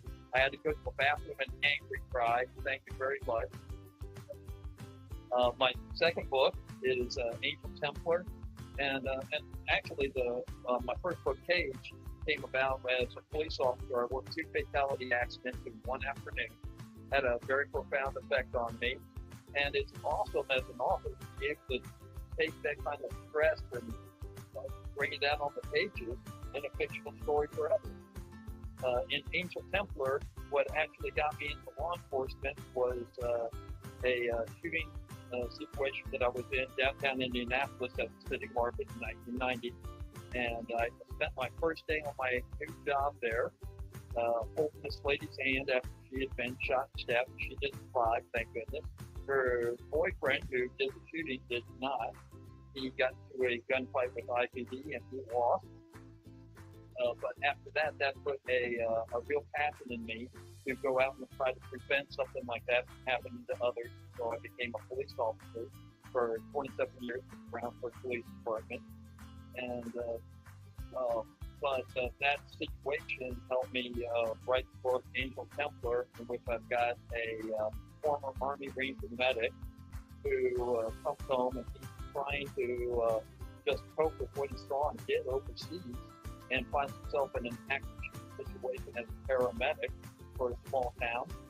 And now he's got to cope with that kind of trauma, as well as the civilians who were in that same situation with him. And the book is a lot about how we handle guilt and how we handle PTSD and how important it is to actually reach out. I remember after the shooting situation in the city market, I didn't reach out to anybody. You know, you were always taught as a young man, hey, just push that down deep until it comes out as a psychotic episode in your 70s. And I feel like over time, when you finally learn that, no, you've got to reach out, you've got to talk to people who have been through similar situations, and they're out there. They've learned how to cope, and they can teach us how to do that. I've got a third book coming out.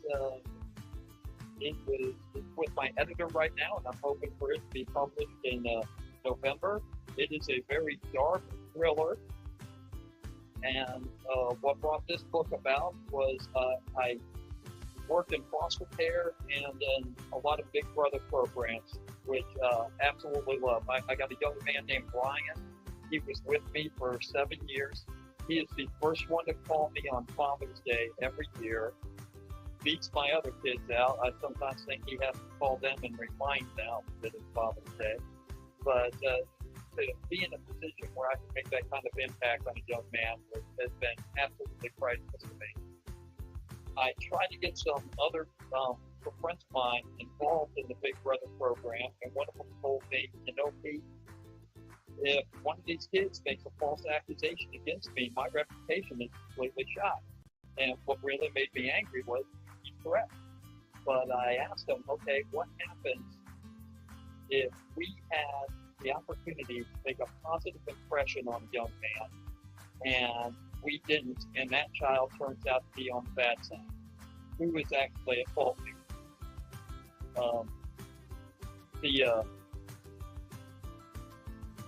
The African proverb that I start that book off with, absolutely powerful.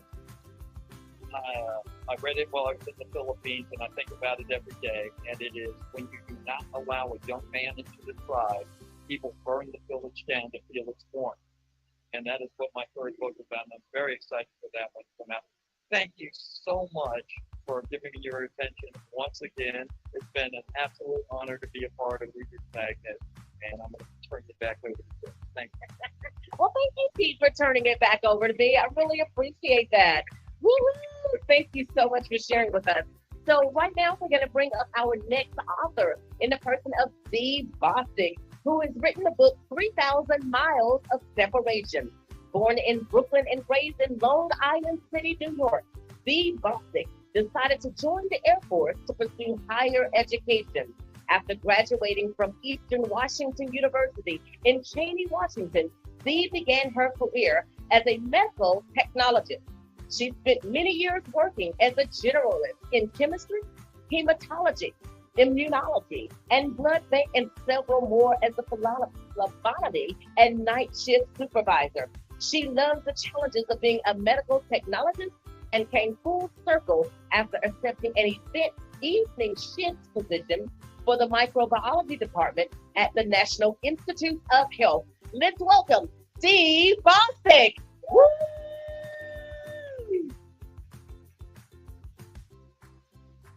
Thank you. First, I want to say thank you to Reader's Magnet for making this opportunity available to all of us, and hopefully we'll sell a lot of books at some point. Okay, as she said, my current book is 3,000 Miles of Separation, and I'll just read this little blurb that I have here. So after waiting nearly 3 years to marry the love of her life, Beverly learned that she's been dumped. Darryl returned from the military, but not to her or their son. Never wanting to be the parent to use her child as a pawn, she is about to send to that level. Beverly decides to disappear and vows that Darryl will never see them again. However, as Brian grows up and begins to ask questions about his father, Beverly must revisit those painful memories. Does she want to share that pain with Brian? Can she open her heart to forgive Darryl? And will she find the courage to love again? I guess I wrote this book because, as you know, in our world, unfortunately, when parents have problems, the kids are in trouble because one parent often tries to turn the kids against the other parent. They don't take the time to realize the child should be entitled to have the love and care from both parents, even if they're not in the same household. I was raised in a single parent household, and I guess that was some of my motivation. Although my mom handled that situation a lot better than Beverly. She did not travel 3,000 miles in the air. So I'm happy to say that. In addition to that, as she said, I spent many years in medical profession, so I enjoy writing medical dramas. I should say workplace dramas, but mine just have to be medical. because we go through things at work. We spend out 8 hours a day at work, sometimes 10. You know, I mean, there's a lot of stories at work, so I decided to write some of them. My first book was Love, Lies, and Lab Coats. And I want to say at this time, someone wrote a nice comment about me on that board over there. I don't know who you are, but it just touched my heart. So thank you so much for that. Oh, did you? Well, thank you. There you go. So guess what? You're going to get this copy of my second book. Okay. I was so happy to find out who that was, and I read her book as well. And I tell you what, you get her book, you're going to hate Leroy. Okay?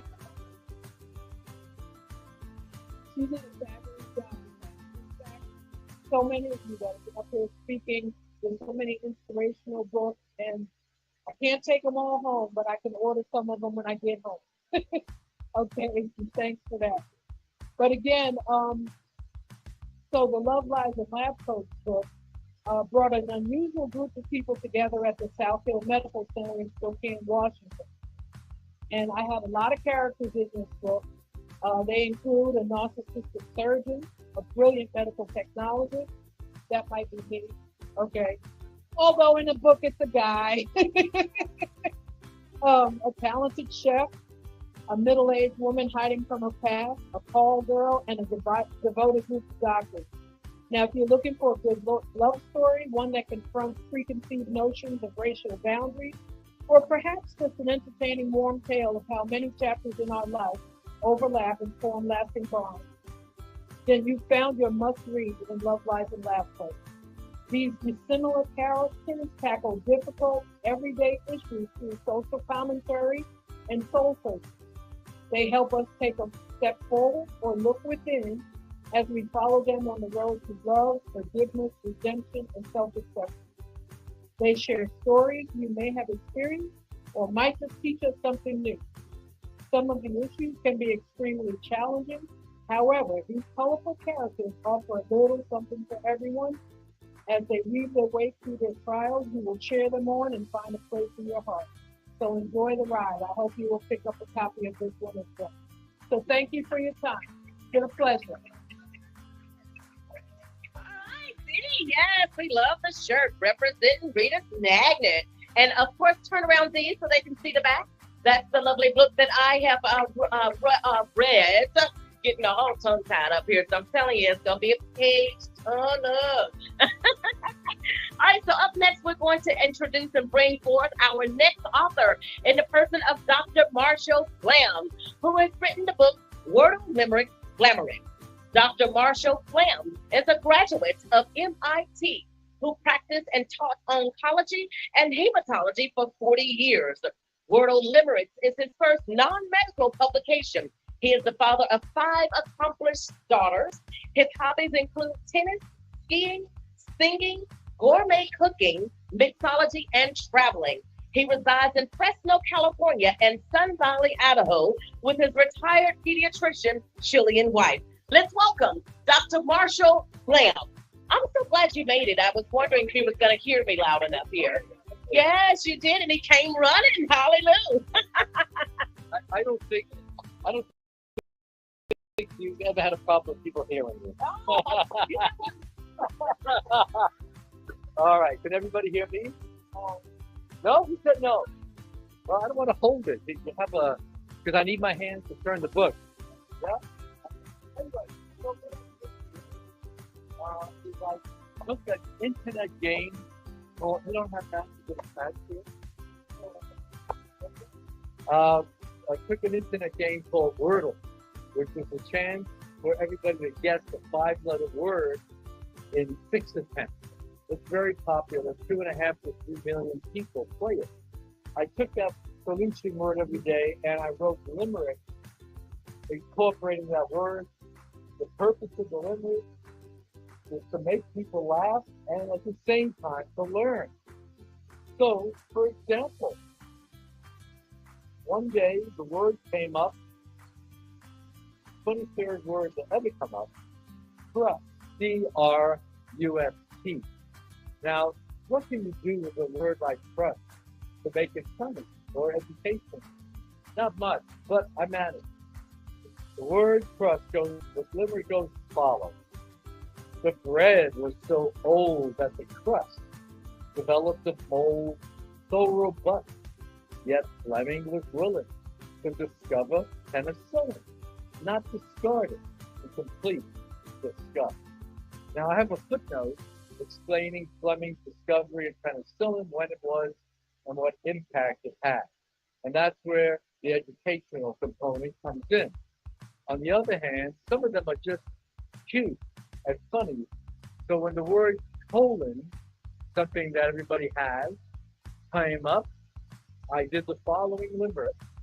An anxious man by the name of Poland suffered from an irritable colon. Whenever he ate gluten, he couldn't stop tooting, as he had only a semicolon. So there's a play on half a colon with the English grammatical semi. So some other examples. You can mix things up. I'm sure many parents will understand this. So the 228th word to come up with moist, M-O-I-S-T. I did our eyes were moist with the joy of success. For we finally had made progress. Today our son graduates college with a modicum of knowledge and finally moves out to his own address. So I think some parents could relate to that one. Now, the word caulk, C-A-U-L-K, that's when you take the caulking agent and you run it down a window to make sure it's tight, the air gets through. That's really a bad word to make a limerick of, but I managed. I did. In my house, there are no windows to caulk, nor is there a door you need to lock. My home is made of ice and snow, where the temperatures can be low. That's why my igloo is not made of rock. So we're talking about igloo. There's no reason to caulk any windows there. So some of you remember the cartoon characters Tweety Bird and Sylvester. Everybody remember? You remember that, Doris? Tweety Bird and Sylvester? All right. What I did with that was the word was tease. Tweety Bird loved to tease and pester the persnickety feline Sylvester. Despite the putty cat's pride, he was always on the losing side. No, he never had a chance to digest her. So there you go. I think you're getting the idea now. I think one more should tighten the grip on your understanding. When the word came up was money, M-O-N-E-Y. I did. Before money, everyone bartered with the Mesopotamian shekel. It all started using silver or gold. Goods were bought and sold. Now financial transactions are credit carded. So you can see the variety type of limericks. There are 603 limericks in this book. I plan future volumes if I can only afford to sell this book. With your help, maybe that'll become a possibility. Thank you. I love that. All right, you guys, are you still excited to hear from some more authors? Yes, I don't hear y'all. Are you excited to hear from more authors? There we go. All righty. So up next, we have Doris LeBone, who wrote the book Somewhere in the Middle, I Found Me. Doris LeBone lives her life standing firm on the word and promises of God. She resides in New Jersey with a husband of 48 years. Together, they have 2 adult children. While raising her family, Doris began a 22-year career as a preschool teacher. She obtained a master's in early childhood education and a P3 teaching certification. Doris truly enjoys the work of pouring into future generations. In the church, she served as assistant superintendent of Sunday school teacher, and vice president of the education committee, pastor's aide, and stewardess board. Somewhere in the middle in her debut as an author, and for it, she gives God all the glory, honor, and praise. Let's welcome Doris LeBeau. Woo!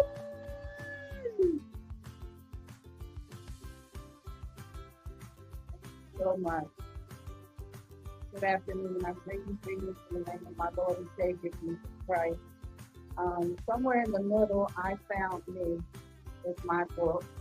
It's my legacy and my inheritance to my children and to future generations. God called me to write this book, and it has a mandate on it. It said that it would bring healing to me and to the nation, and to hurry up and do it, because it would also save lives.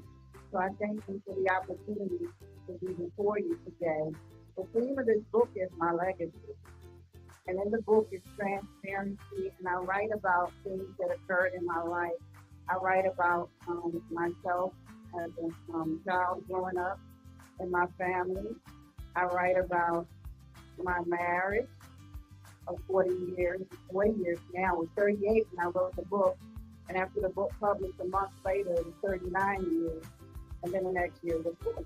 So it's been 40 years of being married to the same man. No divorce, no separation or anything like that. And within that 40 years, a lot of things happen. When you take wedding vows, you have for better or for worse, for richer or for poor, for sickness and health. We covered all of it. And there's in this book. And thank God we got through everything before we got to the true depths of the heart. So I thank God for that. He's brought us out more than a conqueror. I will never be the person that I am today had I not gone through the experiences that I've been through. And it talks about my journey as a teacher. It's been 24 years now. And it's been an awesome thing. Each year God has given me assignments with the children in the classroom. Sometimes I would be assigned to certain children. Sometimes I would be assigned to staff members. Sometimes my path has to cross the path of family members. So that's been an awesome journey. Each year has been an assignment for that. And I talk about my journey, my fiction wall experiences, and so many other things. But this book is more, just like we all attest to the fact that this book fair is more than we thought it was at the time. This book actually is more than meets the eye. And it's an easy read. It's a book for anybody and everybody, with children, without children, whoever you may be. You want to relate to something that's in this book. And so I would urge you to go on Amazon. This book is on Amazon. It's in Barnes & Noble. It's in ChristianBooks.com. And it has it's on all three formats. It's in paperback, it's on Kindle, and then an audio book. And when you read this book, it's going to attest to the power of God. You're going to know that God is real. You're going to hear some miraculous stories. You're going to know that God can do the impossible, that He's a healer, that He's a provider, that He will watch over you and care for you. And I just ask you to support, help getting the message out to the people, because this is about my life story. And I could have kept it to myself, but He didn't allow me to keep it to myself because He wanted it to go out to the world for others to know some of the things that I've gone through. So you know that if He's done it for me, then He will do it too. So I just wanted to share that with you. Thank you so much, Readers Magnet, for all the help that you do in helping us to get our stories out to the world. God bless you. I'm so honored to be a part of you. And I look forward to many more things. Thank you so much for your time and attention. All right, Doris. Somewhere in the middle, I found me. All right. Up next, we're going to bring our next author in the person of Dr. Crystal R. Simpson, who wrote the book, Pray Like Jesus Taught. Dr. Crystal Simpson is an educator, speech language pathologist and blogger from Indiana. She finds joy in teaching and believes her daily work is a part of her God-given purpose. When she is not at school, Dr. Simpson enjoys learning, studying, and teaching the Word of God on her blog at www.crystalrsimpson.com. Besides Pray Like Jesus Talk, Dr. Simpson has authored 2 scripture-based coloring books and children's books titled Aiden's Monsters Surprise. Let's welcome Dr. Crystal Simpson. Thank you so much. It's a pleasure to be here, and truly a blessing. Like Sister said, we really have had a good time here at ReadersMagnet. It's much more than I thought. And as a first-time author of Pray Like Jesus Taught, I'm really happy to be able to share the book.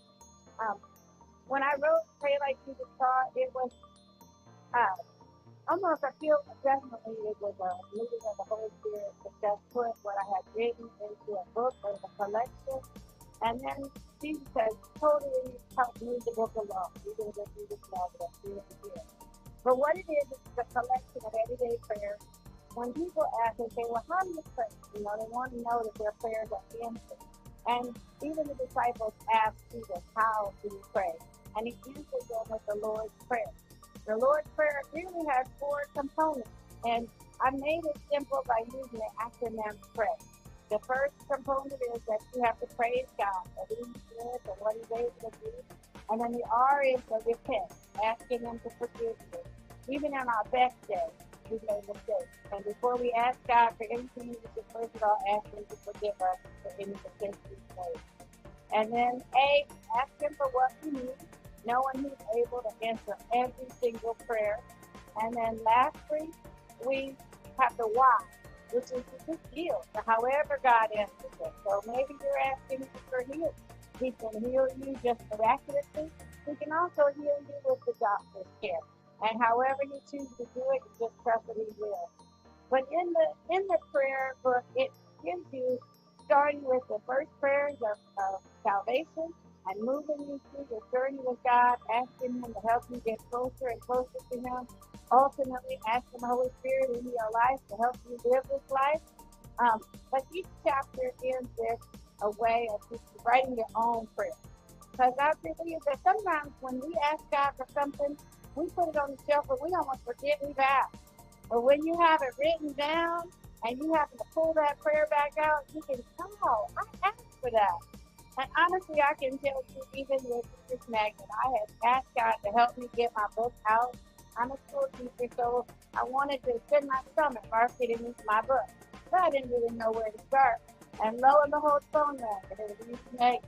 And I just thank God. I mean, you know, but if you don't write down your prayers, sometimes it doesn't even have to be a huge prayer. Just a simple God help, you know, and He hears it. And He will guide you and deliver you to whatever it is He's trying to get you where you need to go. He will get you there. And so I'm thankful for the opportunity to be here to talk about Pray Like Jesus Taught. But I also wrote a book for my grandson. It's called Aiden's Monster Truck Surprise, and then there's Aiden's Dinosaur Surprise. Each birthday that he had since he's been older, I started writing a book for his birthday. And so that's what that is. And then lastly, a coloring book of scriptures. Because when we're thinking about the Lord and we're trying to really have time with Him, it's nice to just kind of let our mind relax and color, especially with His Word. And thank you so much for your attention. All right. That's Dr. Crystal Simpson, you guys. All right. So we are coming down to the home stretch, and I want you to know, you authors that are sitting here right now, I want you to stay put, because after this, I'm going to have a breakout session, right? And I'm going to ask you a few questions so you can help our audience that is viewing. All right. So up next, we're going to bring our next author in the person of Kathryn Shelby-Hale, who's written the book Stories by Grammy Girl, Random Writing, and Remember Me. Kathryn Shelby-Hale has been writing and telling stories all of her life as a mother of 5, grandmother of 20, and now a great-grandmother of 4, with many more to come. Kathryn feels living is feeling, feeling is writing, and writing is remembering. Life is to be remembered. She always carries a little notebook to jot down her thoughts and feelings. Kathryn loves music, dance, live theater, and spending time with her large family. Let's welcome Kathryn Hale. Woo!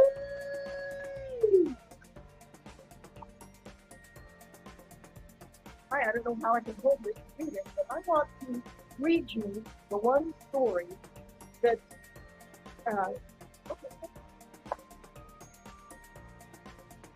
to read you this one story because this writing is developing our talents, all of you authors out there, and passing it along.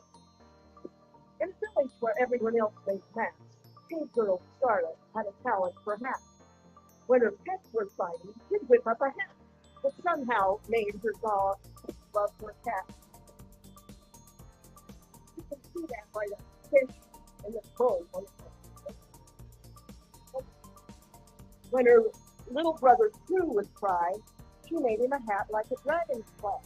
They put on the hat and right away, Baby True, this isn't working. There we go. Baby True would happily play. When Gage and Galin weren't getting along, calling each other names that were wrong, Scarlet said, "Stop that, for goodness sake," and made them both a hat like a skin. Her cousin Kathryn was scared of the dark, so she made her a hat that glowed with a spark. Wherever she went, Scarlet's hat brought me life. So she started working for long to make right. She came to a herd of dinosaurs crying. Her tears made a lake without even crying. "What's wrong?" said Scarlet. "Are you feeling pain?" "Not that," they said. "It's just that we're playing." Other dinosaurs, claws, teeth, and stuff, show everyone else around that was tough. Right then, Scarlet decided to help out the herd, and she sat down to think without one more word. All day until night, she thought as she sat. Then she jumped up and said, "I know just the right hat." She worked and she worked all night until morn, and she made a lot of hats like a horn. "Wow," the herd cried with joy and with glee. "We'll have just one horn, but wow, we have three." So that's how Triceratops horns got started, a gift from Scarlet, the tender-hearted. So develop your talents and pass them along. Sharing with others will never go wrong. So that's what we're doing, authors, sharing with others. You'll never go wrong. Thank you. And thank you to ReadersMagnet. All right, let's give it up for Kathryn Hale once again. All righty, you guys, we are coming down now to our last author here at the Printers Row Fest. And so we're not going to give him a flabby introduction, are we? Of course not. So our next author is Mr. Russell Rooker, who has written the book 126 Days in Colada. Mr. Russell Rooker, a seasoned historian with over 40 years of expertise in constitutional theory and America's founding, brings history to life through his meticulous study of original documents and extensive experience advocating for the rights and constitutional liberty. He offers insightful perspectives on the Constitution. With a background in both organization and government service, Mr. Rooker expertly navigates the intricacies of historical fiction, crafting narratives that vividly depict pivotal moments in history. Let's welcome Dr. Russell Rooker. I done added a doctor to your name, so that means you gotta go get that doctorate now.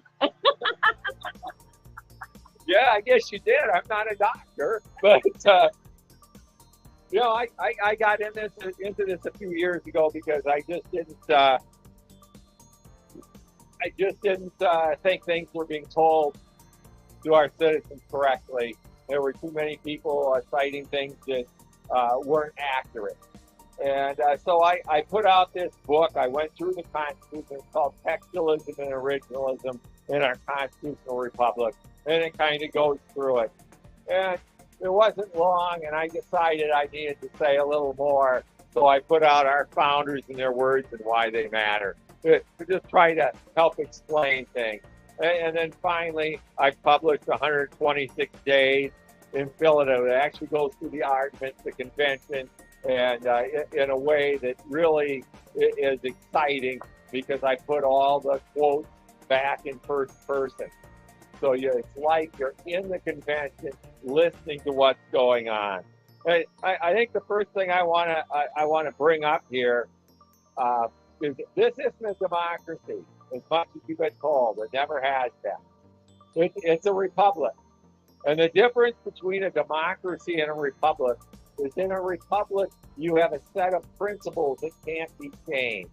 You know, that's what our Constitution is. That's where our rights come from. They cannot alter that. In a democracy, the majority would rule. And it's kind of like when you go to vote for a referendum. So if you're voting on a referendum question, that's a direct democracy, okay? But in a direct democracy, you would be voting on bills, congressional bills that came up, and you would be voting on everything, and that would be your direct democracy. So just a little understanding there of that. And I just thought I'd bring up, read a little in one of my books here from page 91, and it's the end of the convention, and Gary is complaining that he doesn't want to sign it. And let's see if I actually got the right spot here. So he's complaining that in his state, one party is devoted to a democracy, the worst, I think, of all political evils. So that gives you kind of an idea of what the founders were thinking. They did not like a democracy. They feared that it would be a big problem. And he said the other side was the opposite extreme. So he didn't really want to sign the document at the end. Mr. Gary is famous for gerrymandering. You know, I may be wildly mispronouncing his name, but he was governor of Massachusetts, and he signed on to a map that looked like a salamander, and he was widely criticized as it was called gerrymandering. So I just think that's an important thing to get to. And the other thing I want to bring up today is this living, breathing document versus a textualist and originalist document. I follow a textualism and originalism theory. But a textualism is you're following the text. You're reading what it says. That's all that it amounts to. And when you have a dispute over and a little bit of, you don't quite understand what's going on, that's where originalism comes in. You're looking at the arguments at the time, not just in 1787, but the arguments in the time, let's say, of 1860, when you had the Reconstructionist Amendment, or the women's right to vote in the 20s, or when we allowed 18-year-olds to vote in the 70s. You're looking at those arguments to really get the answer. One other thing I'd like to bring up here, and this is important. It's from the Federalist Papers, and they're talking about a Bill of Rights or the lack thereof of a Bill of Rights.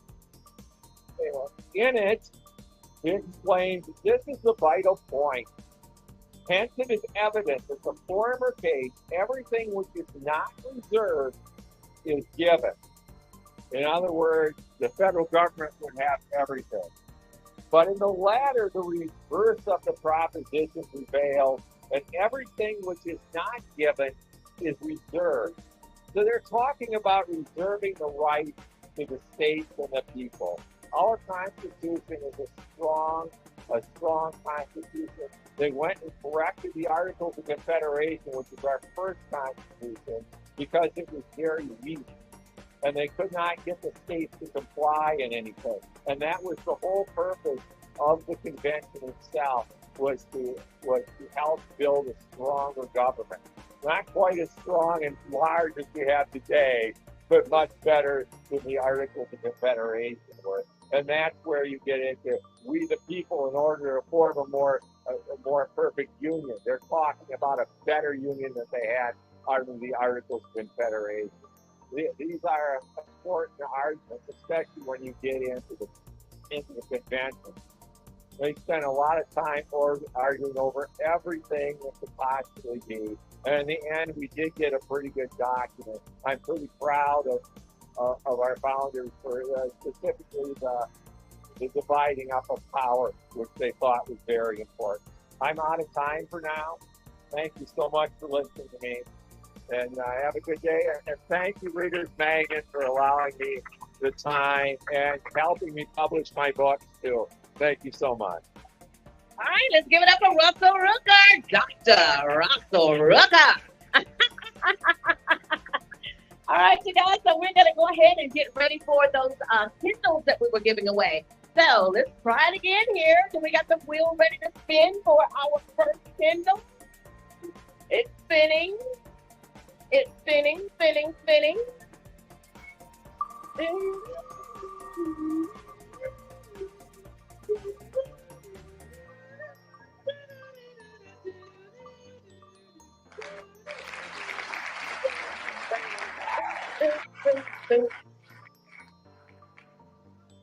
Shamika Ron. Shamika Ron. Not here anymore. All right. Let's spin again.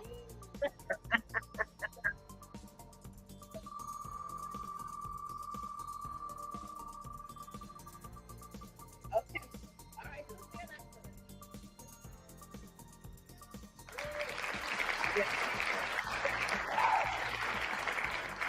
So, okay. Song is out.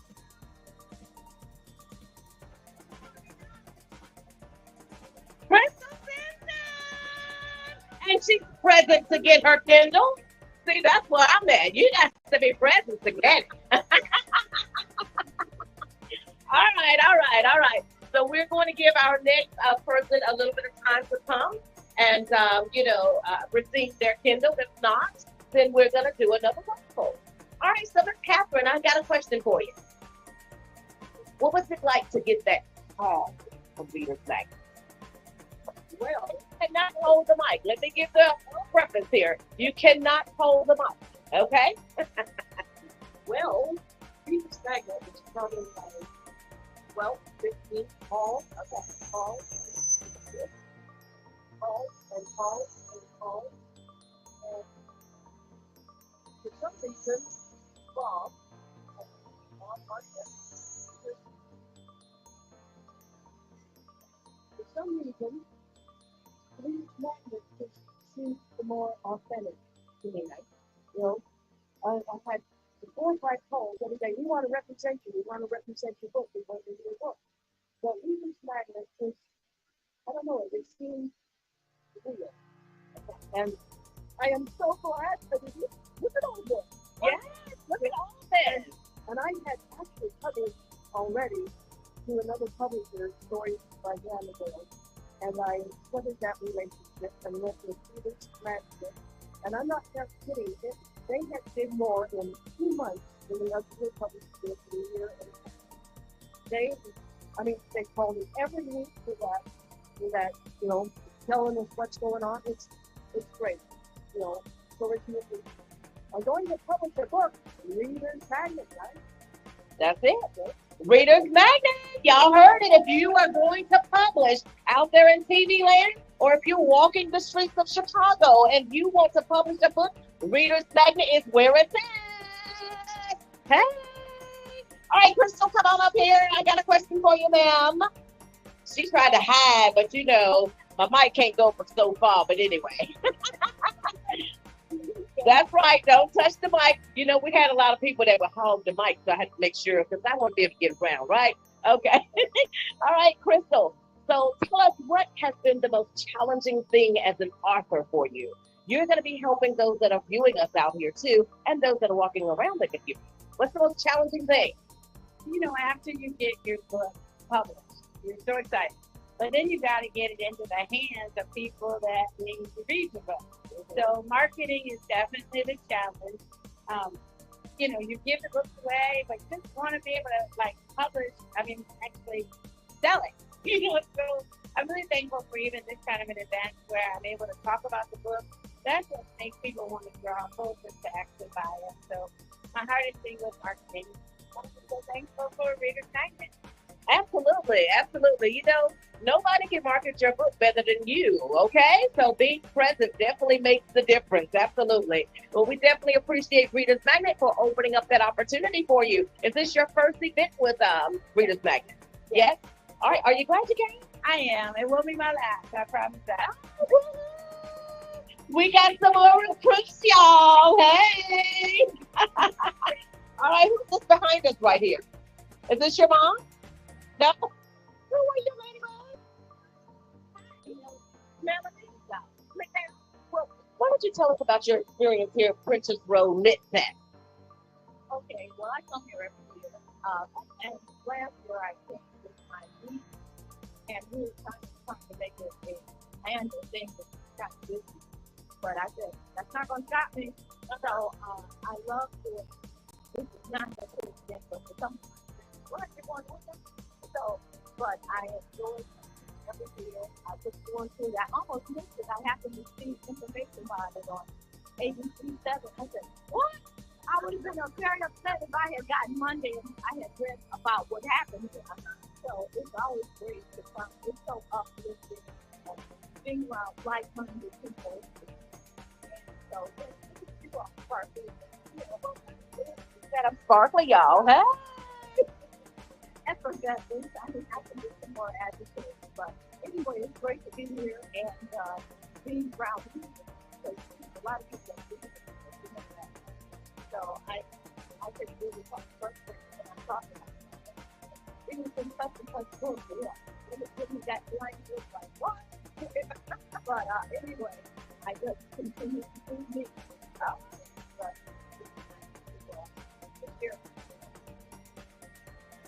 all right. Well, thank you so much for sharing with us, Melody, right? All right. Thank you so much for sharing with us. All right, so coming on up to the front, coming on up to the front, coming on. Where you going, sir?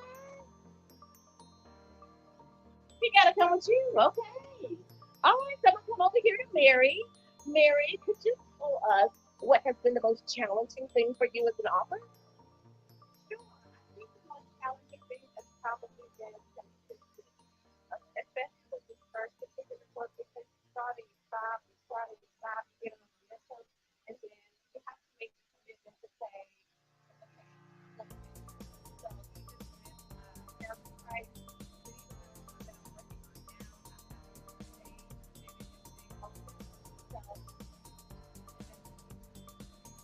all right, consistency is the thing. I can't tell you how many times, you know, in writing a book, you know, you start and you fit, like you stop and you stop. You start and you stop.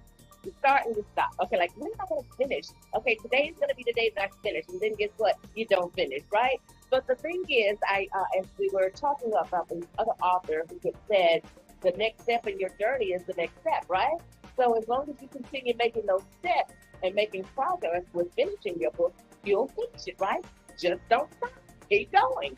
So the baby steps are awesome. All right, so I'm going to come over here, and I'm going to plug this lady right here in the purple.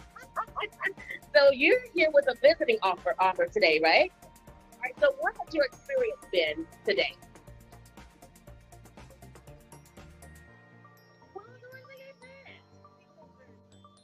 The people are very friendly. Is this your first time in Chicago? Yeah. Mine too. Yesterday I was cold, today I was hot and fanning. So I think the weather's bipolar like Charlotte. Say what? It's menopausal. Oh, there's that word again. It's menopausal. It's menopausal. All right, so I'm coming back here, sir. Now, you are the husband of this beautiful author over here. So what do you think is next on the horizon for you guys? God only knows what's going through books right now. We didn't know where this book was going to take and we finished administration. So we don't know where the next two are going to take and what we're going to see after that. So we're just walking by faith, trusting in it.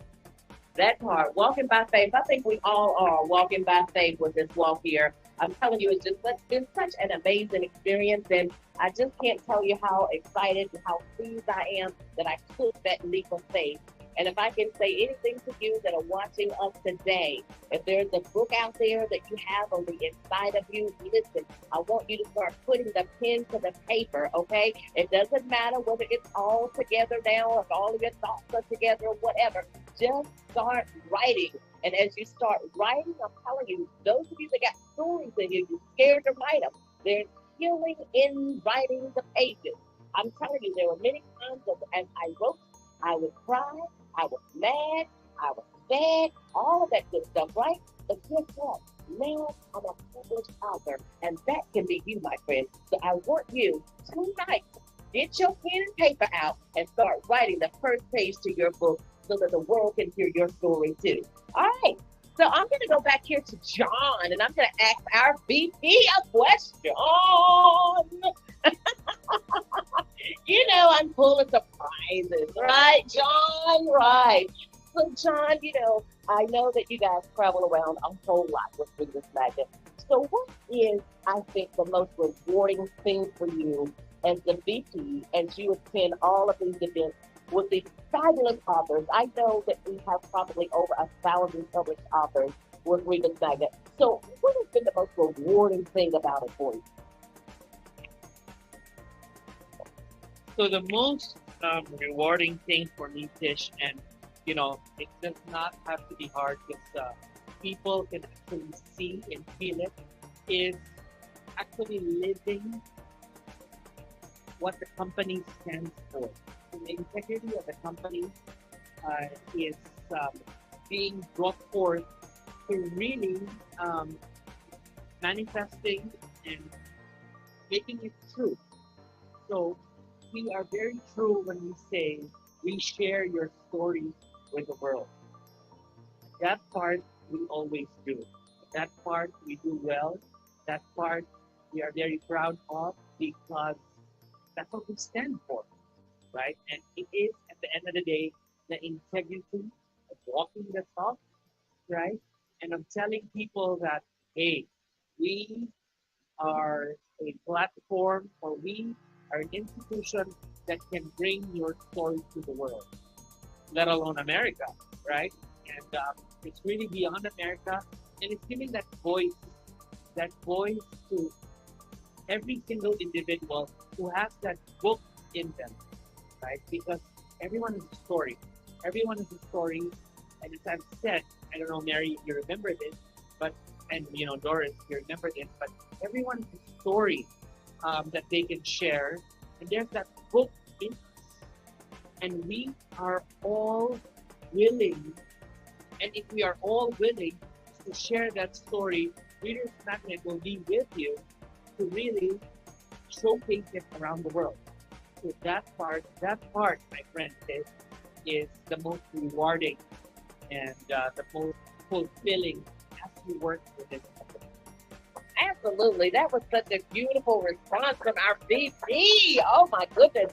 And you know what's so amazing though too, as I went back to the hotel room yesterday, this is what we're gonna do right now. And it's like I'm from Oprah. Hey, I'm the next Oprah in Chicago, everybody. Hey! But her name is Tish Barnhart, okay? So, you know, absolutely. So, you know, as I went back to the hotel last night, you know, of course, Patricia was here yesterday, and so I had gotten a text message from someone who has written a book. And so they were asking me questions, you know, here and there, so forth about it, process, all that good stuff. So yesterday they wanted to know, they just said, hey, what are you doing to travel with your book? That was it. And so I was like, okay, you know what? Get with a marketing firm that travels, and therefore your book can travel. And she just said, TKS, thanks, right? And so, but that is the key, guys. You know, that is the key. You're wondering how you can get your book out here and around the world and everything. Just like John said, you know, they share your stories with the world. And it's true because, hey, my book has been to Germany. Doris's book has been to LA. You know, Mary's book is here in Chicago. You know, all of these different places that you have the opportunity to have your book represented. And so to me, it was just great joy, to be able to share with her how she can do it. Because as an author alone ourselves, we don't know, there's no way we could just put ourselves out here, without those resources. And so you guys have the resources. And one of the slogans that I love, anytime if you guys know that are authors, and if you deal with our author relations person, at the end of every call, what do they say? You approve, we move. And so I love getting those calls, and then at the end hearing that. So now when Sam calls me, I'll say, okay, I approve, so go ahead and move. It's beautiful, it's beautiful. So John, the next upcoming event, I believe, is going to be in Frankfurt. Is that right? That's correct. Frankfurt, Germany. How many times has Reader's Magnet been there? So Reader's Magnet has been there individually or as a lone entity for 2 years now, too. But for the last 6 years, we joined an American firm. It's called, if I may share also, they were great partners. They make sure that American publishers represent. Bye, David. Good luck with your book. I love the train. My son loves your train. And as I was saying, Tish, we, for the past 6 years, only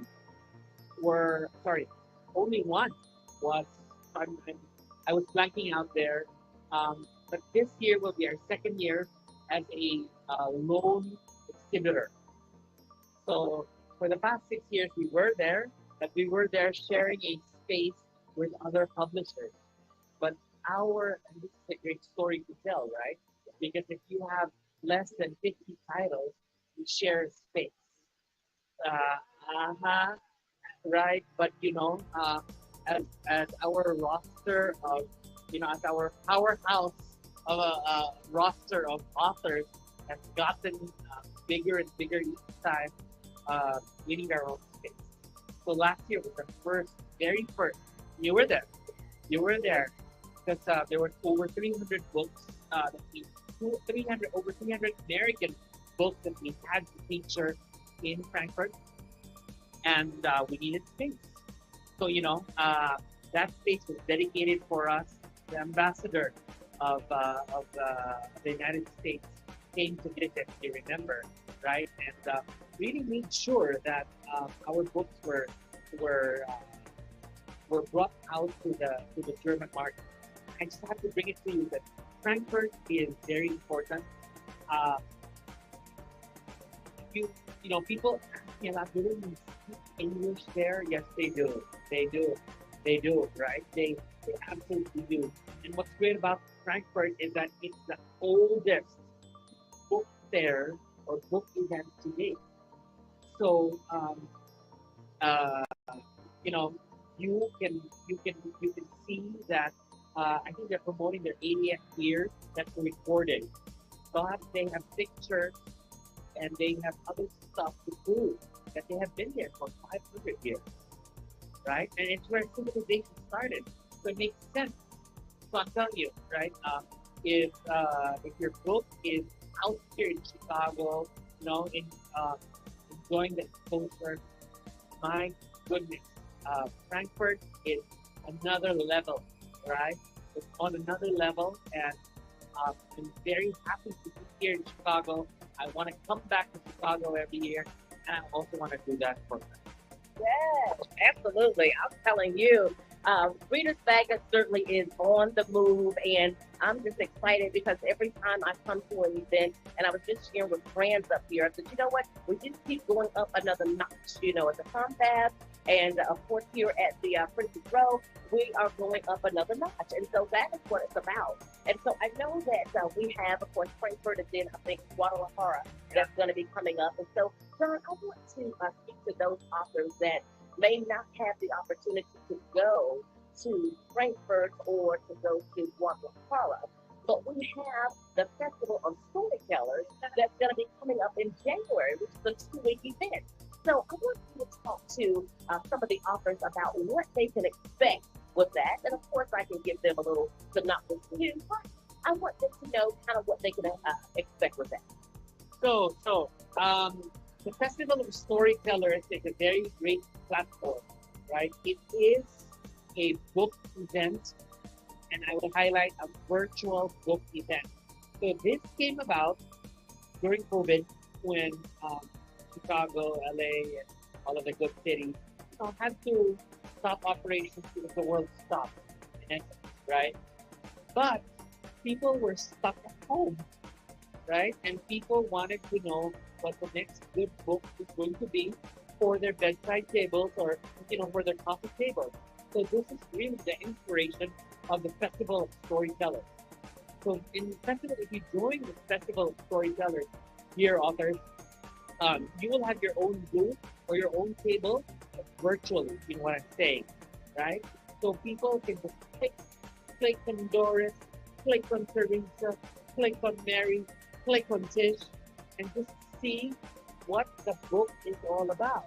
So your details, your website's going to be there, in your own little booth, your socials and all that. It's going to get redirected to that, right?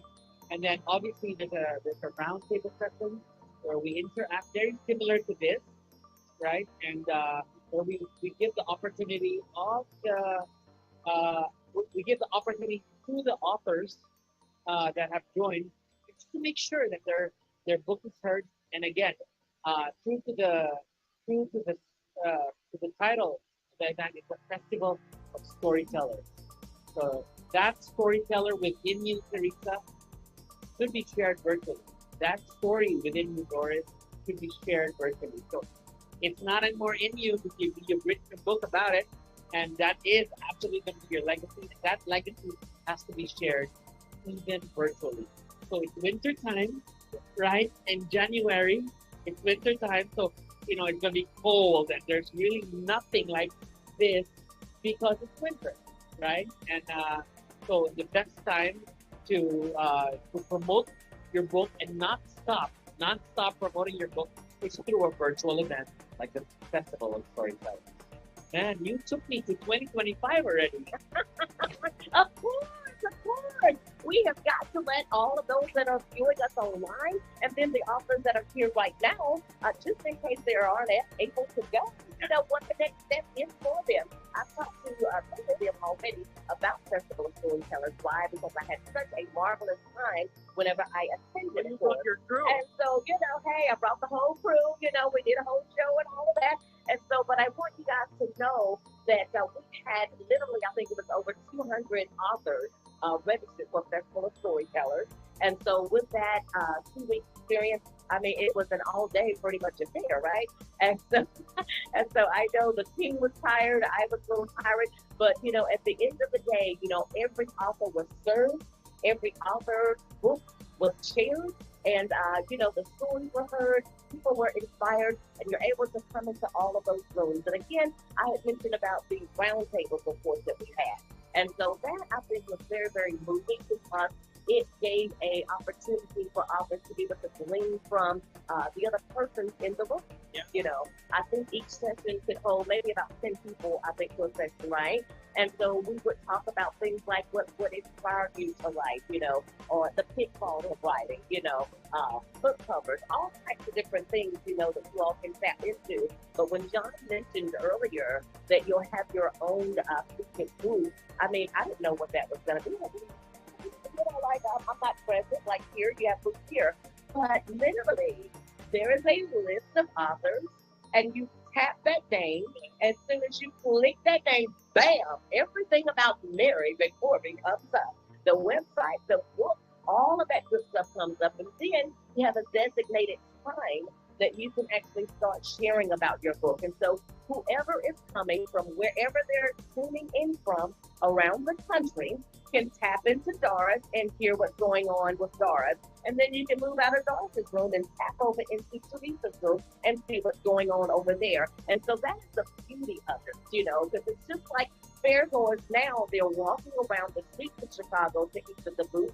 So what they can do is tap on each of your names and find out what's going on there. That is such a beautiful thing that you guys came up with at Readers Magnet, John. I'm telling you, I didn't know what to expect, but I was blown away. Absolutely. All right, so I've got another few questions for you. He's like, no, Tish, leave me alone. You just called me to Oprah, right? You know, okay.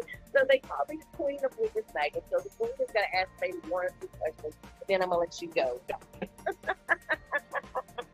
Now, I want you to tell us about, you know, because I've gotten to see this, you know, firsthand, especially with me doing the posting for the last two events, LA and then next.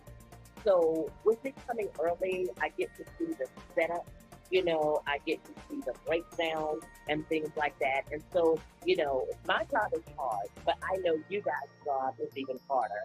So I just want to pick your brain, like, you know, these setups and things like that. Like, how early do you guys start setting up?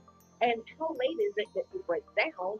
And you're doing it like every day, right? So put us in the know, because like the authors, they came and everything's already set up, you know, so it's already beautiful. But the behind the scenes thing is what sometimes we don't get to see. So, Tish, I'd like to, before I try to explain a high-level version of the process, I will, this is just high level, yeah. I'd like to thank your team. Yep. The team in the background, wow. Clap, clap, clap, clap, clap. They deserve all the kudos. They deserve, I'm going to shoot myself in the foot, but they deserve some, you know, something. Right? This is why we have, you know, during the combat and down, we have most definitely been giving them their kudos, because without them controlling things in the background, the people virtually would be able to see it. You know what I mean? Yeah. And they definitely make us look good. They make ReadersMagnet look good. They have made every author look good. And I am just so elated to be a part of such a professional and dynamic team of people that are hard-working people. I'm telling you, Festival of Storytelling 2 weeks, all day. Oh my goodness! You know, I'm gonna have to take a week vacation. So, you know, QR's team, that's the brand and marketing team, clap, clap, clap, right? And then the team of friends, she has two teams that are very hardworking. One team is the marketing production team. So the marketing production team of France and Steph, oh my goodness, they really rock. And her other team, with Nina as her head over there, is the online reputation team. Oh my goodness, they work hand in hand and they work together just to make things work. Spring team does like some of the videos that come out and everything for the office. That's the marketing. Yeah, so you know, hey, I thank y'all. I'm gonna say it again openly to everybody out here for my New York Times Square billboards. Yeah. Woo, it's amazing. Yep, and that's when's that scheduled, Tish? You know what? You would put me on the spot, right? I think it's going to be in October, because my friend actually invited me to come and speak at a symposium that she's having the third weekend in October. Yeah. So I think that would be a prime time to go, since it's invite you, right? Yeah. And see it on the billboard. And hey, I'm from Queens, so I'm gonna make my way down to Times Square just to make sure that I see your billboard over there. Okay. So yes, that is a great opportunity that we have for Tish, and that you have for the book. And from there, I'm telling you, there is a project management team that orchestrates everything together. It's so obviously headed by QR, but obviously, I mean, no one else can do this. But here's the good thing, right? It's really a community. It's an army. I'm telling you, right? This can't be a one-man show. Process dictates that we start 7 months before the actual event, and there's an event every single month, right? So 7 months before, everything is laid out, everything is everything, there's a mock-up of this, mock-up of that, a lot of things that go through the process. But QR does a fabulous job of putting things together. Again, his team, the project management team, that is everyone involved into, just a meeting every day. So kudos to that. And then to set up for the actual event, it takes a whole day, the day before, right? So this is our second event here in Chicago within the week. So the day before, you have seen that these ladies over here have done a fantastic job hammering and gluing and pasting and cutting and piecing things together just to make the area look really good. So it's an all-lady team now for the very first time. And the event before this was wow, was was on fire. It was lit, right? And this picture slow lit fest is phenomenal. There's so much space. The wind is just coming here and there. It's open. The flow is flowing. Flowing. Yeah, it's just flowing. So again, I'd like to thank all the ladies that were here, right? From Cherry to Pebbles, friends, to Rhea, to Kathy, to Caitlin. What an awesome crew, right? Woman power right here and right there. We women rock. Yeah, it has definitely been a pleasure of mine working certainly with the team and everyone, from Readers Magnet. And I'm telling you, you guys have just certainly made me feel like family. And I want you to know that from the bottom of my heart. I appreciate you, John, so very much. Meeting him in Germany of last year, I had no idea that this is what would be hosted. You know what I mean? And he saw something at these ends. Tish, you got to start hosting these events. You got to host. You got to host. And I absolutely love what I do. So I thank you for allowing me to be able to do what I do. Yeah. You want to say something? Of course, because in Frankfurt last year, our dear friend Tish over here was controlling everything. She came in with her trench coat and her down and your fascinator, and she was like,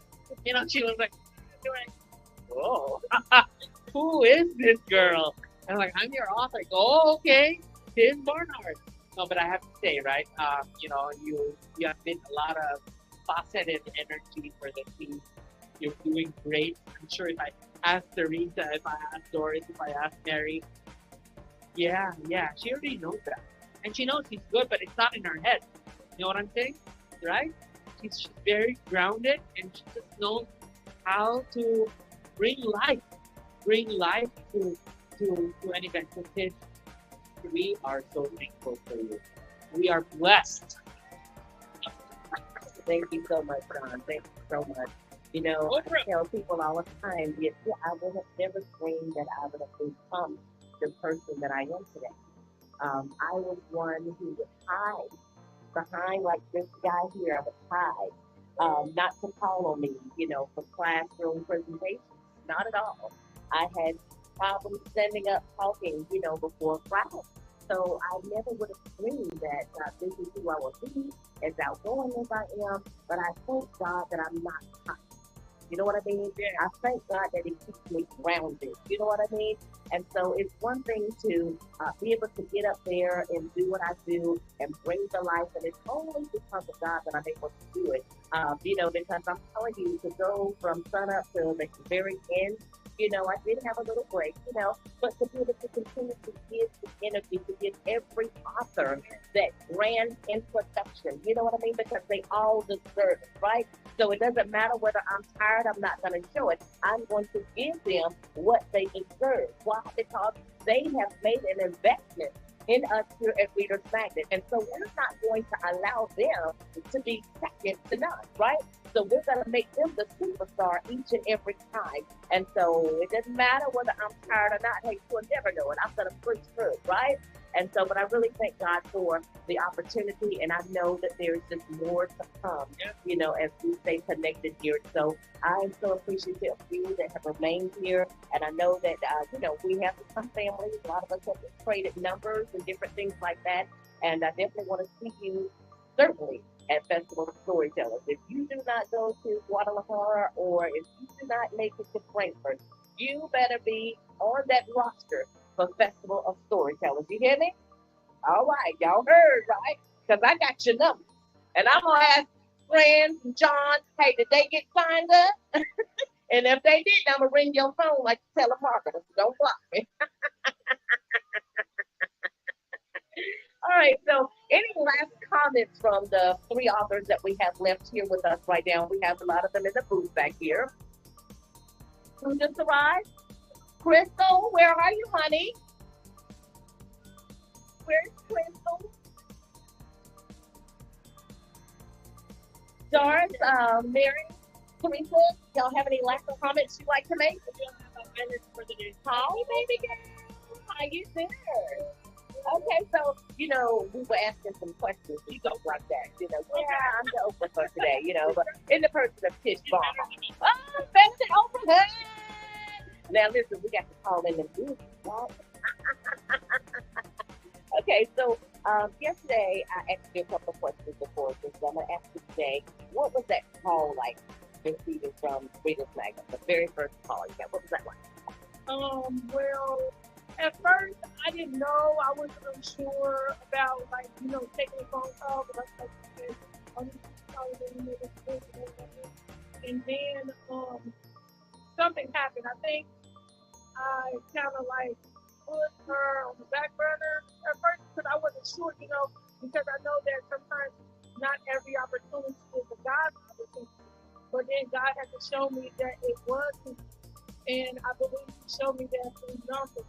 It was a time she called me, and when I looked at that phone call and the voice message, the voicemail, the call duration, then she left on the voicemail. I looked, oh, okay, you know what I mean? So I knew it was important. All right. And so she said she didn't know, you know, because she received a whole lot of calls and different things like that. And so we had to be, no, everyone does, you know, and it's amazing because with, you know, of course, we get connected here. My author relations person said, Tish, you mind talking to this person? You mind talking to that person? Because they want to know that somebody has been there. And I get it. Right? I get it because I was there too, wanting to know. And so I talked to several people. Hey, yeah, it's this, that, and so on and so forth. And guess what? We saw them in LA. They got booked and came to LA. And so who's on my right? Okay, Deb. You know, I'm going to ask you something, girl. What did I ask you yesterday? Do you remember? Nope. Well, okay, so now I'm going to ask you what was it like to get that call then? Yeah, the call. This morning. You're in NBC this morning. I don't know, NBC this morning. We wasn't ready to do it. Chicago said, oh my God. Yeah, we got to pull that thing up. We got to see where the stuff was. Wow. Are you serious? Uh-huh.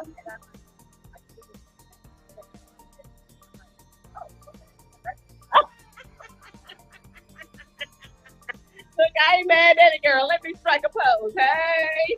All right, so tell us what the call was like that you received from Reader's Magnet.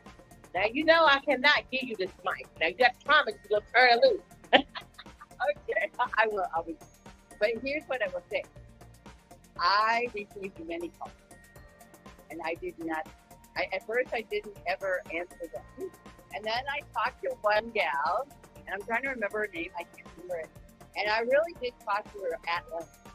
And I was like, okay, this is sounding like it might be legit, you know. And then she called me back, and I just returned the call. And a couple of more months went by, and then someone else called me. And I'm like, hey, you know, I spent some time talking to this other girl, and, you know, maybe, yeah, this might be something I'm interested in. And so I moved forward slowly. Like, that's what I said, when I was in here a year ago, I was a little, you could say, you know, reserved, I guess, because I'm like, just scoping it out and making sure that you're legit and all the things, right?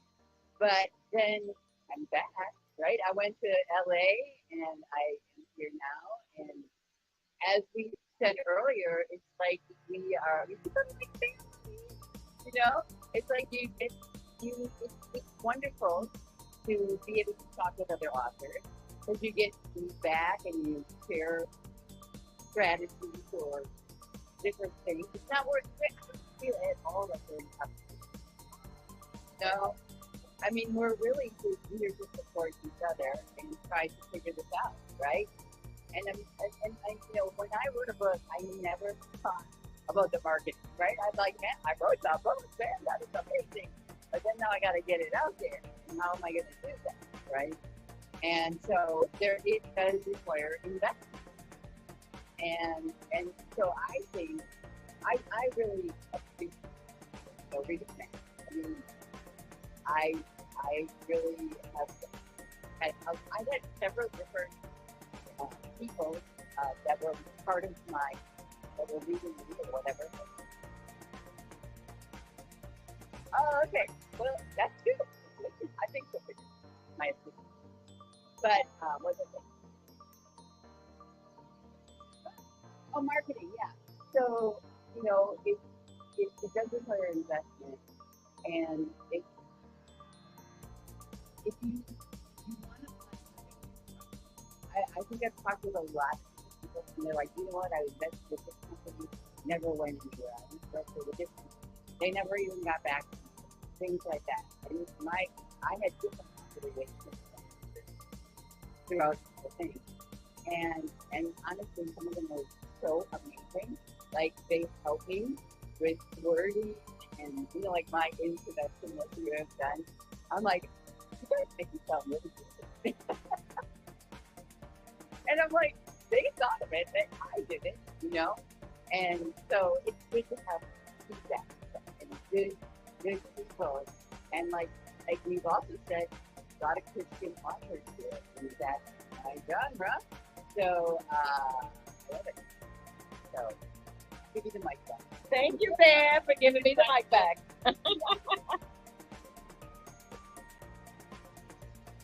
Okay, she wants to give a shout out to the person who called. Hey, I just want to give a shout out to Beth. She's the one who called me, and she is so kind. Yes. And she, you know, she just knew all the right words to say, and I really felt like she was speaking from the heart, you know. And when we were on the phone, every time we were on the phone, it's almost like we knew each other for a long time, not just, you know, through ReadersMagnet, like when she called me, calling me trying to market, but, you know, it feels like we have a genuine relationship, like we've known each other for a while. Yeah. So shout out to Beth, okay? And I am going to take full note of that. Yeah. That's duly noted. Beth is just a ball. She needs a ball. She needs a ball of confidence. You know, she's so, I mean, you know, when it gets so stressful, and then Beth is there, you know, you can't help but feel so light. And I'm glad she has that same effect to our customers and even to her colleagues like me, right? So, good job, Beth. Absolutely. Good job, Beth. Beth called me too. And so, yes, Beth called me too. And I love Beth. And, you know, it's amazing whenever you can, you know, have that person to say to you, you've encouraged me. You know what I mean? And so she's encouraging, I've encouraged her. And so we have like this little relationship going on. So Beth, kudos to you, my girl. I love you, my friend. Come to Chicago so I can meet you in person. Yes. I hear you, lady. Yes. You know, the Bible say to make our requests known, so we making them known, John. We want to see these observation persons. Yes. They need to be able to come and share. Baby girl over there, Truth Youth Organization. Come here. I am. She's bringing it. All right, come on. I want you to share with us about your book. You've been standing here listening to us and all of that good stuff. So, you know, I know that you are not with ReadersMagnet, but hey, hopefully we can get you to come on and connect with us, girlfriend, and let us take your book around the world as well. All right, yeah, I've been watching you all day long. You're such a beautiful young lady, and I just want you to share with us, the name of your book, where you're from, where people can get it. Well, thank you. First of all, I appreciate the opportunity to work and speak about my book, Jacqueline, and this is the Psychology Show. This is my first book. This is for this book. I wrote it based on my own daughter. At the time, I had two daughters. I was just two little girls that go on my mom, 30, and I have 5. So, a little bit about the book. It's a little girl who she's going on she has a talent school. And in her book, she's trying to figure out what she's going to do for her talent. And so first she tries to do, she has a friend at school who is a ballet, and she keeps the kids doing magic, and, she's trying to do all these things instead of trying to figure out what she likes, who she is, and what she's good at herself.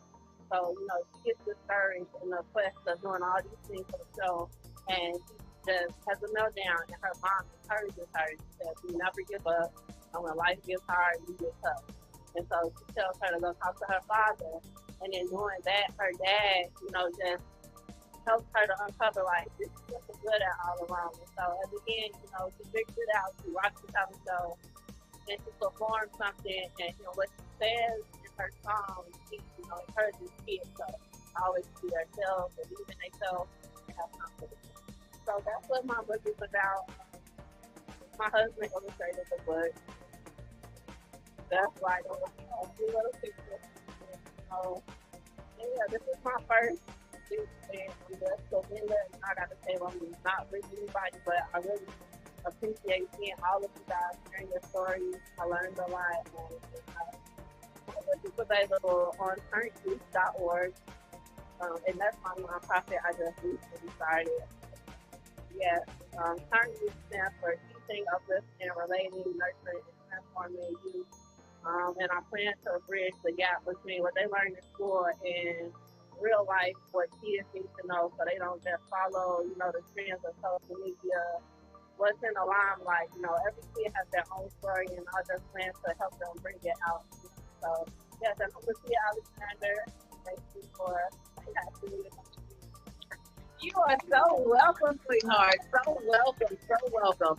I am so grateful that you came over. And again, like I said, I've been watching you all day. You're such a beautiful girl with a lot of talent. You know what I mean? And I know that that is not your last book. There are many more books that are to come. And I also want you to consider connecting with us here at Reader's Magnet, okay? I know that you have your booth out there and everything, but sometimes we have to connect to a larger entity. Sometimes that can help you to get to other places, right? So we want to go beyond, go all over the world, So I was talking to these authors here about the Festival of Storytellers that we're going to have coming up in January. It's an online event, so you don't have to go anywhere for that, but in your living room or wherever you're going to be, right? And so you'll have the opportunity of having your own booth, so people can just have in like our fair goers are going up and down the road here. So it's an online thing. So they come in there. So sometimes I think plans that we have maybe close to maybe 6,000 that tunes in with us online, so that's just so many people. Maybe you go into anybody's booth, right? And so you never know what's going to resonate with whom, but it'll also give you some added exposure, as well. And then the ability to, have your own booth there and talk about it. And then, of course, your student will be doing interesting things too, right? So, so you may have the opportunity of having me to be able to interview you as well. Absolutely, absolutely. I think there's going to be a long walk before Tish Barnhart to interview the successful storytellers.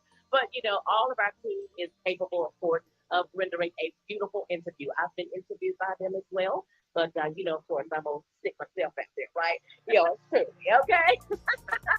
But certainly, I want you to grab some information. Do we have some readers that we can give her? Because we don't. Yes.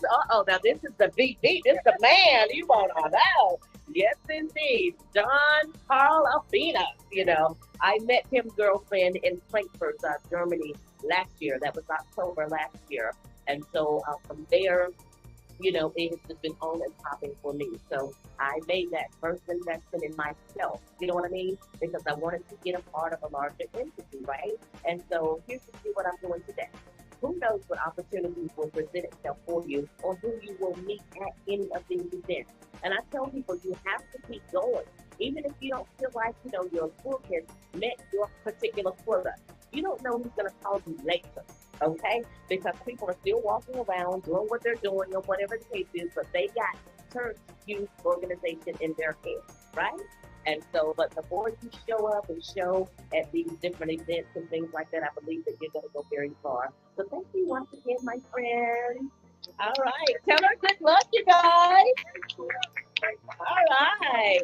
Thank you so much. Yes, sir. I just want to share because, you know, the guy that Oprah, you can move here in the corner. Here. So, over here. There you go. So you can be seen. So, I don't know if you guys have access to your Amazon profile. You do? Because the author of this book, Echoes Across the Track. Hey, David. You guys met David, right? Yeah, yesterday. So David started his journey mid of this year, right? When we were planning for Chicago. And he's a numbers guy, right? He always looks at his numbers. So when we the other day when we started, he was at just 6 million books in Amazon right now. Active books, okay? 6 million. So he was 1,594,000 and some change. And because of his efforts, I'm telling you, his wife and David, they were just not tired. They were like you, right? They were like, they kept going, Deb. They and you know, with all the effort, all the speaking and all the engagement, and at the end of 2 days, his book jumped significantly from 1,500,000. It's now number 100,000. 100,000, yeah. And in his genre, he was 139 2 days ago, and today number 6 for business travel reference. Okay, yeah. Kudos, David. Dude, we're doing a good job. I hope your team wins today, but you know, you are a winner. You, Patty, your wife, you're all winners. When we started this marketing journey, he was 6,000 for motivational management and leadership, right? This book is also that. And today, not too long ago, he's number 647. So I am not saying this is based on book sales, okay? This is just visits, number of visits, and how much people also spend time on your book on Amazon. It also encompasses if they mark the favorite and all of that. Lastly, before you introduce our next author, we have business motivation and self-improvement books. Before all of this, he was 6,695. Okay, 6,695, and it went up. He went up. This book went up to 824. Oh my goodness, right? And so this is something that we love to do at Readers Magnet. We educate you guys. We educate you ladies. I'm saying guys. I'm not saying any guy here. So this is my main man. Okay. David is such a strong guy, and he's monitoring his numbers really close, and that's what this is what it's all about, right? We get your book out, we get the word out. Some will, some won't. So what? We still continue the journey. We still continue the marketing journey. Absolutely, and I definitely can speak to that too, because I do watch that too. You can go to click on your book and then scroll all the way down, and then there is a section there, and I believe it's beside the ISBN. You click on that, and it'll give you what the rates are. And so I'll check that periodically as I do events that go around and different things like that. And you can see how it will jump from being up to this number down to this number. But one of the things that we saw David doing and his wife is they were out here. They were out here marketing their book. They were out here. Then you were marketing yours. I bet if you go see yours, you'll see yours drop as well. And so it has just been such an amazing time, here at Reader's Magnet. We have another person that came in that wanted to share about her book. Oh, our neighbor. Hi, neighbor. You're a beautiful neighbor. So beautiful. Thank you. You're a former beauty queen. Illinois, and Illinois. I directed the pageant, and when I was the director, we brought 4 international crown farms. Are you serious? Well, I'm not as planny as y'all, but do you think I can get in the next competition? There are competitions for everybody, so you will find one and win. All right, listen, I love it. I love it. All right, so tell us about your book, girlfriend. I have 2. Okay. I changed careers, and I decided to not make other people's dreams come true anymore. And I asked what my dreams were, and my dreams were to bless children and rescue them. And I can't have children myself, but I feel the empty room with the rescue pit bull dogs of the world that no one will take. And so I turned them into characters whenever I couldn't walk for 2 years, and I was learning how to walk again, and we rescued Pearl. So her decompression came in bed with me instead of actively training. And so we wrote a book about how when you're having a bad day, if you share your feelings with your friends, and they're really your friends, they show up for you. That's right. Then the Wonderful Factor was just released this year at the PTO Today conference in Chicago. And Lucy's Garden is the power of moving every day, whole food nutrition, community gardens, and above all else, the power of gratitude. Oh, wow. That is beautiful. The power of gratitude works, you guys. I'm telling you, have you ever been around a person who just complains all day? What do you want to do? You want to run, right? You want to get away. But whenever you are just uplifting, speaking positivity, being grateful for everything that you have, every time you get up in the morning, that's something to be grateful for, right? Thank you that I'm able to get up this morning. Thank you that I'm able to walk. One. Thank you that I'm able to talk, read, yes, taste. All 5 of my senses are active today. And I want to tell God, thank you for that, right? Because somebody ain't able to walk, but I am. Somebody ain't able to see, but I am. Somebody ain't able to taste right, but I am. Somebody ain't able to hear, but I can. So I give him glory for that today, for having all 5 of my senses. Whether I don't have all the millions in the bank or whatever, they are coming. But honey, you got something to be grateful for, okay? So I want you to know that. Yes. Receive it, yes. I'm receiving it. And you know what? What was your name again?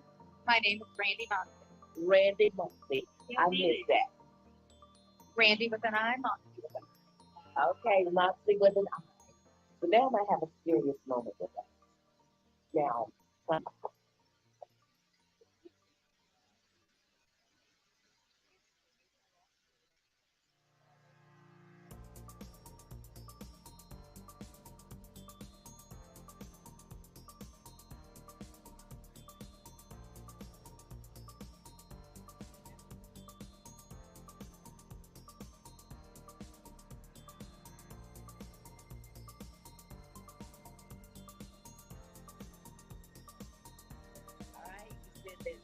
you can't have babies. Then they told you that you wouldn't walk by the time you were 35, and you're now how old? 40. So that was a lie. See where I'm going? That was a lie. Physically, procedures. Okay. All right. Well, I know. And see, you know what? Here's the thing. If everybody else can see it, you have to start seeing it for yourself. If you believe everything that they tell you,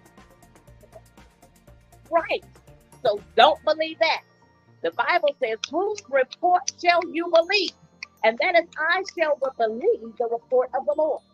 And so I believe in divine healing. Do you believe that God can heal? If He has already healed you. And guess what? If you want, hear what I'm saying. If you want, whether it's you can have. You can have them. I already have to live in the world. I became an international pageant director, and I've got babies upon babies that are still in my family. Praise The girls that are in this book are based on my preteen beauty queen. Wow. I'm 16 now, and they grew for the first time. Wow. Praise the Lord. Right. Praise God. Praise the Lord. Yes. I want to share with you. That's so beautiful. That's so beautiful. So awesome, awesome. I want to share with you just a testimony. I know two people who were like you, who, you know, were told that they couldn't have these babies because of everything that happened to them and all this good stuff, right? So they adopted, you know, a baby because, you know, like, I will have this baby, you know, they're going to come and blah. So when they adopted, a few years later, they were pregnant with twins. And so this is why I know that all things are possible to them that believe. And so I believe that there is no doubt in my mind that this is a divine connection. This, you sitting in that chair, is a divine connection because God wants to do something to you and for you and through you to cause you to know that He really exists. He really exists out there. I'm telling you, there is nothing that our God can't do. The Bible declares that all things are possible to them that believe. And honey, you got to believe it first, and then you'll see it. Woo, my goodness, I love forums like this. I do. I just love forums like this because it just is so open and, you know, everything like that. And then I'm going to also share with you this. For those of you that don't know, I drive for Uber and Lyft oftentimes, and it's very strategic because I'm a strategic individual, right? And so a lady and her husband in the car, and they start telling about how they couldn't have children. And this was just a couple of weeks ago. And she said, oh, I've missed her twice, and oh, we're not going to be able to have any babies. I'm talking to you out there too, because somebody out there too is in that same position. But I want to tell you, honey, you don't bring home your bundle of joy. You will. You don't bring home your bundle of joy. Mark my words. I sit here as a prophetic vessel from the Lord, and I'm telling you, you are going to bring home that bundle of joy. Believe it, receive it, and it shall be so.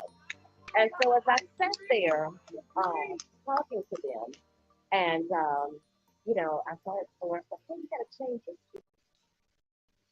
You have to change your speech. See, what we speak out of our mouths is what we have. And so if we keep saying, I can't have, that's what you're not going to have.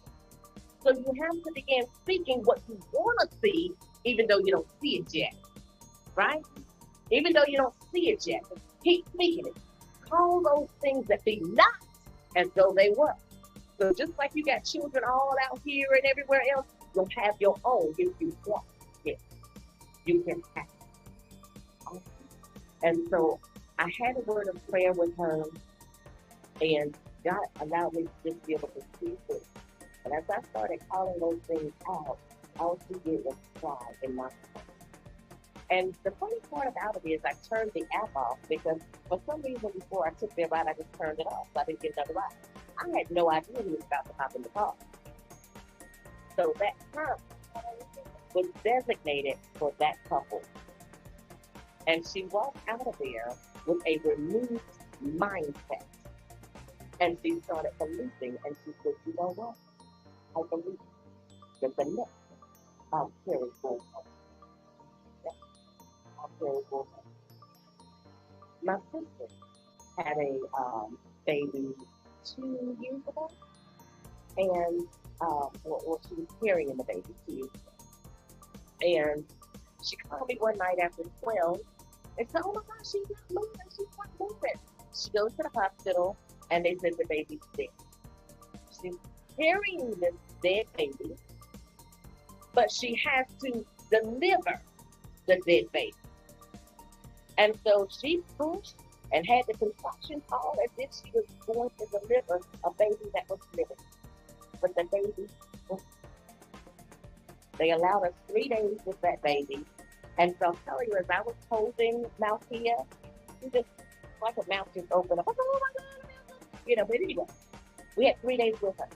And so I'm going to tell you that cleared my sister. She was worried that she would not be able to have a husband because she didn't have one. She carried it. Imagine, now this baby was a full baby that came out, not just a little teeny boy, but full baby that came out. And she didn't get to carry her home.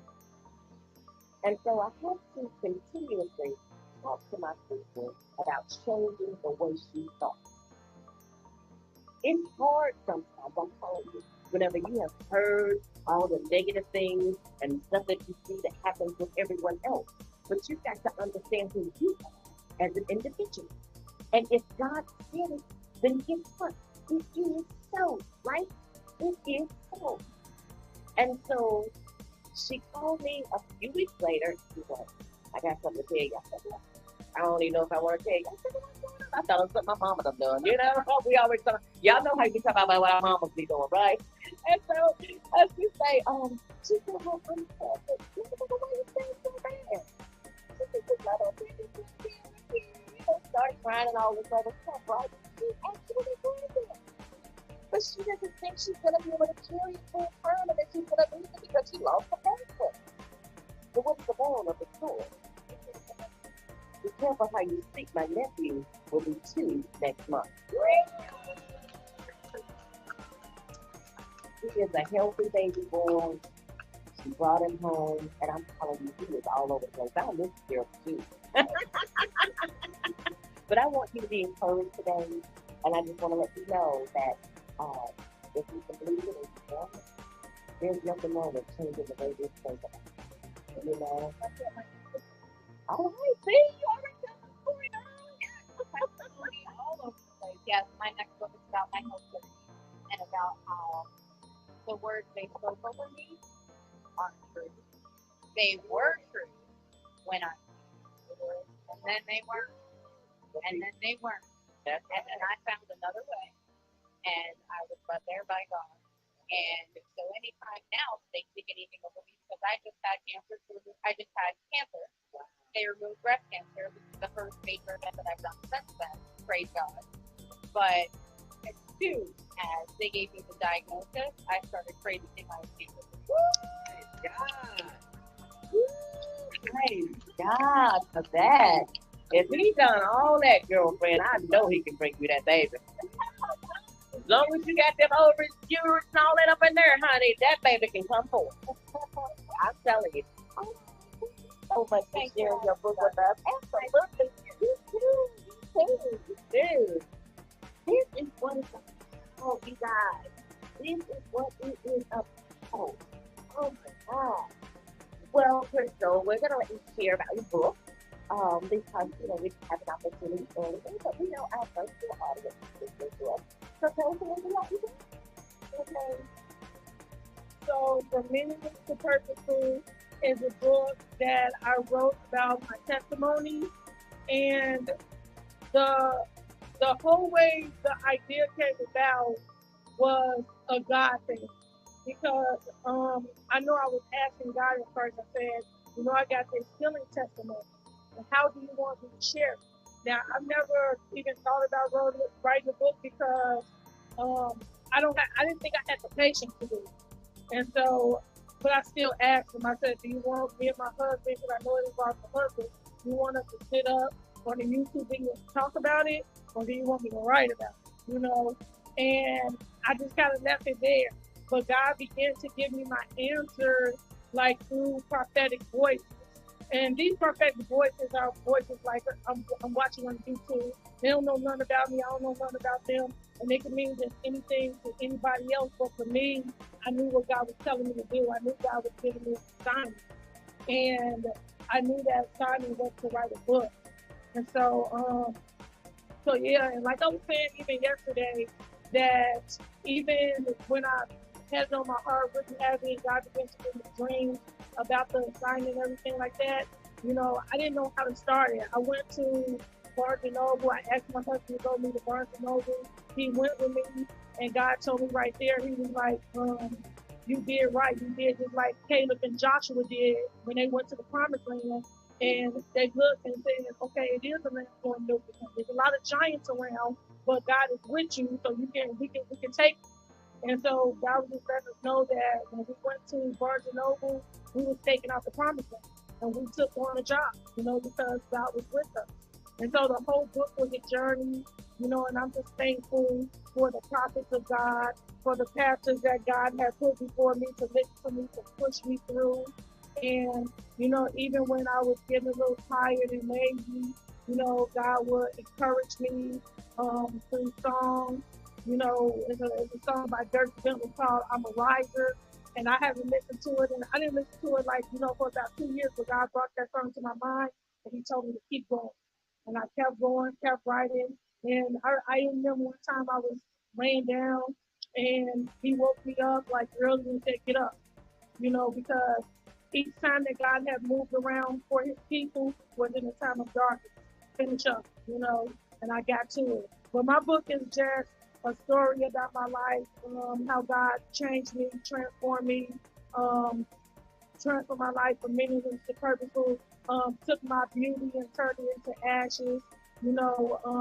I had some mourning that I was doing from a broken heart and grieving, and He gave me joy for that mourning, helped me to forgive that person, helped me with my kids, my dreams were fading away. And, because when you're a mother, sometimes if you're handling kids and a job and working and stuff like that, sometimes you can forget about yourself. You can forget about your dreams. So God began to restore my dreams to me. And, I was everywhere, and I was always an ambitious person, but I had no direction. So God gave me direction. And so, yes, I'm just sharing my testimony, how God transformed my life, made me a wife, made me a God-fearing mother, and that's how I restored my dreams. Yeah, and it's a testimony about Jesus changing my life. And the reason why I wrote it, not so anybody can take my word for it, but so that you can try Jesus for yourself. Because the same thing that He has done for me, the same thing that you have heard Him did for others that you've been listening to all day, the same thing that you read about that He did for His people inside the Bible, He's the same yesterday, today, and forevermore. And He can do that same for you just like that. So, yeah. That is beautiful. From meaningless to purposeful. You guys see that? Isn't this a beautiful book? Show them the back cover, too. See, and the rainbow continues over on the back. And there's a lovely, lovely photo down there at the bottom. Amazing, Crystal. Thank you so much. Oh, it's got pictures in here somewhere, okay? Pictures of her family in there. Oh, look at the baby girl. That's the baby girl that's sitting right there, huh? No, that's not old. Oh, that's the old one there. Okay, wow. That's my granddaughter. What? Shut up. Granddaughter. When I grow up. Teresa, come here, sit right here for me.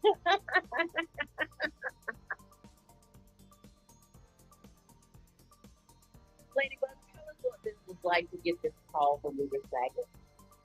Yeah, first I need to, I'm very sick. And I need to make sick,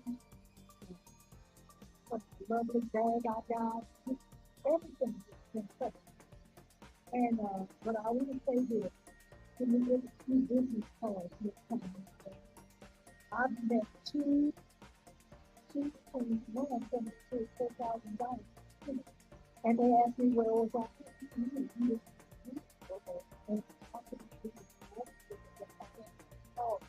But that's okay, I'll get that to the time. But anyway, I like some of you. I was in California for the doctor ReadersMagnet for Los Angeles. Well, I was already there celebrating my 80th birthday, and it was no way I could go. So I went on about my business. 2 months later, they called me again, and I was in debt. But she opened up and said, she's going to the kitchen, and here join the group. And I asked questions. I said, well, how did you find out about this?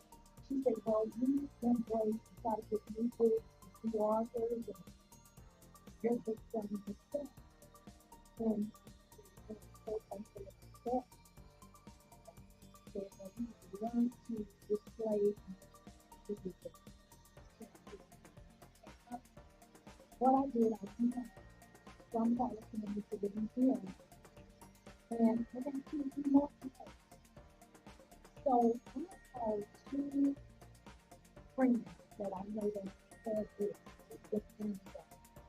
And when I called them, they were real like Indian people.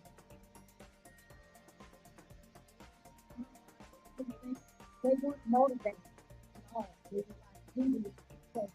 I'm like, well, what did you do? What did you do? So finally, I started really kind of promoting my with the church, with whatever, however, getting in the way, letting people know I had written a book. So in May, I was praying. I said, God, you need to do it. This is your book. I can't even believe I wrote it. This is your book. 2 days later, it comes back to me. Some people get disturbed about that, you know. But for me, that was my answer from God. And I had been thinking about it. You know what I told God? I said, you know what? I feel like I'm just, and I didn't accept these people, especially when they said they were Christian. Well, I don't think the Christians go this far. I just thought maybe they were. And, you know, I wasn't going to be exposed to this ministry. And I thank God for that.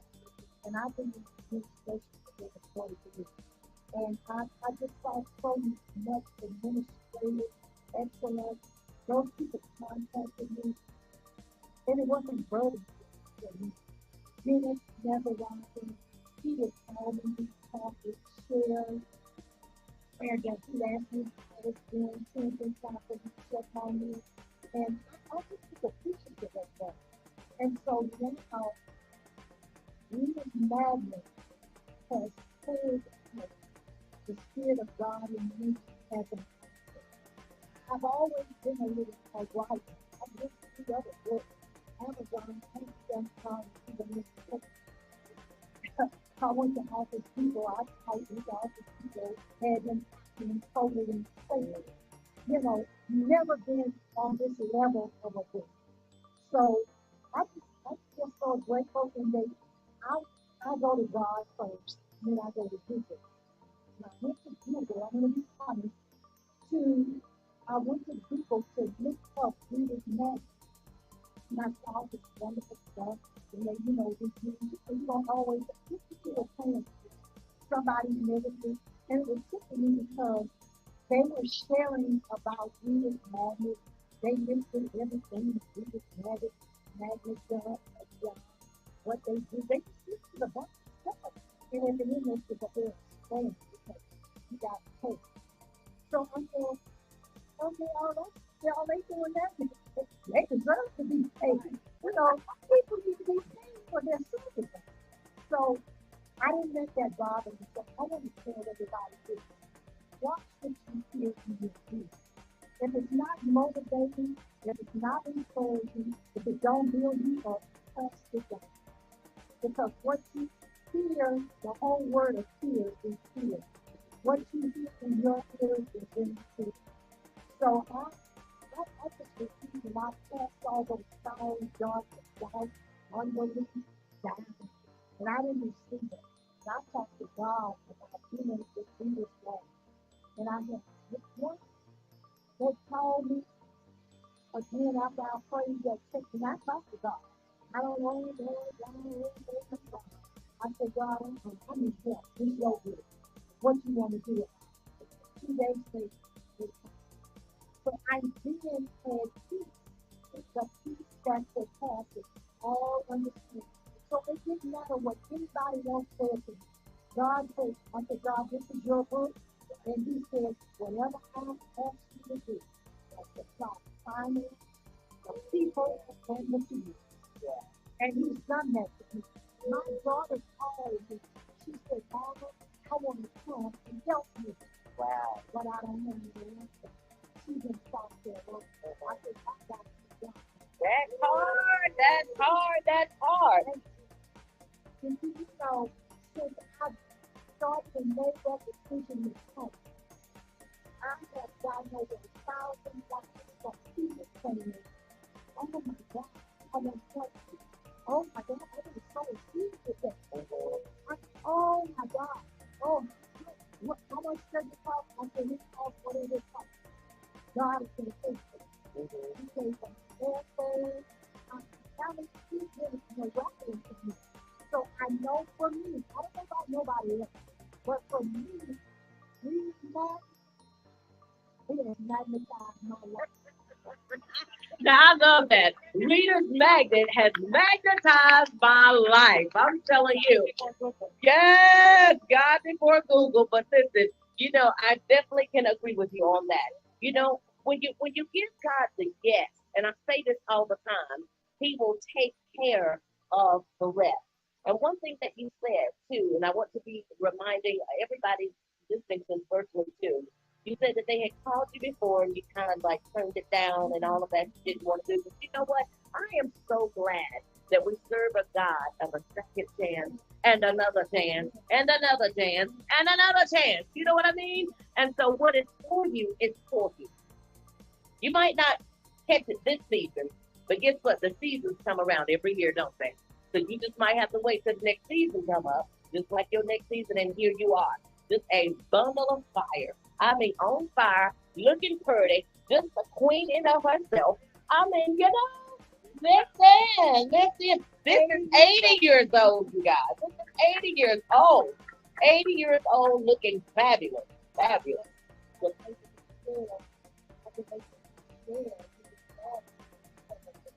I've been able to tell that they are. Okay, well, you know, I just don't know what to be with you, you know, so that God, make sure we are done. I'm really open and obedient. And I'm thanking you, God, for the picking me up, the people. He started validating my ministry and what I was saying to people. Stuff in the you know, to me, it's rich. You know, you're sharing with people. It is. And people that have no vision that God has given you. And that God has given you a vision to this life. Little bit vision to that. But never to the magnitude of what I'm experiencing now with leaders. Magnets! There we go, everybody. There we go. Reader's Magnet 2. All right, so we have about 3 minutes left here before we to wrap up. Was there any closing remarks that you would like to make, John? Come on, Amy.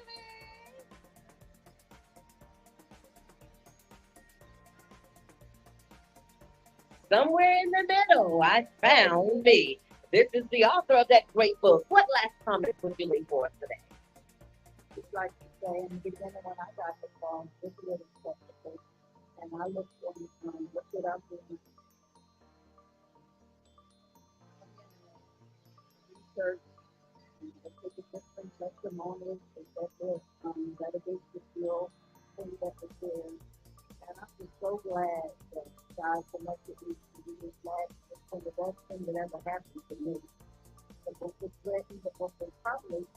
If you know, if I'm the only one that knows about the book, then we're good at it. And if the message is made to both the nation, then I need to know. There's no way that I could have ever possibly done what ReadersMagnet has done to me. And I want to journal. And I'm happy to look back to my journals and I found out that that was actually prophesied. And that God intended the destiny helpers to help me. ReadersMagnet is one of my destiny helpers. And they are the ones who use the vehicle to share my story with the world, which is just what I needed. It was my first book there. We were going to go one day and spend the next day with family. We had so much fun, we never left. I know it's contagious, right? So you don't want to miss anything. Slammed in a visit with the family before we flew back home. And then the book, I was fortunate, blessed enough, not fortunate, blessed enough to have that book go international. And so I was able to go to the book, and the book represented, and I saw John walking around with the book and talking to people on my behalf, as well as all the authors that represented there. And then we did it with Penado. It has been an author who's been here since Tuesday. And I had an interview with Galin, which is radio, and the award winning radio journalist. And that all came from ReadersMagnet. And then I heard Festival of Storytelling. My ears said that. Because at the time that we had the students, I had to speak first to the students. So I can't wait to find out more about that. But I have to give a shout out to Nicole, I think her last name is Awesome. She's the first person that I talked to from ReadersMagnet, and we connected today.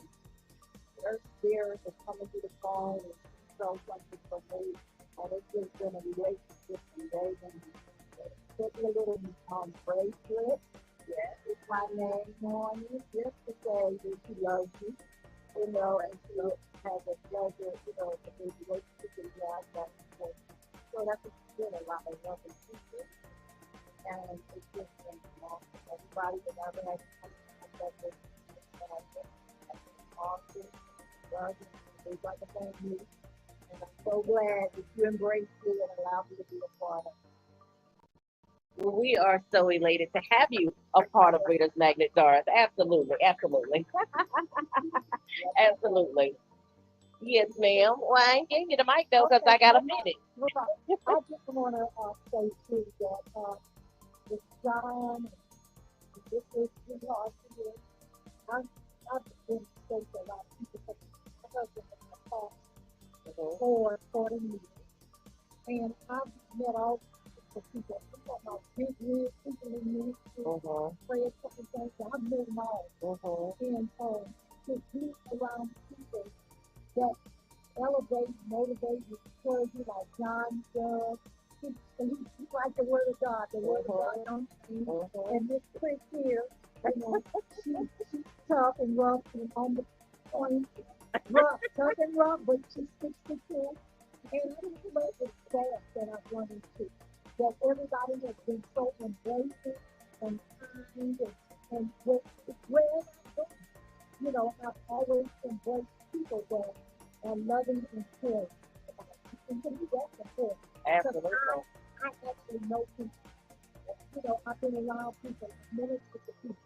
And I feel like this has been a joy in what God has done, has ministered back to me.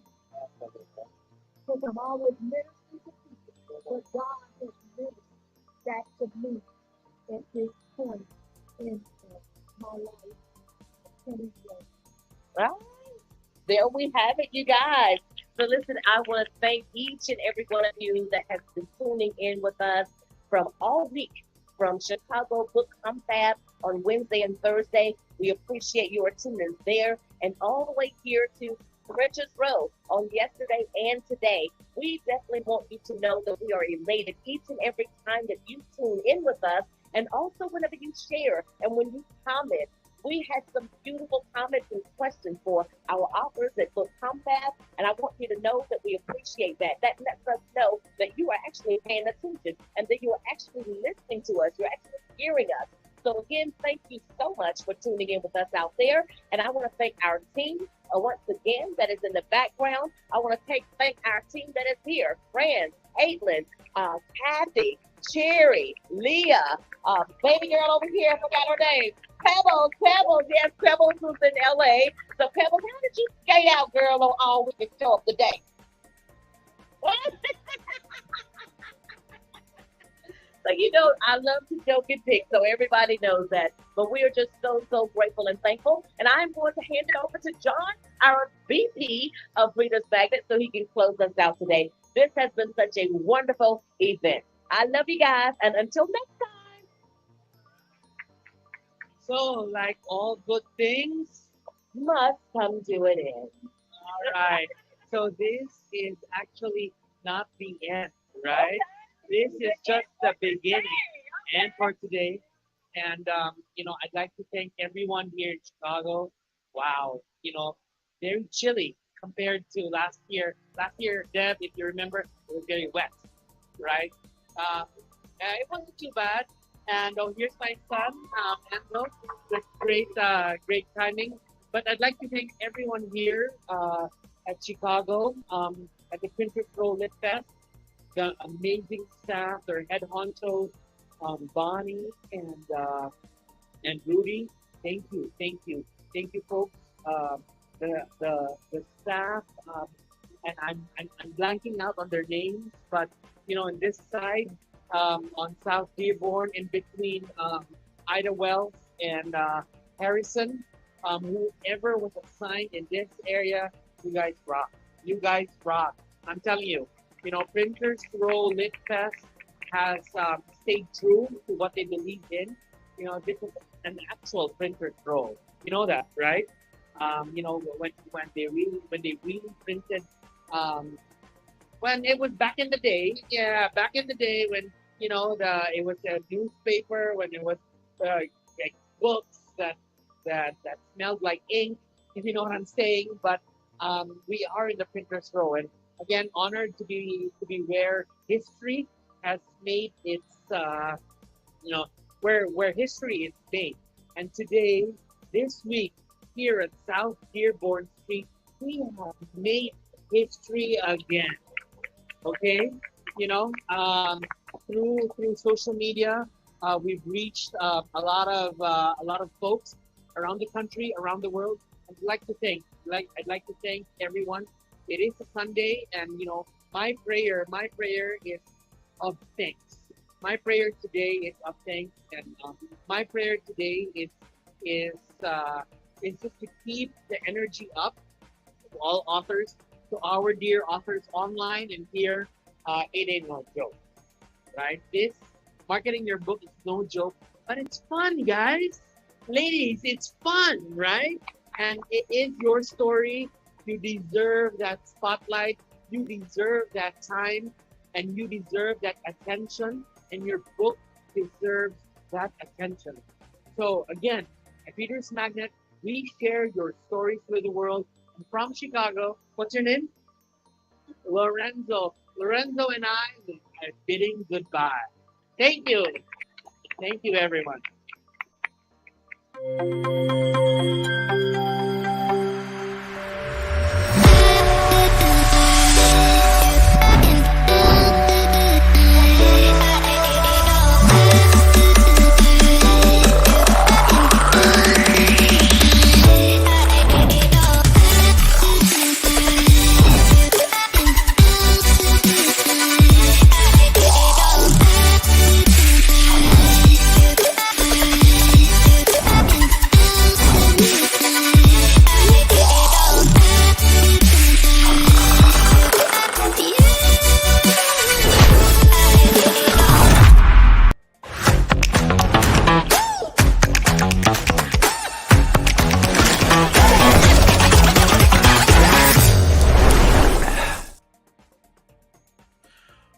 And welcome back to the studio. So what a wonderful event. It really had a lot of authors that visited.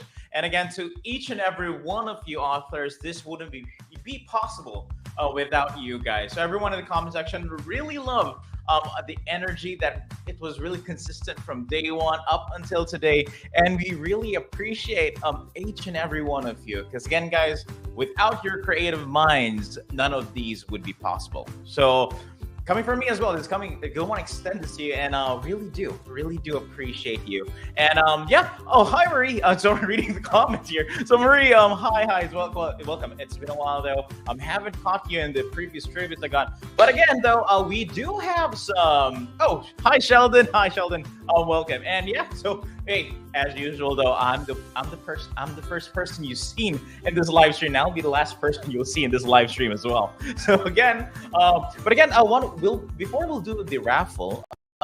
Just wanted to give you a heads up though, we do have some couple entries. There are some people who did one, and those were for people who joined the Printers Roll Lit Fest. Again, the other way for you to earn raffle entries. But yet again, for those who were participating in the trivia and those who had some entries, again though, you still have your raffle entries. We will be doing the raffle entry later on. But first and foremost, let's add some books to your future books to read list. But before I read that, just want to yes, Anada, thank you very much for welcoming back. Really love that. Okay, and just want to give you a heads up though. Again, since we're done with the Printers Roll Lit Fest, again, it was a very beautiful event. It's really fun, a lot of authors, a lot of inspirations. But again, to people, if you think and if you really love and you think you had a good time and you might say that you really love the experience, even being part of the live, even if you're not physically there, but you're part of the live event as well as part being here as well during the live stream. Well, hey, look no further because we will be doing, we'll be joining Frankfurt's International Book Fair, and that will be from October 16 up until the 20th. So that's 16, 17, 89. That's 4 days. 4 days of us hanging out again and you seeing some more inspiration, more authors having the time for them to at least showcase their inspirations and what their book is all about, making sure that everything will be in here. Okay. So again, you don't need to worry again. It's going to be in Germany. And then next is we'll also be joining the Guadalajara International Book Fair. And that's from November 30th to December 4th. So that's going to be a long time period for us to hang out as well. But again, next event is going to be Frankfurt International Book Fair. That's going to be from the 16th of October up until the 20th. So stay tuned and don't worry. And for the book shoutouts though, we'll still be having this. You don't need to worry, okay? Just follow the simple instructions. I keep on saying this, okay? Just like the Reader's Magnet page, tag 3 of your book-loving friends or some authors that you know, okay? Just tag them on that book shout-out post and then just share it afterwards, and then you can have your book, give that book that spotlight it deserves, okay? So, but before I move on, let me just read a couple of comments here. So from Alfredo Sean. Hi, Alfredo. Exciting Reader's Magnet book events. Can't wait. Yes. We will be exhibitors during these book events. So just stay tuned. Don't worry, we'll still be doing the same formula here. What I mean by same formula is you'll be having the Reader's Magnet staff along with you guys during these live streams. So don't need to worry though. Specifics will be posted in the future. Don't want to say anything else, okay? Let's just give a little tease as what I'm trying to say here. Okay. So and next and also I just want to read a couple of here. So okay, so let me just try to read a couple of comments. Well, these are a lot of comments here. Okay, and so here, let me just try to read this. From Julia Valentina, it's heartwarming to see the community Reader's Magnet has built over the week. Yeah, it's been thinking about it, it's just only a week, but it seems that we have been together like even though I'm not seeing you physically, but it seems that we've been hanging out every day. And yeah, basically it's every day. Duh. We've been hanging out every day, and then we've been sharing our thoughts, sharing some insights, trying to build a community, and I really love that feeling. It gives me that warm, fuzzy feelings inside, and I really love it. Really love it. Okay, and yes, and also coming from again from Maxine. Okay, don't worry. I told you again. Just want to reiterate this question. Oh, coming from Jennifer. Let me just read this first. This has been a great day. Really lovely authors, lovely books, a lovely city of Chicago. Thank you much for that, Jennifer. And hey, if ever you might be able to, if you're planning to take a vacation, if you want to take a vacation in Germany, okay, go for it. October 16, 28. Mark that dates on your calendar, and if ever you're going to be planning a vacation, plan your vacation during that day so you'll have the time to visit the Frankfurt International Book Fair and also visit our booth, okay? Details will be posted in the future, okay? So just stay tuned and follow our Reader's Magnet social handles, though. Again, that's at Reader's Magnet. You can follow us through Twitter, Instagram, and also Facebook as well, okay? You know what to do. Okay, and next, also from Olivia Brown, thank you for your hard work. Rob, welcome, and thank you very much for that, Olivia. I really appreciate love you so much. And Sinada, I want to host you all in my beautiful UK soon. Hey, if ever that will be happening, Sinada, we would really love to have you as well. Ken, I know UK is kind of far from the US for US events, but hey, if ever there will be a time that we can meet in the middle who knows? And I'd really love for you to join one of our book events. I want to have that physical experience as well. And so now I just want to give this to you. Thank you very much for also joining in, tuning in for, again, it's like every day we have this conversation. Really, really love that you are joining here. And also, Marie, thank you very much for joining as well. Really appreciate you being a participant during these live streams, chiming in, getting in. And again, Marie, as you go, Brandon Rose, and also Brandon, I know he's not here today, but if he is, though, I just want to extend a thank you to Brandon. I think he's preparing for his interview. That'll be happening sometime next week. So stay tuned and check our Readers Magnet YouTube channel for that as well. Okay, so without further ado, let's try to add some books to your future books to read list. So first book that we have on the list here is Tower of Pain by Donald Keith Benton.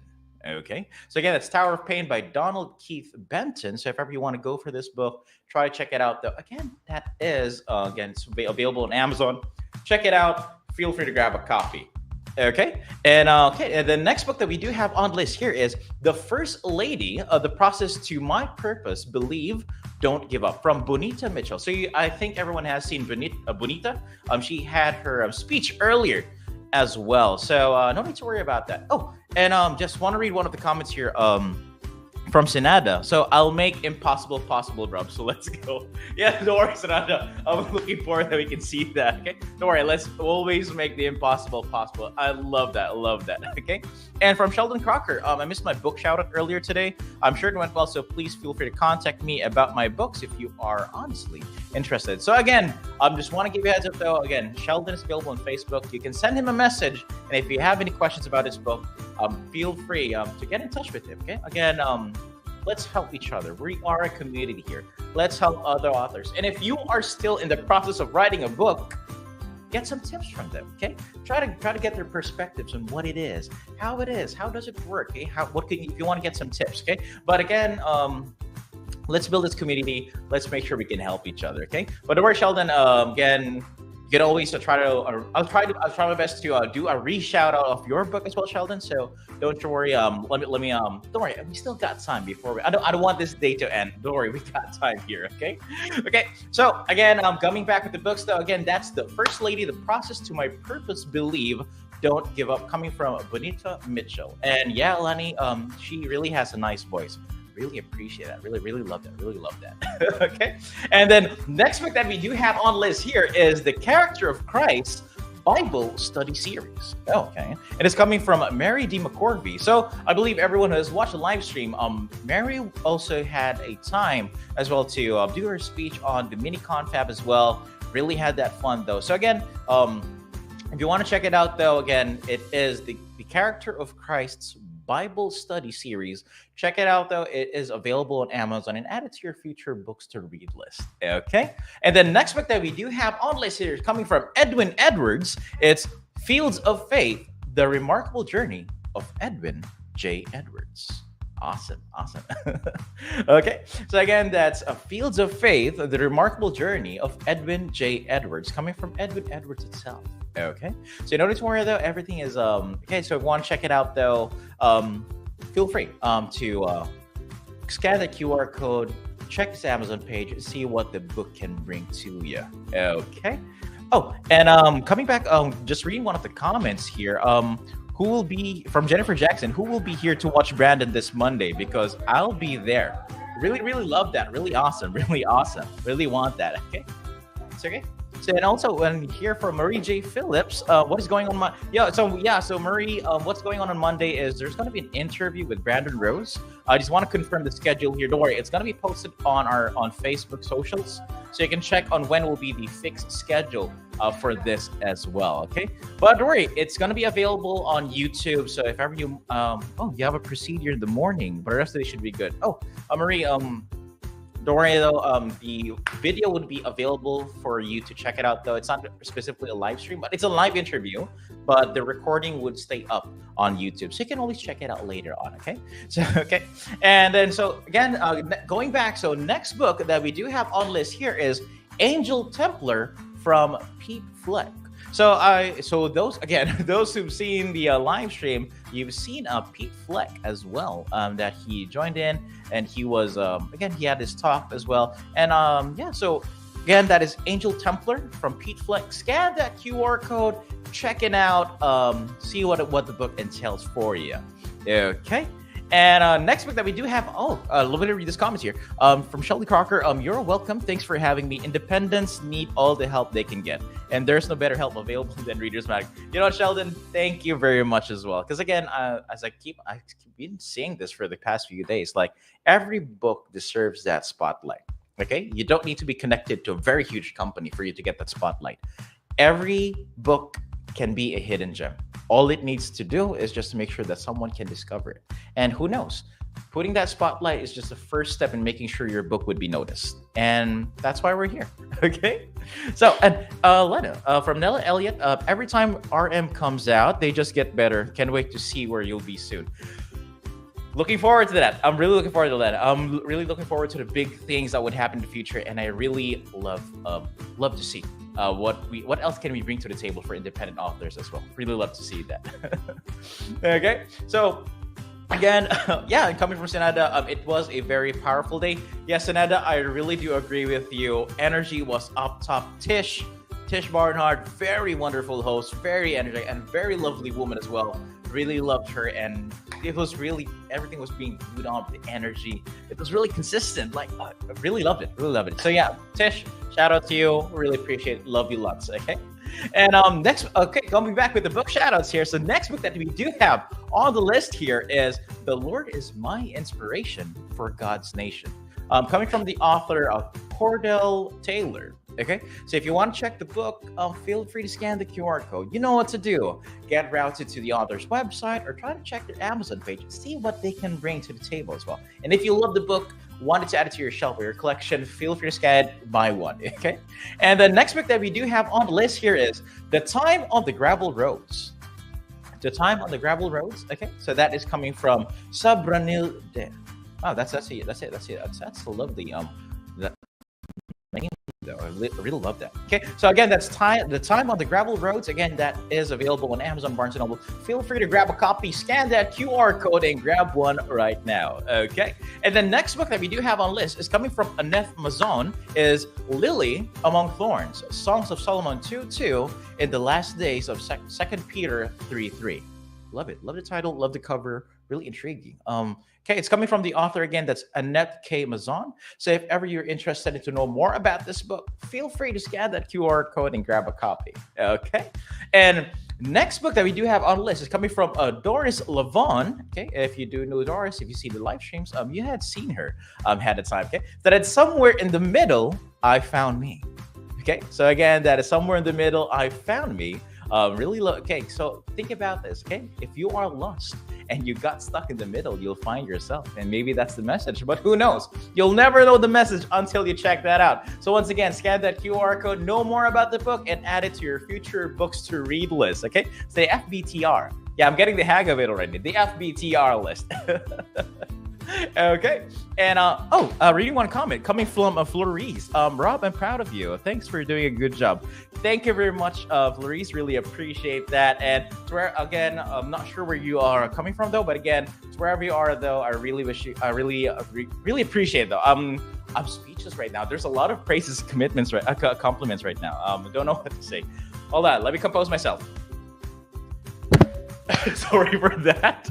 Okay, so here, coming back with the whole thing. So once again, thank you much for that, Flores. Really appreciate that. And I gotta tell you though, thank you very much for the support to each and every one of you. Really love that. Really love that. Okay, so coming from Zenada as well, I'm happy to support everyone here. Yes, Zenada, thank you very much for that. Again, each and every one of us needs to support all of us. Okay, it's just how the cookie crumbles. Let's go with that. Okay, so again, so thank you much for each and everyone watching the stream. And again, coming, really love it. Love you all. Really love you all. Really love you all. Okay, and the next book that we do have on the list here is Family Memories with a Little Mystery in it. Wow, Okay, think about it. So coming from the author Jamie Poulos Fry. So we did a shout out for this again. If you are interested, just scan that QR code and add it more to your future books to read list. Okay, so just add it, check it out, see if you love it. So once again, that's Family Memories with a little mystery in it. Okay, check it out. Coming from Jamie Poulos Fry. QR code is on screen. Feel free to scan it up. Oh, from Calvin, hey mom, my books are on live TV. I just remember those old timey things, like it was during high school, during it. So like if there's a TV reporter, all you got to do is just, hey mom, I'm on TV. But it's just a long time. It's just nostalgia. I'm feeling in right. Okay. So next book that we do have on the list here is coming from one of the authors who did a book signing, also had a talk. We have here Dr. Marshall S. Flam. Titled book is Wordle Limericks and Flamericks. Okay, so if you are interested and want to go for this, hey, scan the QR code. If you're interested in limericks, check it out. Go for it. Scan it. Add it to your book and collection. Okay, so next book that we do have on list here is 30 Pearls of I Do, coming from the author Marviette A. Usher. Okay, so from Marviette, that's 30 Pearls of I Do. If you want to know more about this book, it's as easy as picking up your phone, scanning that QR code, and hey, try to see what the book is all about. And you know, it's almost time for the book buying season. It's almost time to at least create that list for the year of the books that you want to read. So add it to your list, add it up, just get it, okay? And the next book that we do have on list here is coming from Russell J. Rucker, which is 126 Days in Philada, a story of the Constitutional Convention. Okay, so coming from Russell J. Rucker, and to those of you who have been part of the stream, Russell J. Rucker has already had a time to talk about his book as well, and yeah, he joined in as well. So next book that we do have on list here is Two Runs of Stone, A Beckoning Call, coming from Stephen D. Nielsen. Okay, so again, that's Stephen D. Nielsen. That's Two Runs of Stone, A Beckoning Call. So if you want to know what this book is all about, just try to check it out. It's available on Amazon. And hey, who knows? If the author has a website, check that website. Have fun. Go for it. Do it. Okay? So, and also, coming back with another list, though. So I just want to read a couple of comments here before we move on with the next list that we have here. So coming from me, this time I will write down titles. Did not yesterday. I forgot the one I wanted the most. Oh, okay. So you haven't typed it in? If you do remember what was the cover like or the story was about, maybe I can try to pull it up though. Maybe I can remember from the top of my head, because some of these books are really familiar to me, really familiar with, especially the title. So especially the covers, because you know I was commenting on the covers for the past few days, if you just noticed it. But again, try to check it out though, and if ever you do remember it, Marie, again, the streams are available on YouTube and Facebook. Feel free to check it out, though. You can just skip through just a couple, or you can just watch the whole thing all over again, and you remember what time was it that we did that shout out. Okay, so no need to worry about that, Marie. Okay, you can always we can try to refresh it and try to check it out later on for you. Okay, so. Again, coming back though, again, that is Two Runs of Stone, A Beckoning Call, coming from Stephen D. Nielsen. And the next book that we do have on list is coming from Barbara J. Hannon, which is Letters from World War II. Okay, so again, that's Letters from World War II. Again, that is coming from Barbara J. Hannon. Check it out, though. Again, it was a very compelling and interesting story on how the book came to fruition. So check it out. Also, and I'll remind you guys of this, and I think I mentioned this before, we did an interview with Barbara a while back about how the story started. It was like a 15 or 20-minute interview. So it's available on our YouTube channel. So check it out. Feel free, leave a comment that, hey, Rob sent me here. Okay, so try to check it out. And if Rob sent me here, it's gonna be weird because I'm the one doing the interview. So it's like that I'm sending people to the past to watch. You know what? let's just forget about that past, present, future. I'm thinking about the series I shared with you earlier again. So again, that is Letters from World War II, coming from Barbara J. Hannon. So if you want to know more about this book, really love the story and really love how Barbara delivered her speech as well, especially talking about her book and her inspiration, feel free to grab a copy. Okay, QR code is on screen. Feel free to grab a copy. Okay, now next book that we do have on the list here is 3,000 Miles of Separation. There. 3,000 Miles of Separation coming from the author Deb Bostic. Okay, so that's 3,000 Miles of Separation from Deb Bostic. If you are interested and want to know more about this book, again, QR code is available there. Feel free to scan it. Feel free to be routed to the author's information. Check what other books does the author have under their belt. Okay, you'll never know their creative geniuses, not unless you try to check the author out. Okay, so that's 3,000 Miles of Separation coming from the author Deb Bostic. Okay, and the next book that we do have on list here is Red Hand's Prize from Greg Brewerton. Okay, so again, that is Red Hand's Prize from Greg Brewerton. Okay, wow, I'm looking at the cover right now. It's more of like a canvas painting. I'm not sure about this, but I've seen Greg join in the comments a while back before. But hey, if ever he is still available, though, maybe he can give some insights about the cover as well. But again, that's coming from Greg Burton. Again, that is Red Hand's Prize, available on Amazon for purchase if you want to grab a copy. Okay, and then another book coming from Yareni Beltran. We have here Building Bridges Made in His Image. Okay, so that's Building Bridges Made in His Image, coming from the author Yareni Beltran.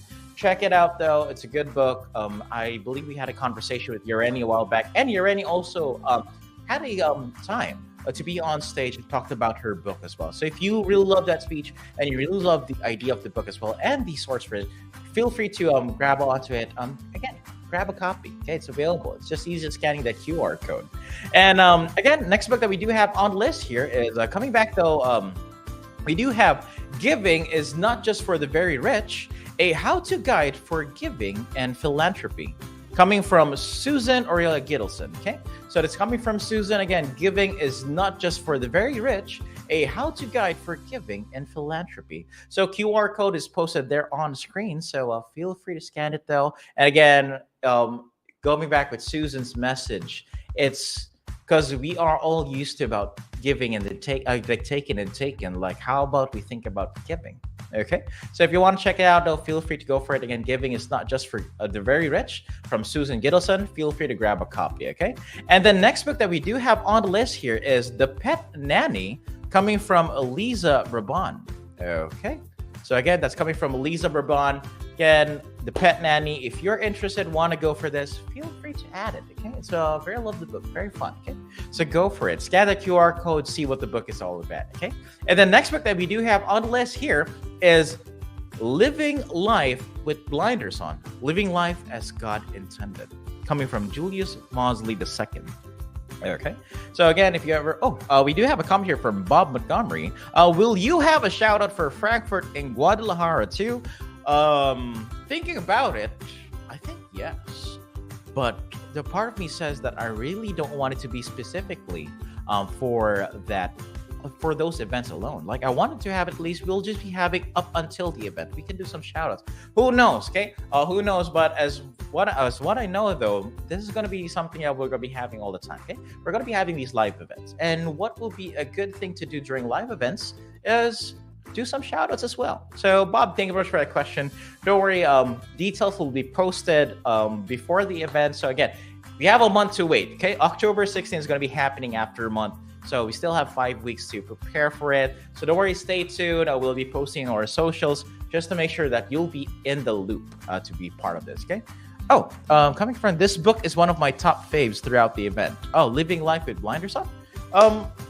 Good. So again, Callum, you do know what to do. This is one thing that you want to go for, but again, go on, just scan that QR code, grab a copy, add it, okay? Maybe add it to your shelves, okay? You know what to do here, kick out, okay? So, from Lynn Brackett, a bit sad to know everything's winding down to a close.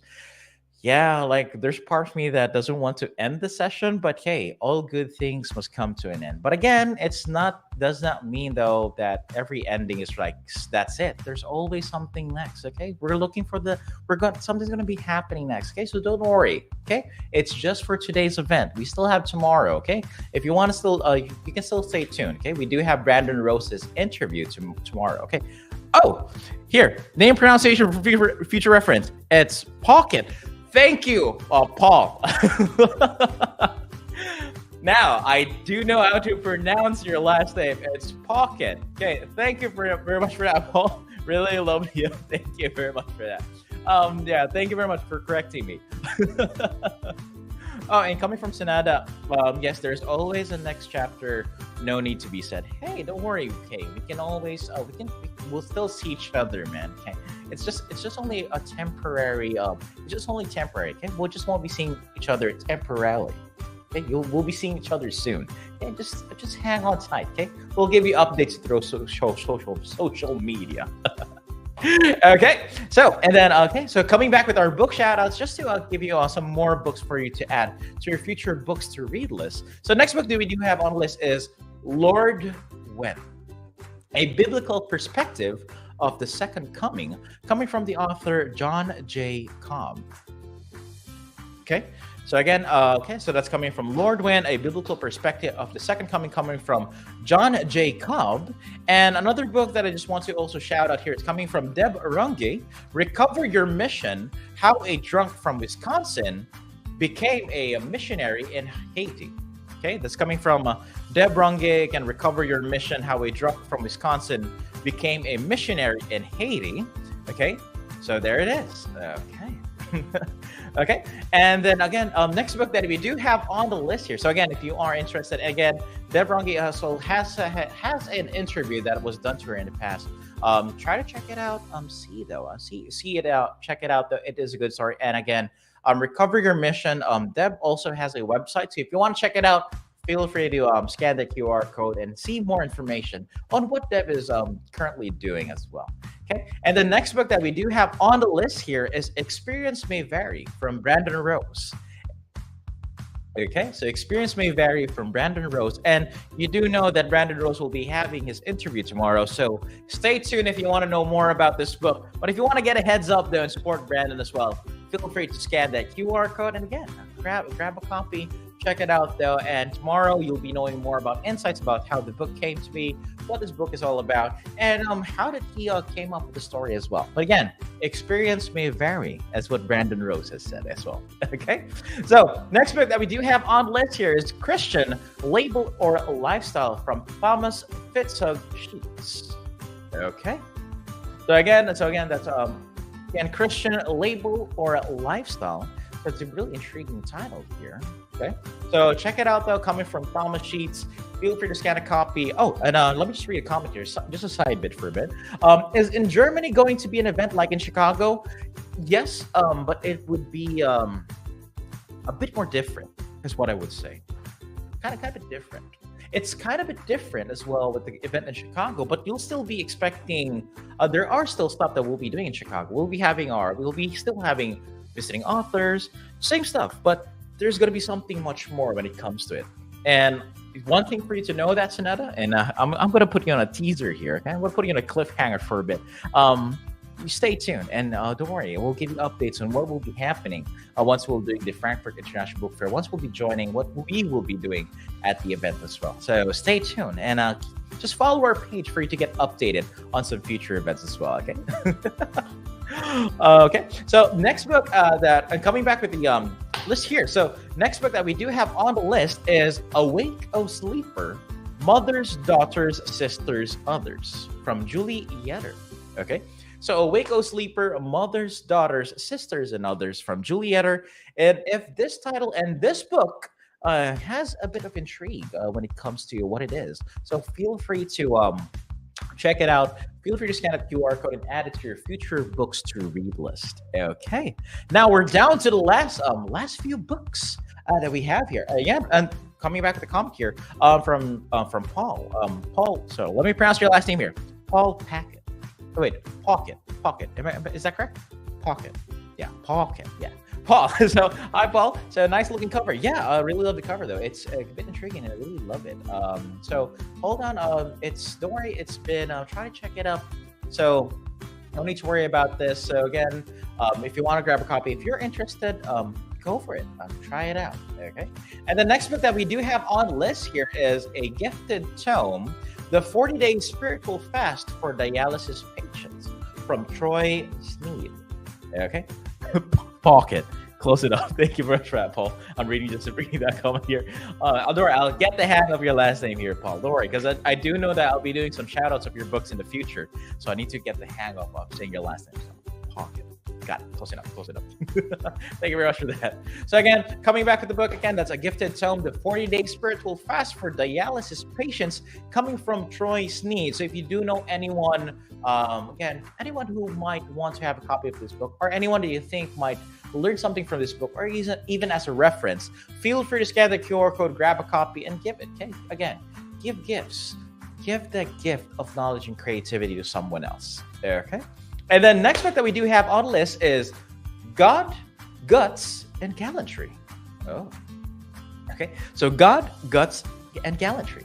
Coming from Will Joslin. So that's from Will Joslin, God, Guts, and Gallantry. If you're interested and want to know more about this book, then hey, feel free to grab a copy of this. Okay. It's available through Amazon. Just scan the QR code and you're all set to go. Okay. And the next book that you do have on the list is coming from our very special hosts through all these events that we have here from Tish Barnhart. So you want to be a first lady. There. Okay. So again, so you want to be a first lady coming from Tish Barnhart. So again, grab a copy. It's a really good book. Check it out. Scan that QR code and add one right now to your cart so you can grab a copy. Okay. So again, that is coming from Tish Barnhart. So you want to be a first lady, available through Amazon and also through her website. That's www.tishbarnhart.com. Okay. So check it out. We'll make sure we can post some links down below. So at least you can know which websites you need to go to. Okay. Yes, Olivia. Tish's book is already in there. Okay, it's being there once again. Okay, and next book that we'll be having on this list is from Norman Caesar is Cancer Winner. There, Cancer Winner coming from Norman Caesar. Check it out. Those QR code is in there. Feel free to scan it. So if you want to know more about this, know about the story, about the struggles you've been through, check it out. Feel free to do it. Okay. And then again, coming from another one of our authors that we shouted out earlier, from Elliot Gilbert, is Rudy Rabbit Tried. Okay. So if you want to check this book out, see this book and how it entails and how this folds out, feel free to scan the QR code, grab one copy, and hey, add it to your future books to read list, or even add it to your collection. Okay. Just do that. It's easy. Okay. And then next book that we do have on the list here is coming from Dr. I'm sorry if I'm mispronouncing this. Dr. Fakhruddin, My Life's Journey from Bangladesh to America. So again, so anyone who had seen the mini book talks earlier, the one who had their time, like, even though it was 5 to 10 minutes on stage to talk about their inspirations and what they've been through, it's still something else for the authors themselves to talk about the inspiration and what they had gone through about the reason that this book came to fruition. Okay, so if you are interested and want to know more about the book, scan that QR code and grab a copy right now. Okay, and then last two books that we do have on the list here is Dementia Health Guide, Volume 1, coming from the author Warren Patton. Okay, so that's Dementia Health Guide, Volume 1. Feel free to check it out, though. And if ever you do know someone who is suffering or who has a loved one suffering from dementia, hey, who knows? This book might help you. Okay, at least you have some reference you can go to. It's easy. When the internet's down, you don't know what to do and you're kind of confused. At least you do have a book that you can just pull off from the shelves and just read a couple of pages and bookmark those important things you want to go for. Okay, and then last book that we do have here on the list is The Golf Pro Has a Heart. Secrets of couples still in love after 50 years and a private look behind the curtain of the professional golf tour. So coming from John A. Garish. So again, from John, feel free to check this out though. And if you want to know the secret of how they are still in love after 50 years, check out and see the book. Okay, so again, always add that up, see there. And again, you know what, I really want to end it though, but that is the last book for our book shoutouts for today. And it seems that we are really about to end the event for today. But before that, again, as I promised though, let's first, again, so if ever you do have any books that you want to go for, again, you can just pause the video, scan the QR code, add it to your future books to read list. Or if you do have some books that you really want to go for, again, take the time. We still have a lot of things to do. And Olivia knows that it's almost time for the raffle. So right now though, so before we end this, let us do the raffle draw of who will be winning that free Kindle. It seems that everyone is in here, especially Zenada. I do know that it's midnight your place, so don't worry. We'll be having the raffle draw and who will win the free Kindle. So, okay, so let me just put it right here. Let me just make sure everything is up here. Okay, just give me a few seconds here. Okay, so here. So hold on. I'm trying to pull up the wheel here, so at least we can post it up. Okay. So once the wheel we posted up, let me just key it in, make sure everything's good here. Let me work my there it is.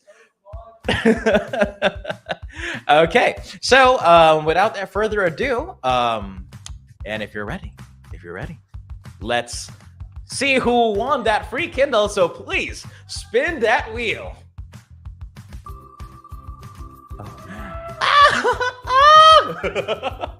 Oh no! Who won? Who won it? So we do have a winner from Jessica Hooper. So Jessica, are you available right now? Are you available right now? Are you in the chat as of this moment, Jessica? Is Jessica here? Our Readers Magnet staff is trying to get in touch with you. So Jessica, okay, don't worry. Jessica, congratulations for winning the free Kindle. But again, rules are rules. You gotta type in the chat box. Again, you gotta type in the chat box that you are available. So again, Jessica, are you here? Are you here, Jessica? Okay, I'll give you 10 seconds, okay? So 10 seconds it is. So again, that's going to be 10, 9, 8, 7, 6, 5, 4, 3, 2, 1. So unfortunately, it seems that Jessica is not available. So Jessica, I do apologize, though. We can't give the free Kindle because, again, rules are rules. I'm a stickler for rules. I do apologize. There are times that I can't get any leeways. So since Jessica is not available, let's try to spin that wheel again. Okay, let me just remove the name here. Oh, so don't worry. To each and every one of you, you still have a chance to get that free Kindle. So let's spin that wheel again. Oh no! So we have a winner, which is DJ McCool. So author DJ McCool, are you available? Are you available right now? You know what? And I saw that the pin passed by Senada's name. Like Senada, that Kindle is a bit elusive. Okay. So winner is DJ McCool. Is DJ here? Okay. Dora, I'm going to give 10 seconds here. DJ, if ever you are not available, I'm sorry. I got to do a respin for this. So again, I'm going to do a countdown here. So that's going to be 10, 9, 8, 7, 6, 5, 4, 3, 2, and 1. So again, unfortunately, DJ, since you're not available, though, again, rules are rules. I gotta respin it. And yes, coming back with your comments, Senada, yes, your name was next to Jessica and your name was next to DJ as well. Who knows? You might be getting this, Senada. Okay, so unfortunately, though, we gotta remove the name and we got to respin the wheel. So, okay, take it away. Third time's a charm.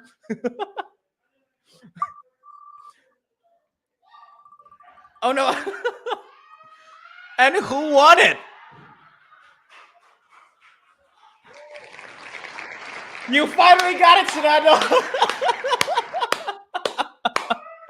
Third time's the charm. Third time's the charm here, Senada. So, Senada, you do know the drill. Just type it, I'm here, and our Readers Magnet staff will give you. So again, hey, to all who've just tuned in, Senada previously won the free Kindle. Unfortunately, she wasn't available. So right now, she doesn't know, and she was claiming it from day one of Printers Row Lit Fest that she will be getting that free Kindle. So Senada, finally you really got that free Kindle. So don't worry, our Readers Magnet staff will get in touch with you and hey, providing details on how we can send you that free Kindle. Okay. So again, you know what? Today was really a blast. Congratulations, Senada, and again, to each and every one of you, we really do appreciate it. And coming from Readers Magnet as well, without you guys, this would not even be possible. Okay. So again, keep those creative juices running, and again, just really want to say thank you. Thank you to each and every one of you. I really appreciate it. And if there's anything else I can say, I really love you. Mwah. Love you. Love you. Okay. Really had fun. Really had fun. And again, don't worry though. Again, there will still be book shoutouts though. You can still follow us through our social medias. We do have a couple of events ongoing. We do have some author interviews as well. So if you are interested to know more on what we do here and what else, and if you are interested in trying to do something else for your book, hey, you can call our toll-free number. Let me just post that up. Our toll-free number is 1-800-805-0762. Okay? Or you can also send us an email, and that's info@readersmagnet.com. Okay? And I just want to read a couple of comments here. So, Senada, yes, what's mine will always be mine, Rob. Yes, you finally got it. And coming from Adriana, thank you, Rob. I had a great time. Thank you as well, Adriana, for tuning in. Really appreciate it. Again, love you so much. And thank you very much for being part of this live streaming event. Okay, I really had fun. And that wheel really got me on the edge of my seat, like, oh no, is it really gonna be it? And coming from Callum Taylor, the Kindle's gone full circle from Senada to Senada. So third time's a charm. That's really what happened. So again, thank you very much for each and every one of you. Really appreciate it. But unfortunately, though, it's time for us to really close the event. Okay, it was a very successful 2-day event from the Printers Row Lit Fest. And one thing that I can say though is, without you guys, none of this would be possible. So again, from Readers Magnet, coming from myself as well, especially during these live streams, I really am in love with each and every one of you. Okay, love you all. Really love the support. And again, let's support each other. Let's create this community. Let's keep this running. Okay, let's keep this running. Let's have fun. Let's do everything. Okay. But again, as I keep on saying during all of my during all the live sessions here, every ending is just a new beginning in the world of stories. So until we meet again, may your reading adventures be endless and your imagination boundless. So as we say here at Readers Magnet, we share your stories with the world. So keep your story alive and thriving. Until next time, bye.